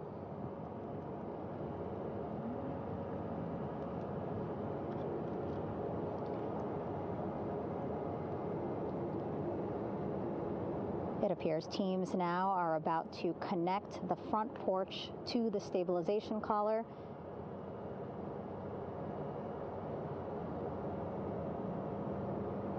And at that point, when both are secure, we should soon see astronauts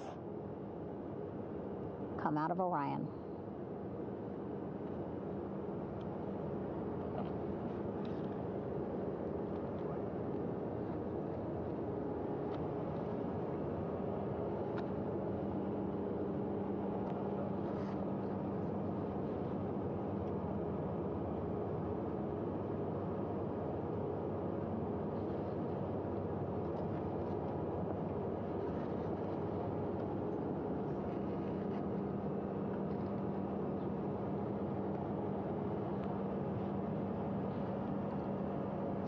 All these views you see also being fed to the Landing Force Operations Center here on the ship.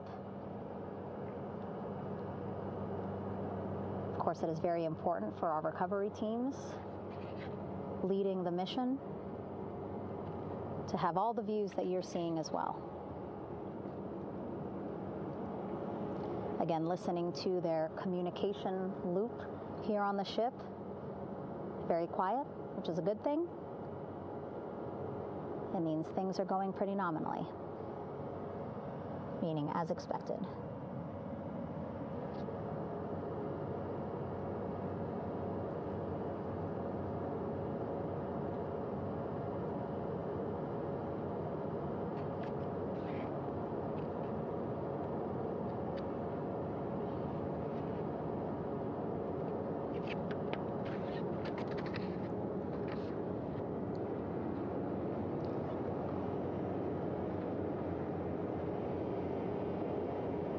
Again, all this activity happening just 3,000 yards away from the ship. So that means this will be a very quick flight back on the helicopters for the crew. 2-3 minutes, and then they'll be back here on the ship. I know.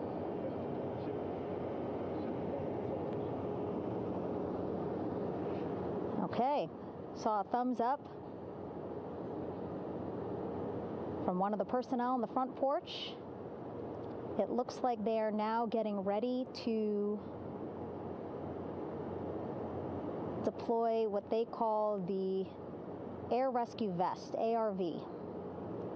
And so this is the harness that each crew member will get into in order to be hoisted into the helicopters.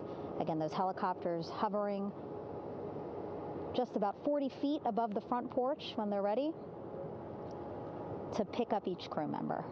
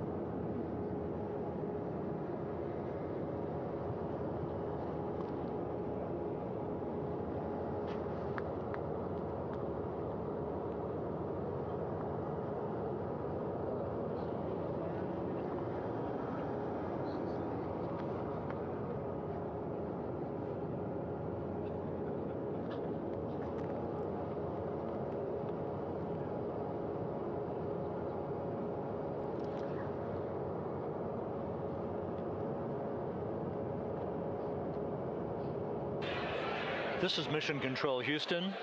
Behind me, a fairly raucous scene as hundreds of flight controllers have poured into the flight control room here. This is reminiscent of the scene after the final shuttle mission of STS-135, although that was the end of a program. This is only the beginning of a program with the textbook splashdown of Integrity and its 4 astronauts. We're standing by for the crew to be extracted from the spacecraft.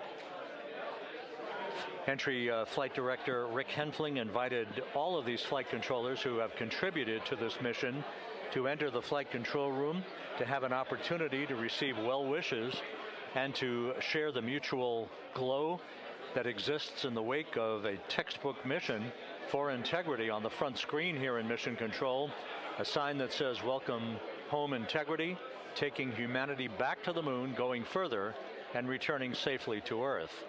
So all of that jubilation, part of the post-splashdown activities, even as we await the crew being extracted from the vehicle to be hoisted onto Navy helicopters for the trip back to the USS John P. Murtha.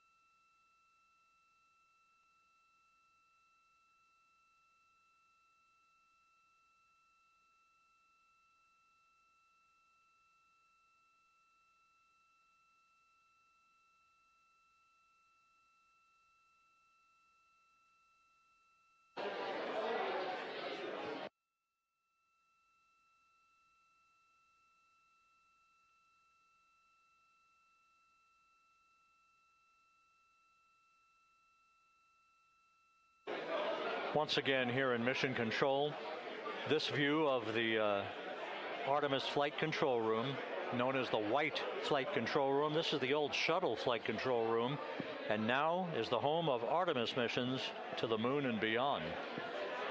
Once again, quite a few flight controllers were invited in by Entry Flight Director Rick Henfling to share in the jubilation following the successful splashdown of Integrity. That splashdown occurring an hour and 22 minutes ago, as we stand by for the completion of the extraction of the crew, and ultimately they're hoisting onto Navy helicopters for a short flight back to the USS John P. Murtha. Splashdown occurred at 7:07 and 27 seconds p.m. Central Time. I had an opportunity to talk to the head of flight dynamics, Jeff Birch, a moment or two ago. He said the trajectory of Integrity coming through the Earth's atmosphere was so precise, they've never seen anything line up on a ground track like today's entry by Integrity for its splashdown southwest of San Diego.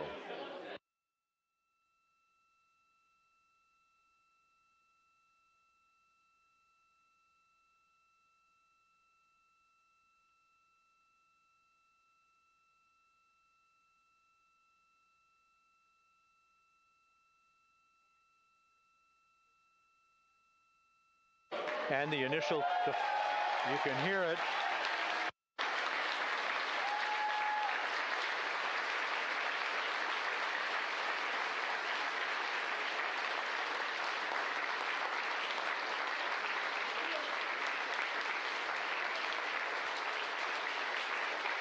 Jubilation here in the flight control room. The first crew member is out of Integrity.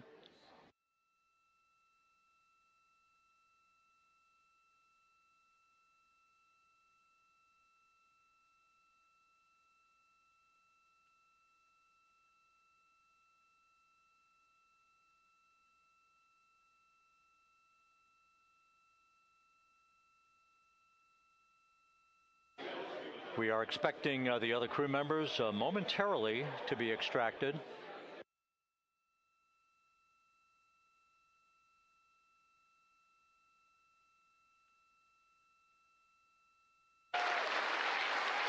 We now have 2 crew members out.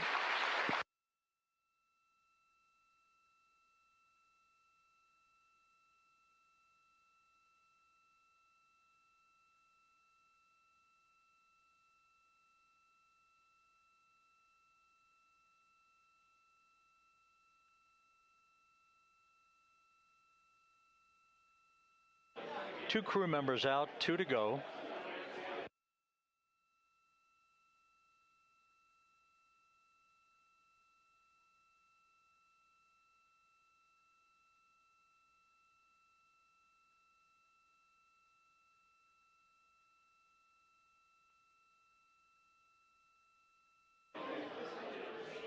We're about 1 hour from sunset out in the Pacific. Everything continues to go well.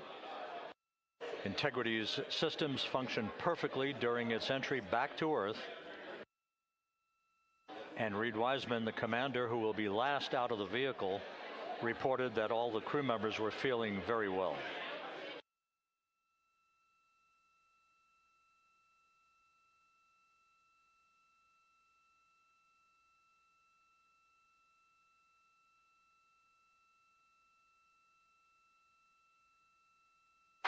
Crew member number 3 now out.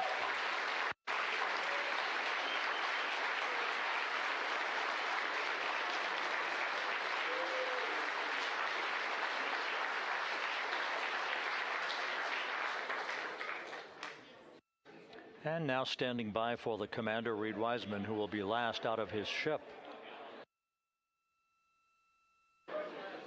Bobbing in the Pacific under almost ideal conditions, Integrity spanned 694,000 miles during its journey from launch to splashdown.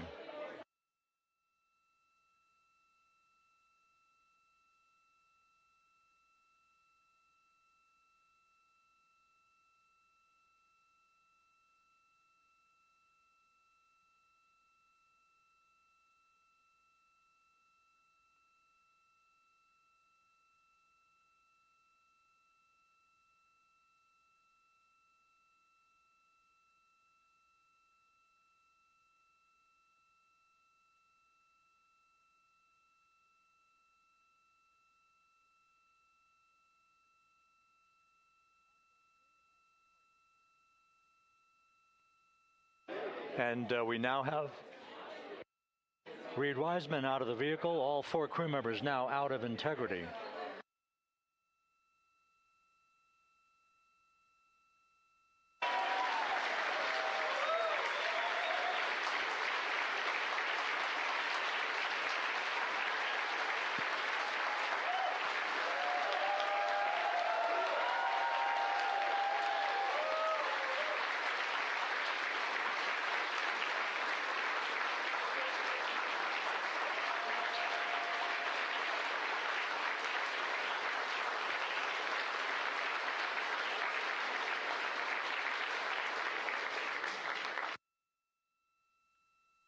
Once again, all 4 crew members now on the front porch, and the procedure to begin hoisting them up to these 2 Navy helicopters hovering overhead will begin shortly.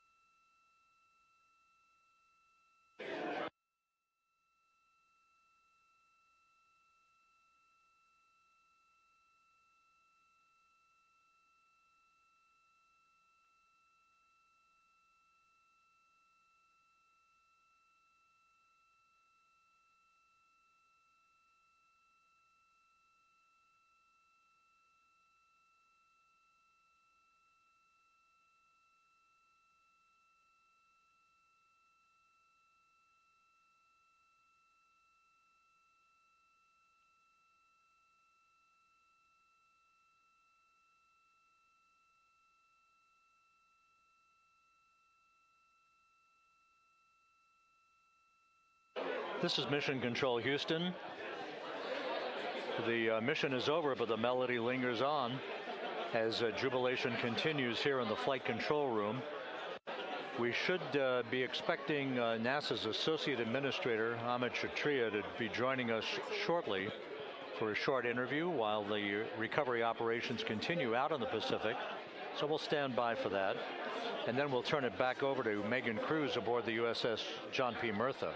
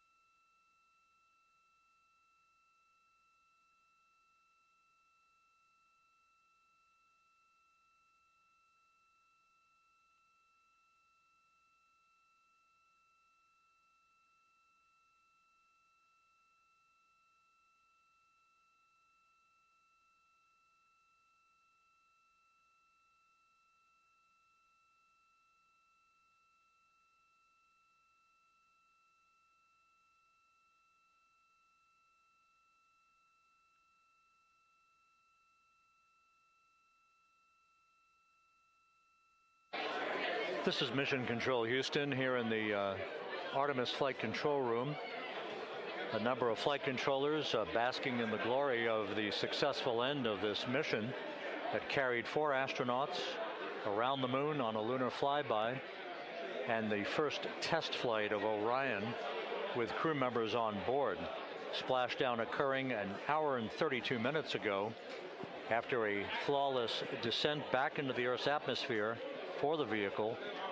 Its 4 crew members in good shape, simply enjoying their time right now on the front porch, as it were, the inflatable raft alongside of their Integrity spacecraft.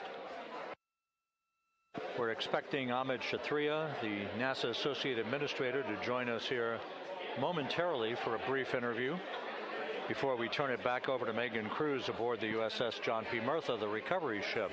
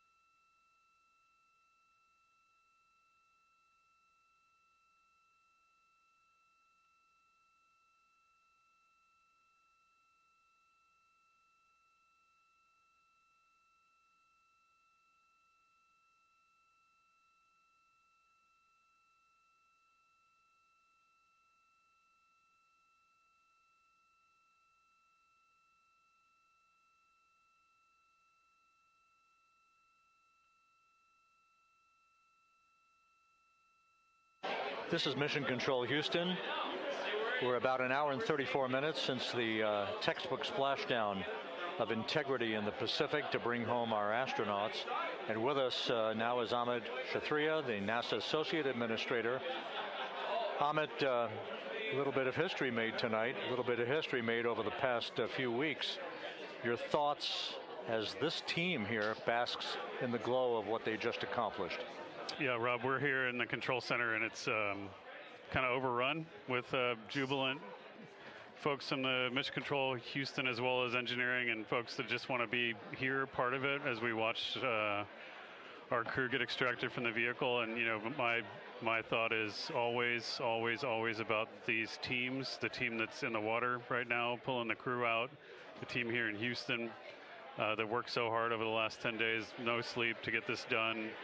You know, we still have some work to do to get the crew to the med bay here on the ship. They all look great coming out, so hopefully that won't be too long. You know, I think we saw the administrator on the boat too, giving his thanks to the Navy team on the Murtha, which they're just an incredible group of sailors. I was able to visit with them a couple weeks ago. And then if you pull it all the way back to the workers and the folks that joined the rocket at Michoud, that made the heat shield tiles, that held together tonight, that stacked the vehicle in Florida, that integrated the vehicle in Denver, that fired the engines in Stennis, that fired the boosters in Promontory. I mean, this is the entire team, coming together and being tested by the environment that this machine went through, and they did it right. The work was good. They did it right. You've said in a number of briefings, of course, and in other forums that this is just the first step. The cadence has to step up, as the administrator has indicated. Now, it's a little early for the full report card on how integrity did, but did this mission ultimately, from your eyes view, exceed expectations? It absolutely did. I mean, I was waiting to talk about this until we're in the water, and I think we still have, again, work to do to bring it in and really kind of go through it bolt by bolt and see what we learned. But I mean, so far, given what we learned during the mission and given how we performed on ascent, on entry, I always think about energy in terms of the states that you worry about the most, and every time we put these machines through these incredibly energetic states, they came through. So I'm fairly confident that we made a big step tonight to get us on the path towards the surface. I think the path to the surface is open now. We do have to do all the work, and we'll make sure we talk about that as cleanly as we can. We learned a few things during the mission, but I have to tell you, this was an incredible test of an incredible machine. From an American psyche standpoint, the Empire State Building was lit up red, white, and blue tonight. Our coverage was seen on baseball stadiums around the major leagues. How captivating was this experience for the American people, for the world, in fact, as we returned to the moon? I have not been able to watch a lot of the coverage as we've progressed through the mission. I will tell you, just from my witness in Florida before launch, and then seeing the people's faces here, and then reading where I can about how things are going. I think this has been a gift to the world from NASA. NASA has given the world a gift, proving to folks all over the place, especially young people, and that to me is what this is really about. Young people, when they see what we can do when we work together, when we have teams that collaborate, that it doesn't matter how hard the problems are, we can solve them. I'm hopeful that Artemis II, as folks witness what we were able to do with this incredible crew, this incredible team that we've birthed into the world, scientists and engineers and artists that have been inspired by this. And even if they don't come work in the program, which separately they should come work in the program, because Lord knows we need the help, but even if they don't want to come work in the program, hopefully they grow up to recognize they can do amazing things when they work together and contribute to society and be good citizens and really change the way, the challenges that are coming in the world are overcomable if we work together like this. And one final question. Flying to the moon, we did it. We've done it again this past week and a half or so. But the engineering that went behind the design of this mission and the precision, the pinpoint precision of this vehicle entering that entry corridor, it's almost mind-boggling. Yeah, it is incredible when you think about the energies involved and the uncertainties involved. That when we inserted the vehicle into orbit, it was 99.2% down the middle. When we dropped the vehicle right on top of the fleet here, our guys knew exactly where to go, but the guidance was perfect.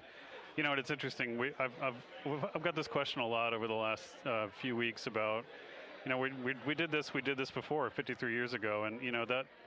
I mean, it is a reasonable thing to contemplate, like what's gone on since then. And what I'd tell you is, you know, when we did Apollo, which again, the more we learn about what they did, the more magical it seems what they were able to accomplish given the technology and the learnings that they had. But when we did Apollo, the architects of Apollo, you know, Gilbert, Seaman, von Braun, Mueller, what they really wanted to do, you know, as they were contemplating what it meant to expand our range of action to the lunar surface, what they wanted to do was learn how to live and work in space for a long time. They wanted to do that first before they were confident they could expand their range of action to the moon. Now, of course, the politics of the time and the mission at the time was different, and so they had to go straight to the moon and bring people home. And then after that, the program kind of lost its momentum. But you know, after that, NASA kept moving along those paths, right? So we recognized during Apollo that reusability was going to be important. We spent a lot of money on those machines, and you know, we spent a lot of money on these machines here. Even though, but we recognized that reusability was important, which is why we built a winged space plane called Space Shuttle, and then we used that reusable machine to build a space station. And we learned for 25 years how to live and work in space, and have been able to develop technologies that can enable exploration. So really, what I think is now, 53 years later, we're at the point where the architects of Apollo would have been pleased that we're now ready to actually go back to the moon and go back to stay, because we've learned all the things we needed to learn. There's a lot of people pleased here tonight, and we really thank you for joining us. Amit Kshatriya, NASA's Associate Administrator, as we begin to hoist the crew onto the helicopters to head back to the recovery ship. Thank you very much. Thank you, congratulations, Amit.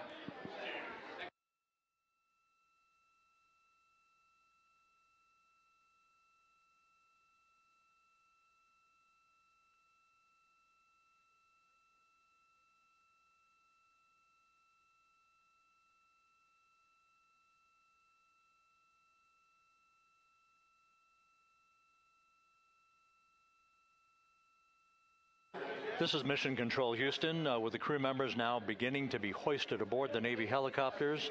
Let's go to Megan Cruz aboard the USS John P. Murtha, who will take it from here.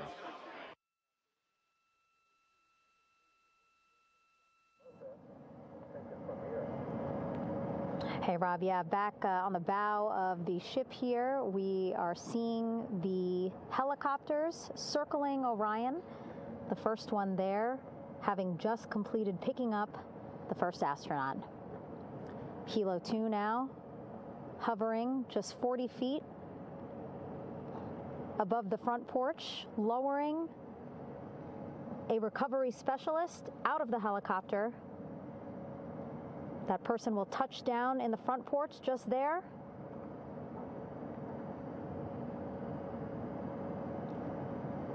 The crew members already outfitted with a harness that will allow them to quickly attach to the hoisting device.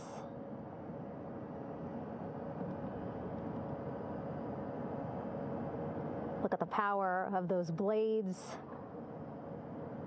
throwing water out at the center there, the front porch, with now 3 astronauts and the recovery specialists. Again, crews already outfitted with a harness. That helicopter will now hover just a distance away to give room for the first helicopter to come back and pick up the 3rd astronaut.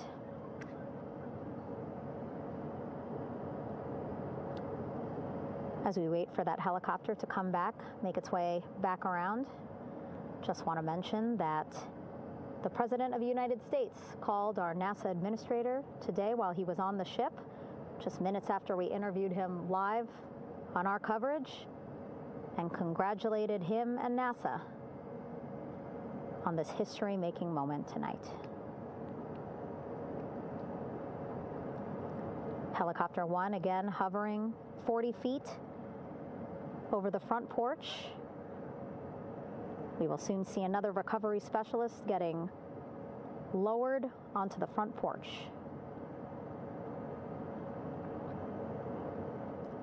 Wow, imagine sitting on that front porch, the wind, the water, But again, the recovery team determined that a helicopter flight back to the ship here would be safer, faster, and more comfortable for our crew who just completed a 10-day mission around the moon. Third astronaut in the air, getting hoisted quickly back into the first helicopter now.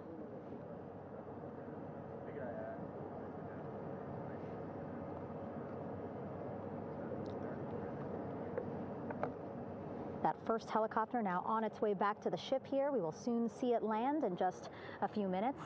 Again, all this action happening just 3,000 yards away from us, so a very quick flight back to the flight deck. And now the only person left on the front porch, Commander Reid Wiseman. That second helicopter now making its way back over to the front porch. Here it comes.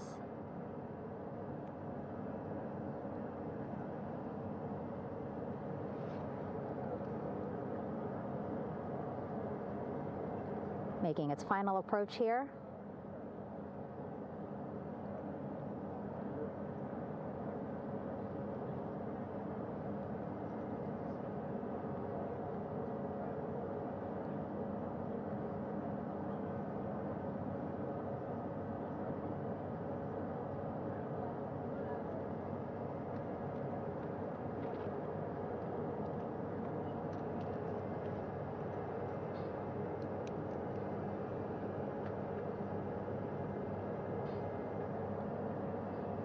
The last astronaut, Commander Reid Wiseman, now off the front porch and almost into the second helicopter. Both now on their way back to the ship where we are, the USS John P. Murtha, just west of San Diego in the Pacific Ocean.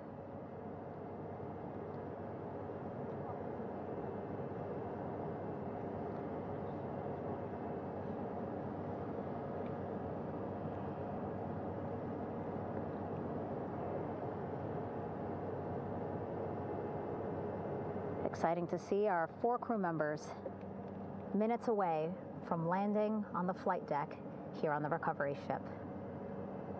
550 people on this ship, excited, ready, anxious, looking forward to welcoming this crew aboard.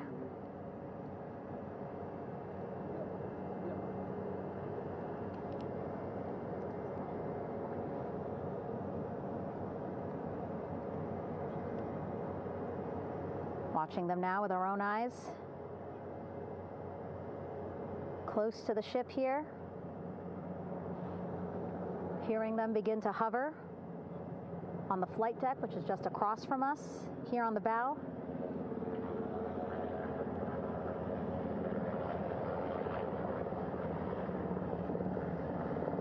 The first helicopter coming in.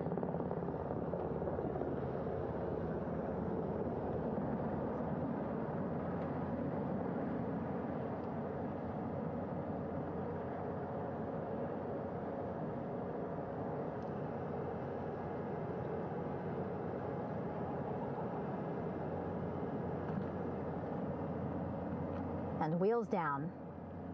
Wheels down of the first helicopter carrying 2 of our Artemis II crew. Pilot Victor Glover and mission specialist Christina Koch.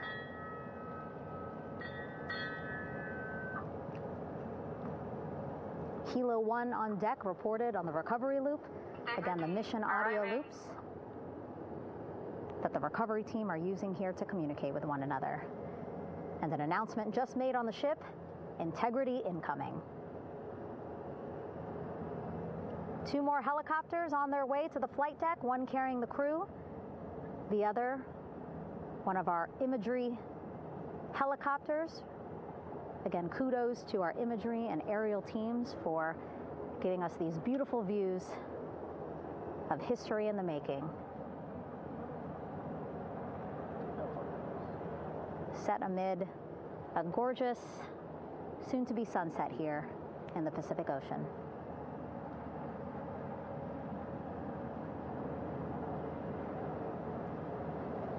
second helicopter.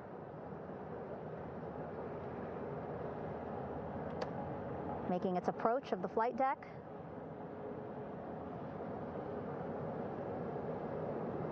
Plenty of people here on the bow with their cell phones out, filming this moment.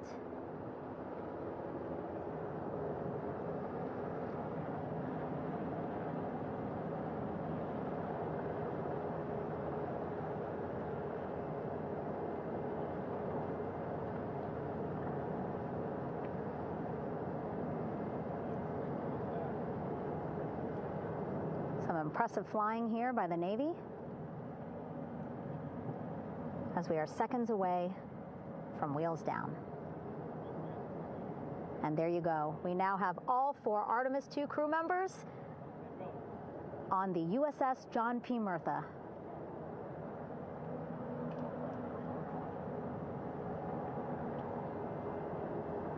I'm sure they're happy to be out of the water and on this recovery ship with, again, 550 people on board, ready to welcome them home. But first, as we've been saying throughout the broadcast, just making sure the crew feel good. We reported that they were feeling good when they were in Orion, but those were just initial, quick, verbal assessments of how they're feeling.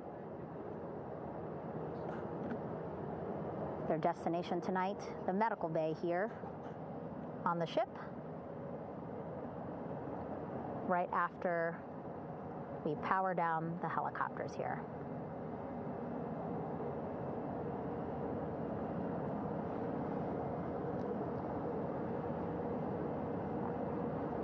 The team on the flight deck working quickly but methodically.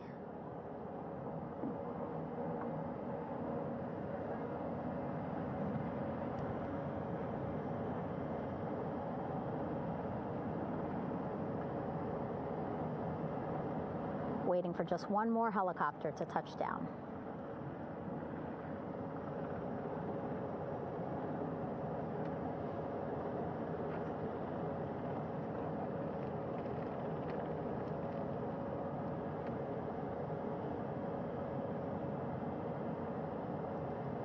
Very limited personnel here on the flight deck. Restricted maneuvering doctrine is in effect.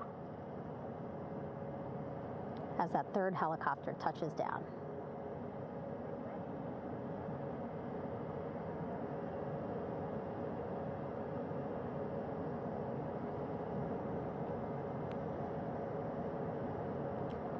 The ship is at flight quarters. Stand clear of wader decks, aft of frame 095. Burn no cover stop side. Throw no articles over the side. Hold all trash and garbage on station. Flight quarters. While just a few folks on the flight deck itself, there are plenty more on some upper decks. I see in some of our views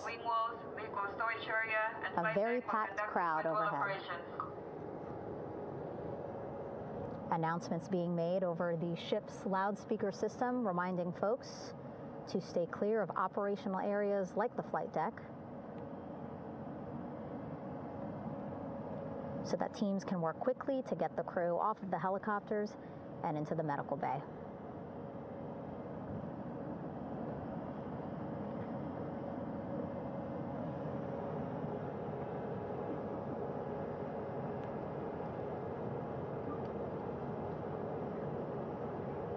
Splashdown today, 5:06 p.m. Pacific time. We are within 2 hours of that splashdown time, and already we have all 4 crew members on the flight deck of the USS John P. Murtha.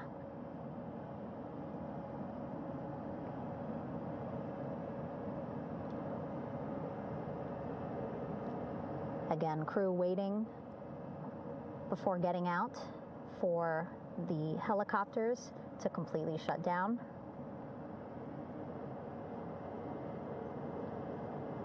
Safety, of course, very important to NASA and the U.S. military.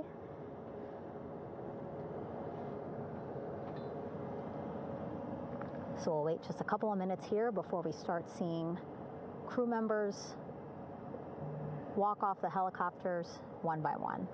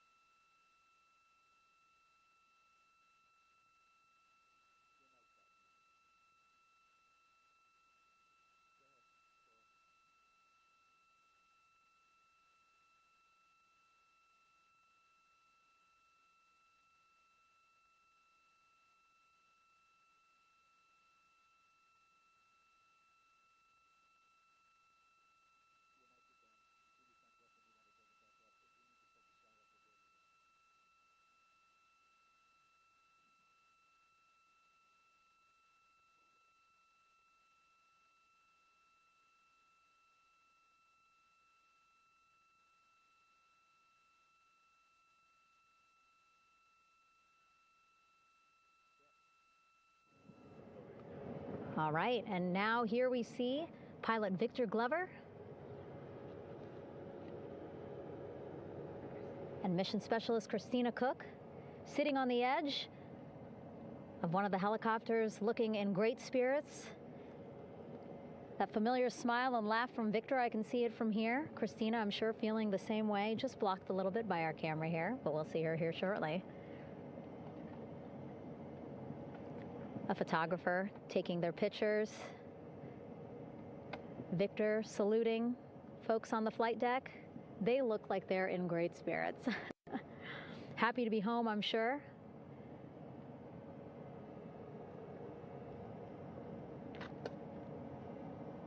If you're sitting at home, I hope you too are wondering, what would you want to ask them if you got a chance to talk to them? Because that is what I'm thinking about. Getting the opportunity to talk to or ask questions of these 4 astronauts who just made history as the first crew to return to the moon since 1972.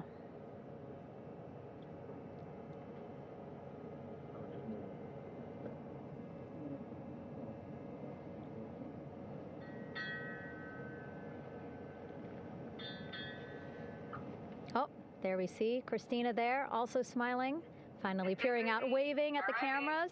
Hello to you too, Christina, yes. Welcome back. Welcome, welcome home. A loudspeaker announcement on the ship saying, "Welcome home, Integrity."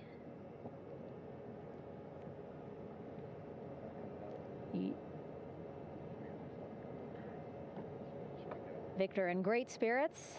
I can't see who he's talking to, but I kind of think that he might be talking to his other 2 crew members. Shouting from across the flight deck, congratulations to one another.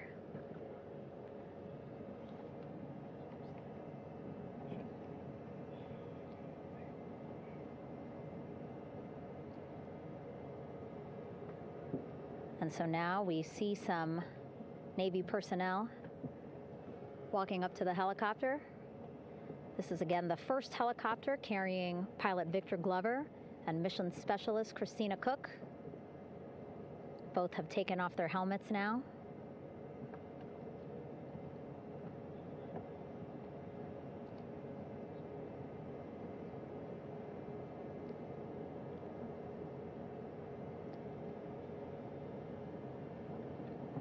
Some pictures, video to catalog this historic moment.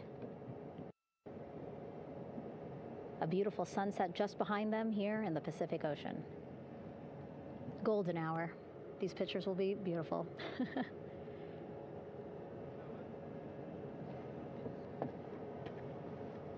Now we see NASA Administrator Jared Isaacman. He is on the flight deck, as well as flight surgeon Rick Schuring walking over to Victor and Christina first. We saw the administrator walk over to the other helicopter, which is carrying Commander Reid Wiseman and mission specialist Jeremy Hansen. We heard from Rick earlier in the broadcast. Again, he said he's going to be out there on the flight deck to do another initial assessment of the crew, ask them how they're feeling, anything bothering them. But again, from what I'm seeing, they look like they're in great spirits and feeling pretty good for folks who just traveled 695,000 miles from Florida to the moon and now here to the Pacific Ocean.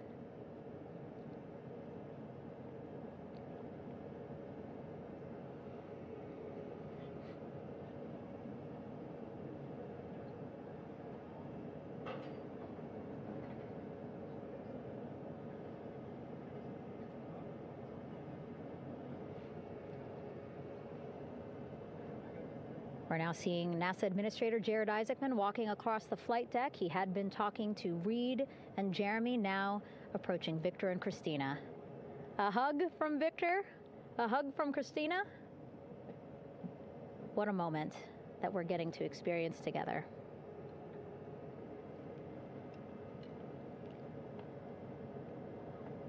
I'm sure congratulatory words. You know, we got to speak to the administrator live on this broadcast as well, and he said the kid in him right now, giddy, absolutely giddy. at what we were able to accomplish today, returning them home safely and in good spirits after a 10-day mission around the moon. And here we go. We're seeing Jeremy walking, waving across the flight deck, now on his way to the medical bay.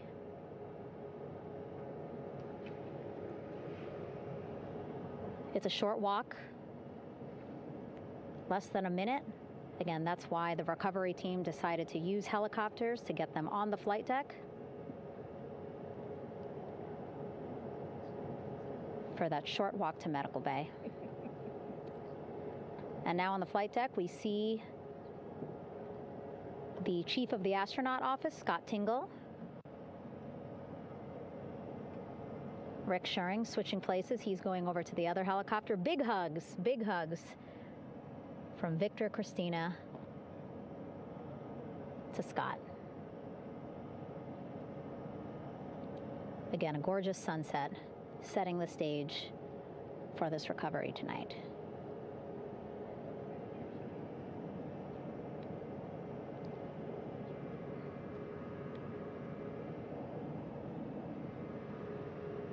All right, and now here we are, Christina, making her way, looking thankful, grateful, happy to be home.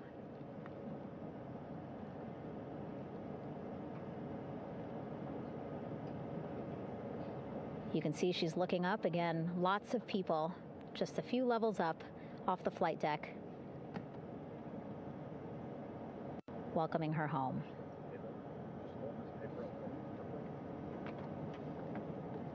Scott holding the door like a gentleman, but back on his way to the other crew still on the flight deck.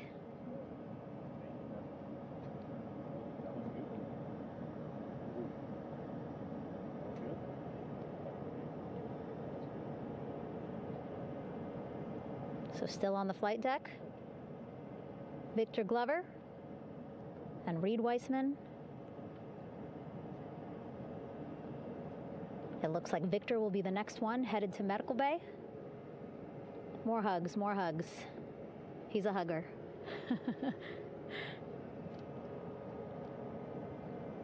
Victor looking good as he walks across the flight deck. NASA administrator applauding. Victor applauding for all the folks on the ship with him who played a role in their safe return today.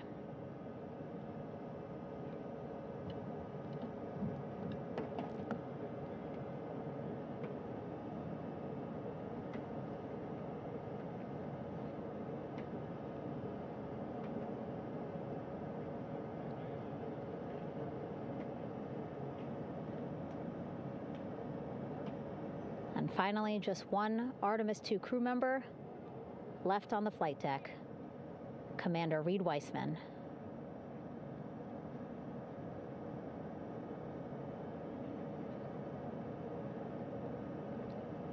Applause from the group there on the flight deck, I'm sure, as well as on the level just above them, packed with people. Reid looking good as he takes his steps towards the medical bay.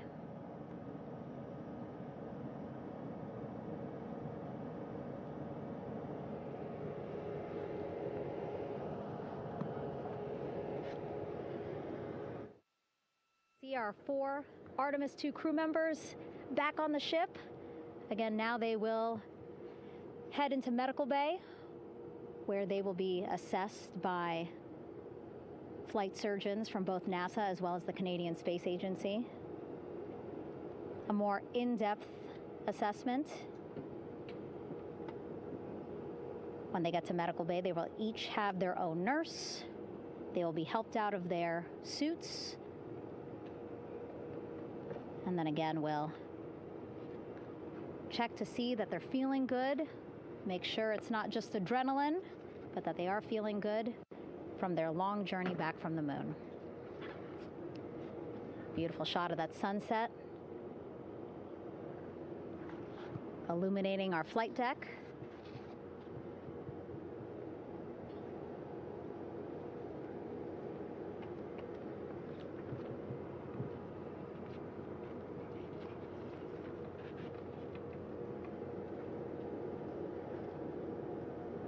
All right, and now with our astronauts safely on board, I want to welcome on Artemis Recovery Director Lily Villarreal.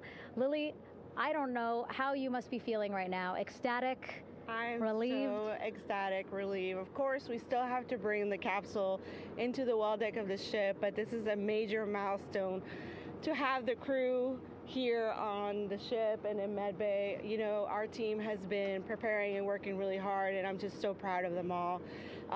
Everything went very well, just as planned. Our teammates in Houston, the flight control team was just amazing. We were able to have great conversations and communications about everything. And I don't know what else to say. I'm just so ecstatic. It's such a wonderful feeling to get to this point.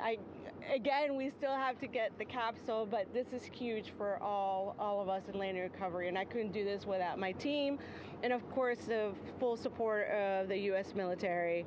There's going to be lots of, high fives when we get the capsule back in, and I'm so happy that the crew's doing well, Orion's doing well, and thank you for everybody watching. Yeah, it was great to watch the crew come back to the ship with you. How were you feeling when you were seeing them looking so happy to be home and feeling really good?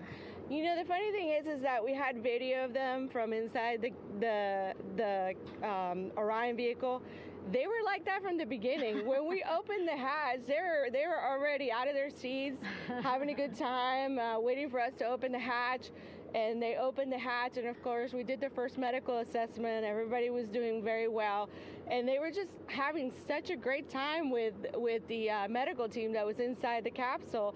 I think they were all taking selfies with the phones that they have, probably talking about what they saw, and it was just smiles all around. They were having such a great time. And then we put them on the front porch when we were ready to put them on the front porch. And again, you could see they were just so ecstatic to be home and talking to everybody. So we were very happy to see all of that in the control room of the LFOC. How remarkable is that? Again, if we think about their journey, the 695,000-mile journey around the moon and back, coming back at 30 times faster than the speed of sound. I mean, how remarkable is that they are in such good spirits?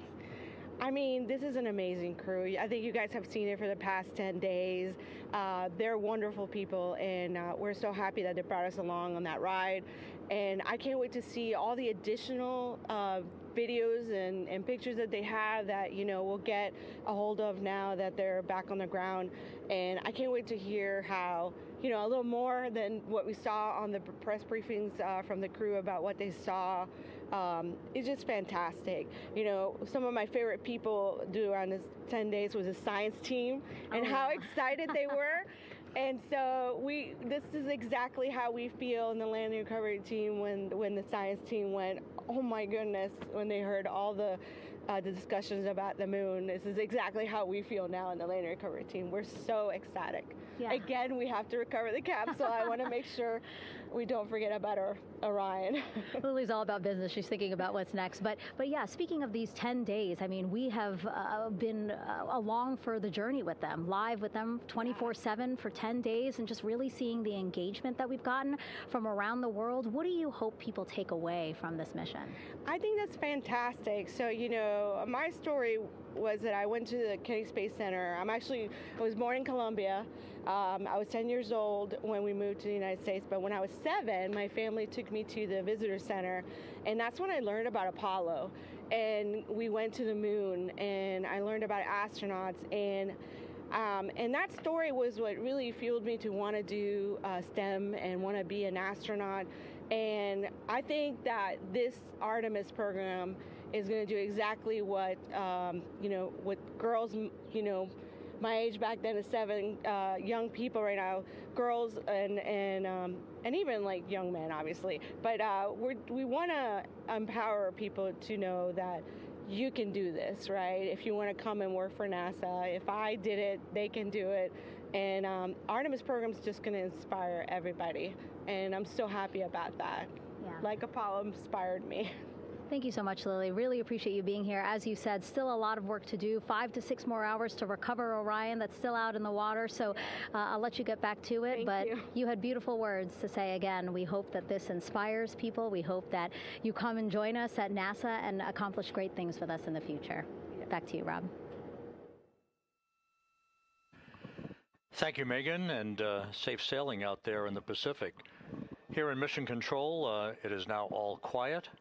The team of flight controllers and all their support personnel have left the room to enjoy the aftermath of a textbook touchdown by Integrity that splashed down in the Pacific right on target to complete this historic flyby of the moon, the Artemis II mission.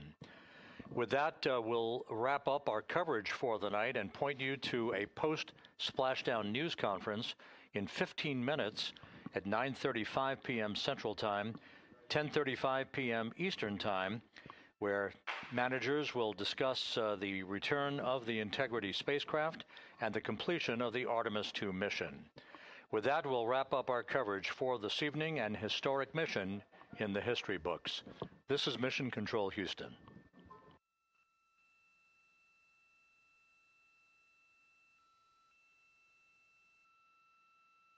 Main chute deploy. And we have 3 good main chutes. Houston Integrity, splashdown, sending post-landing command now. Splashdown confirmed. Copy splashdown, waiting on VLDR. Splashdown confirmed at 7:07 p.m. Central Time, 5:07 p.m. Pacific Time.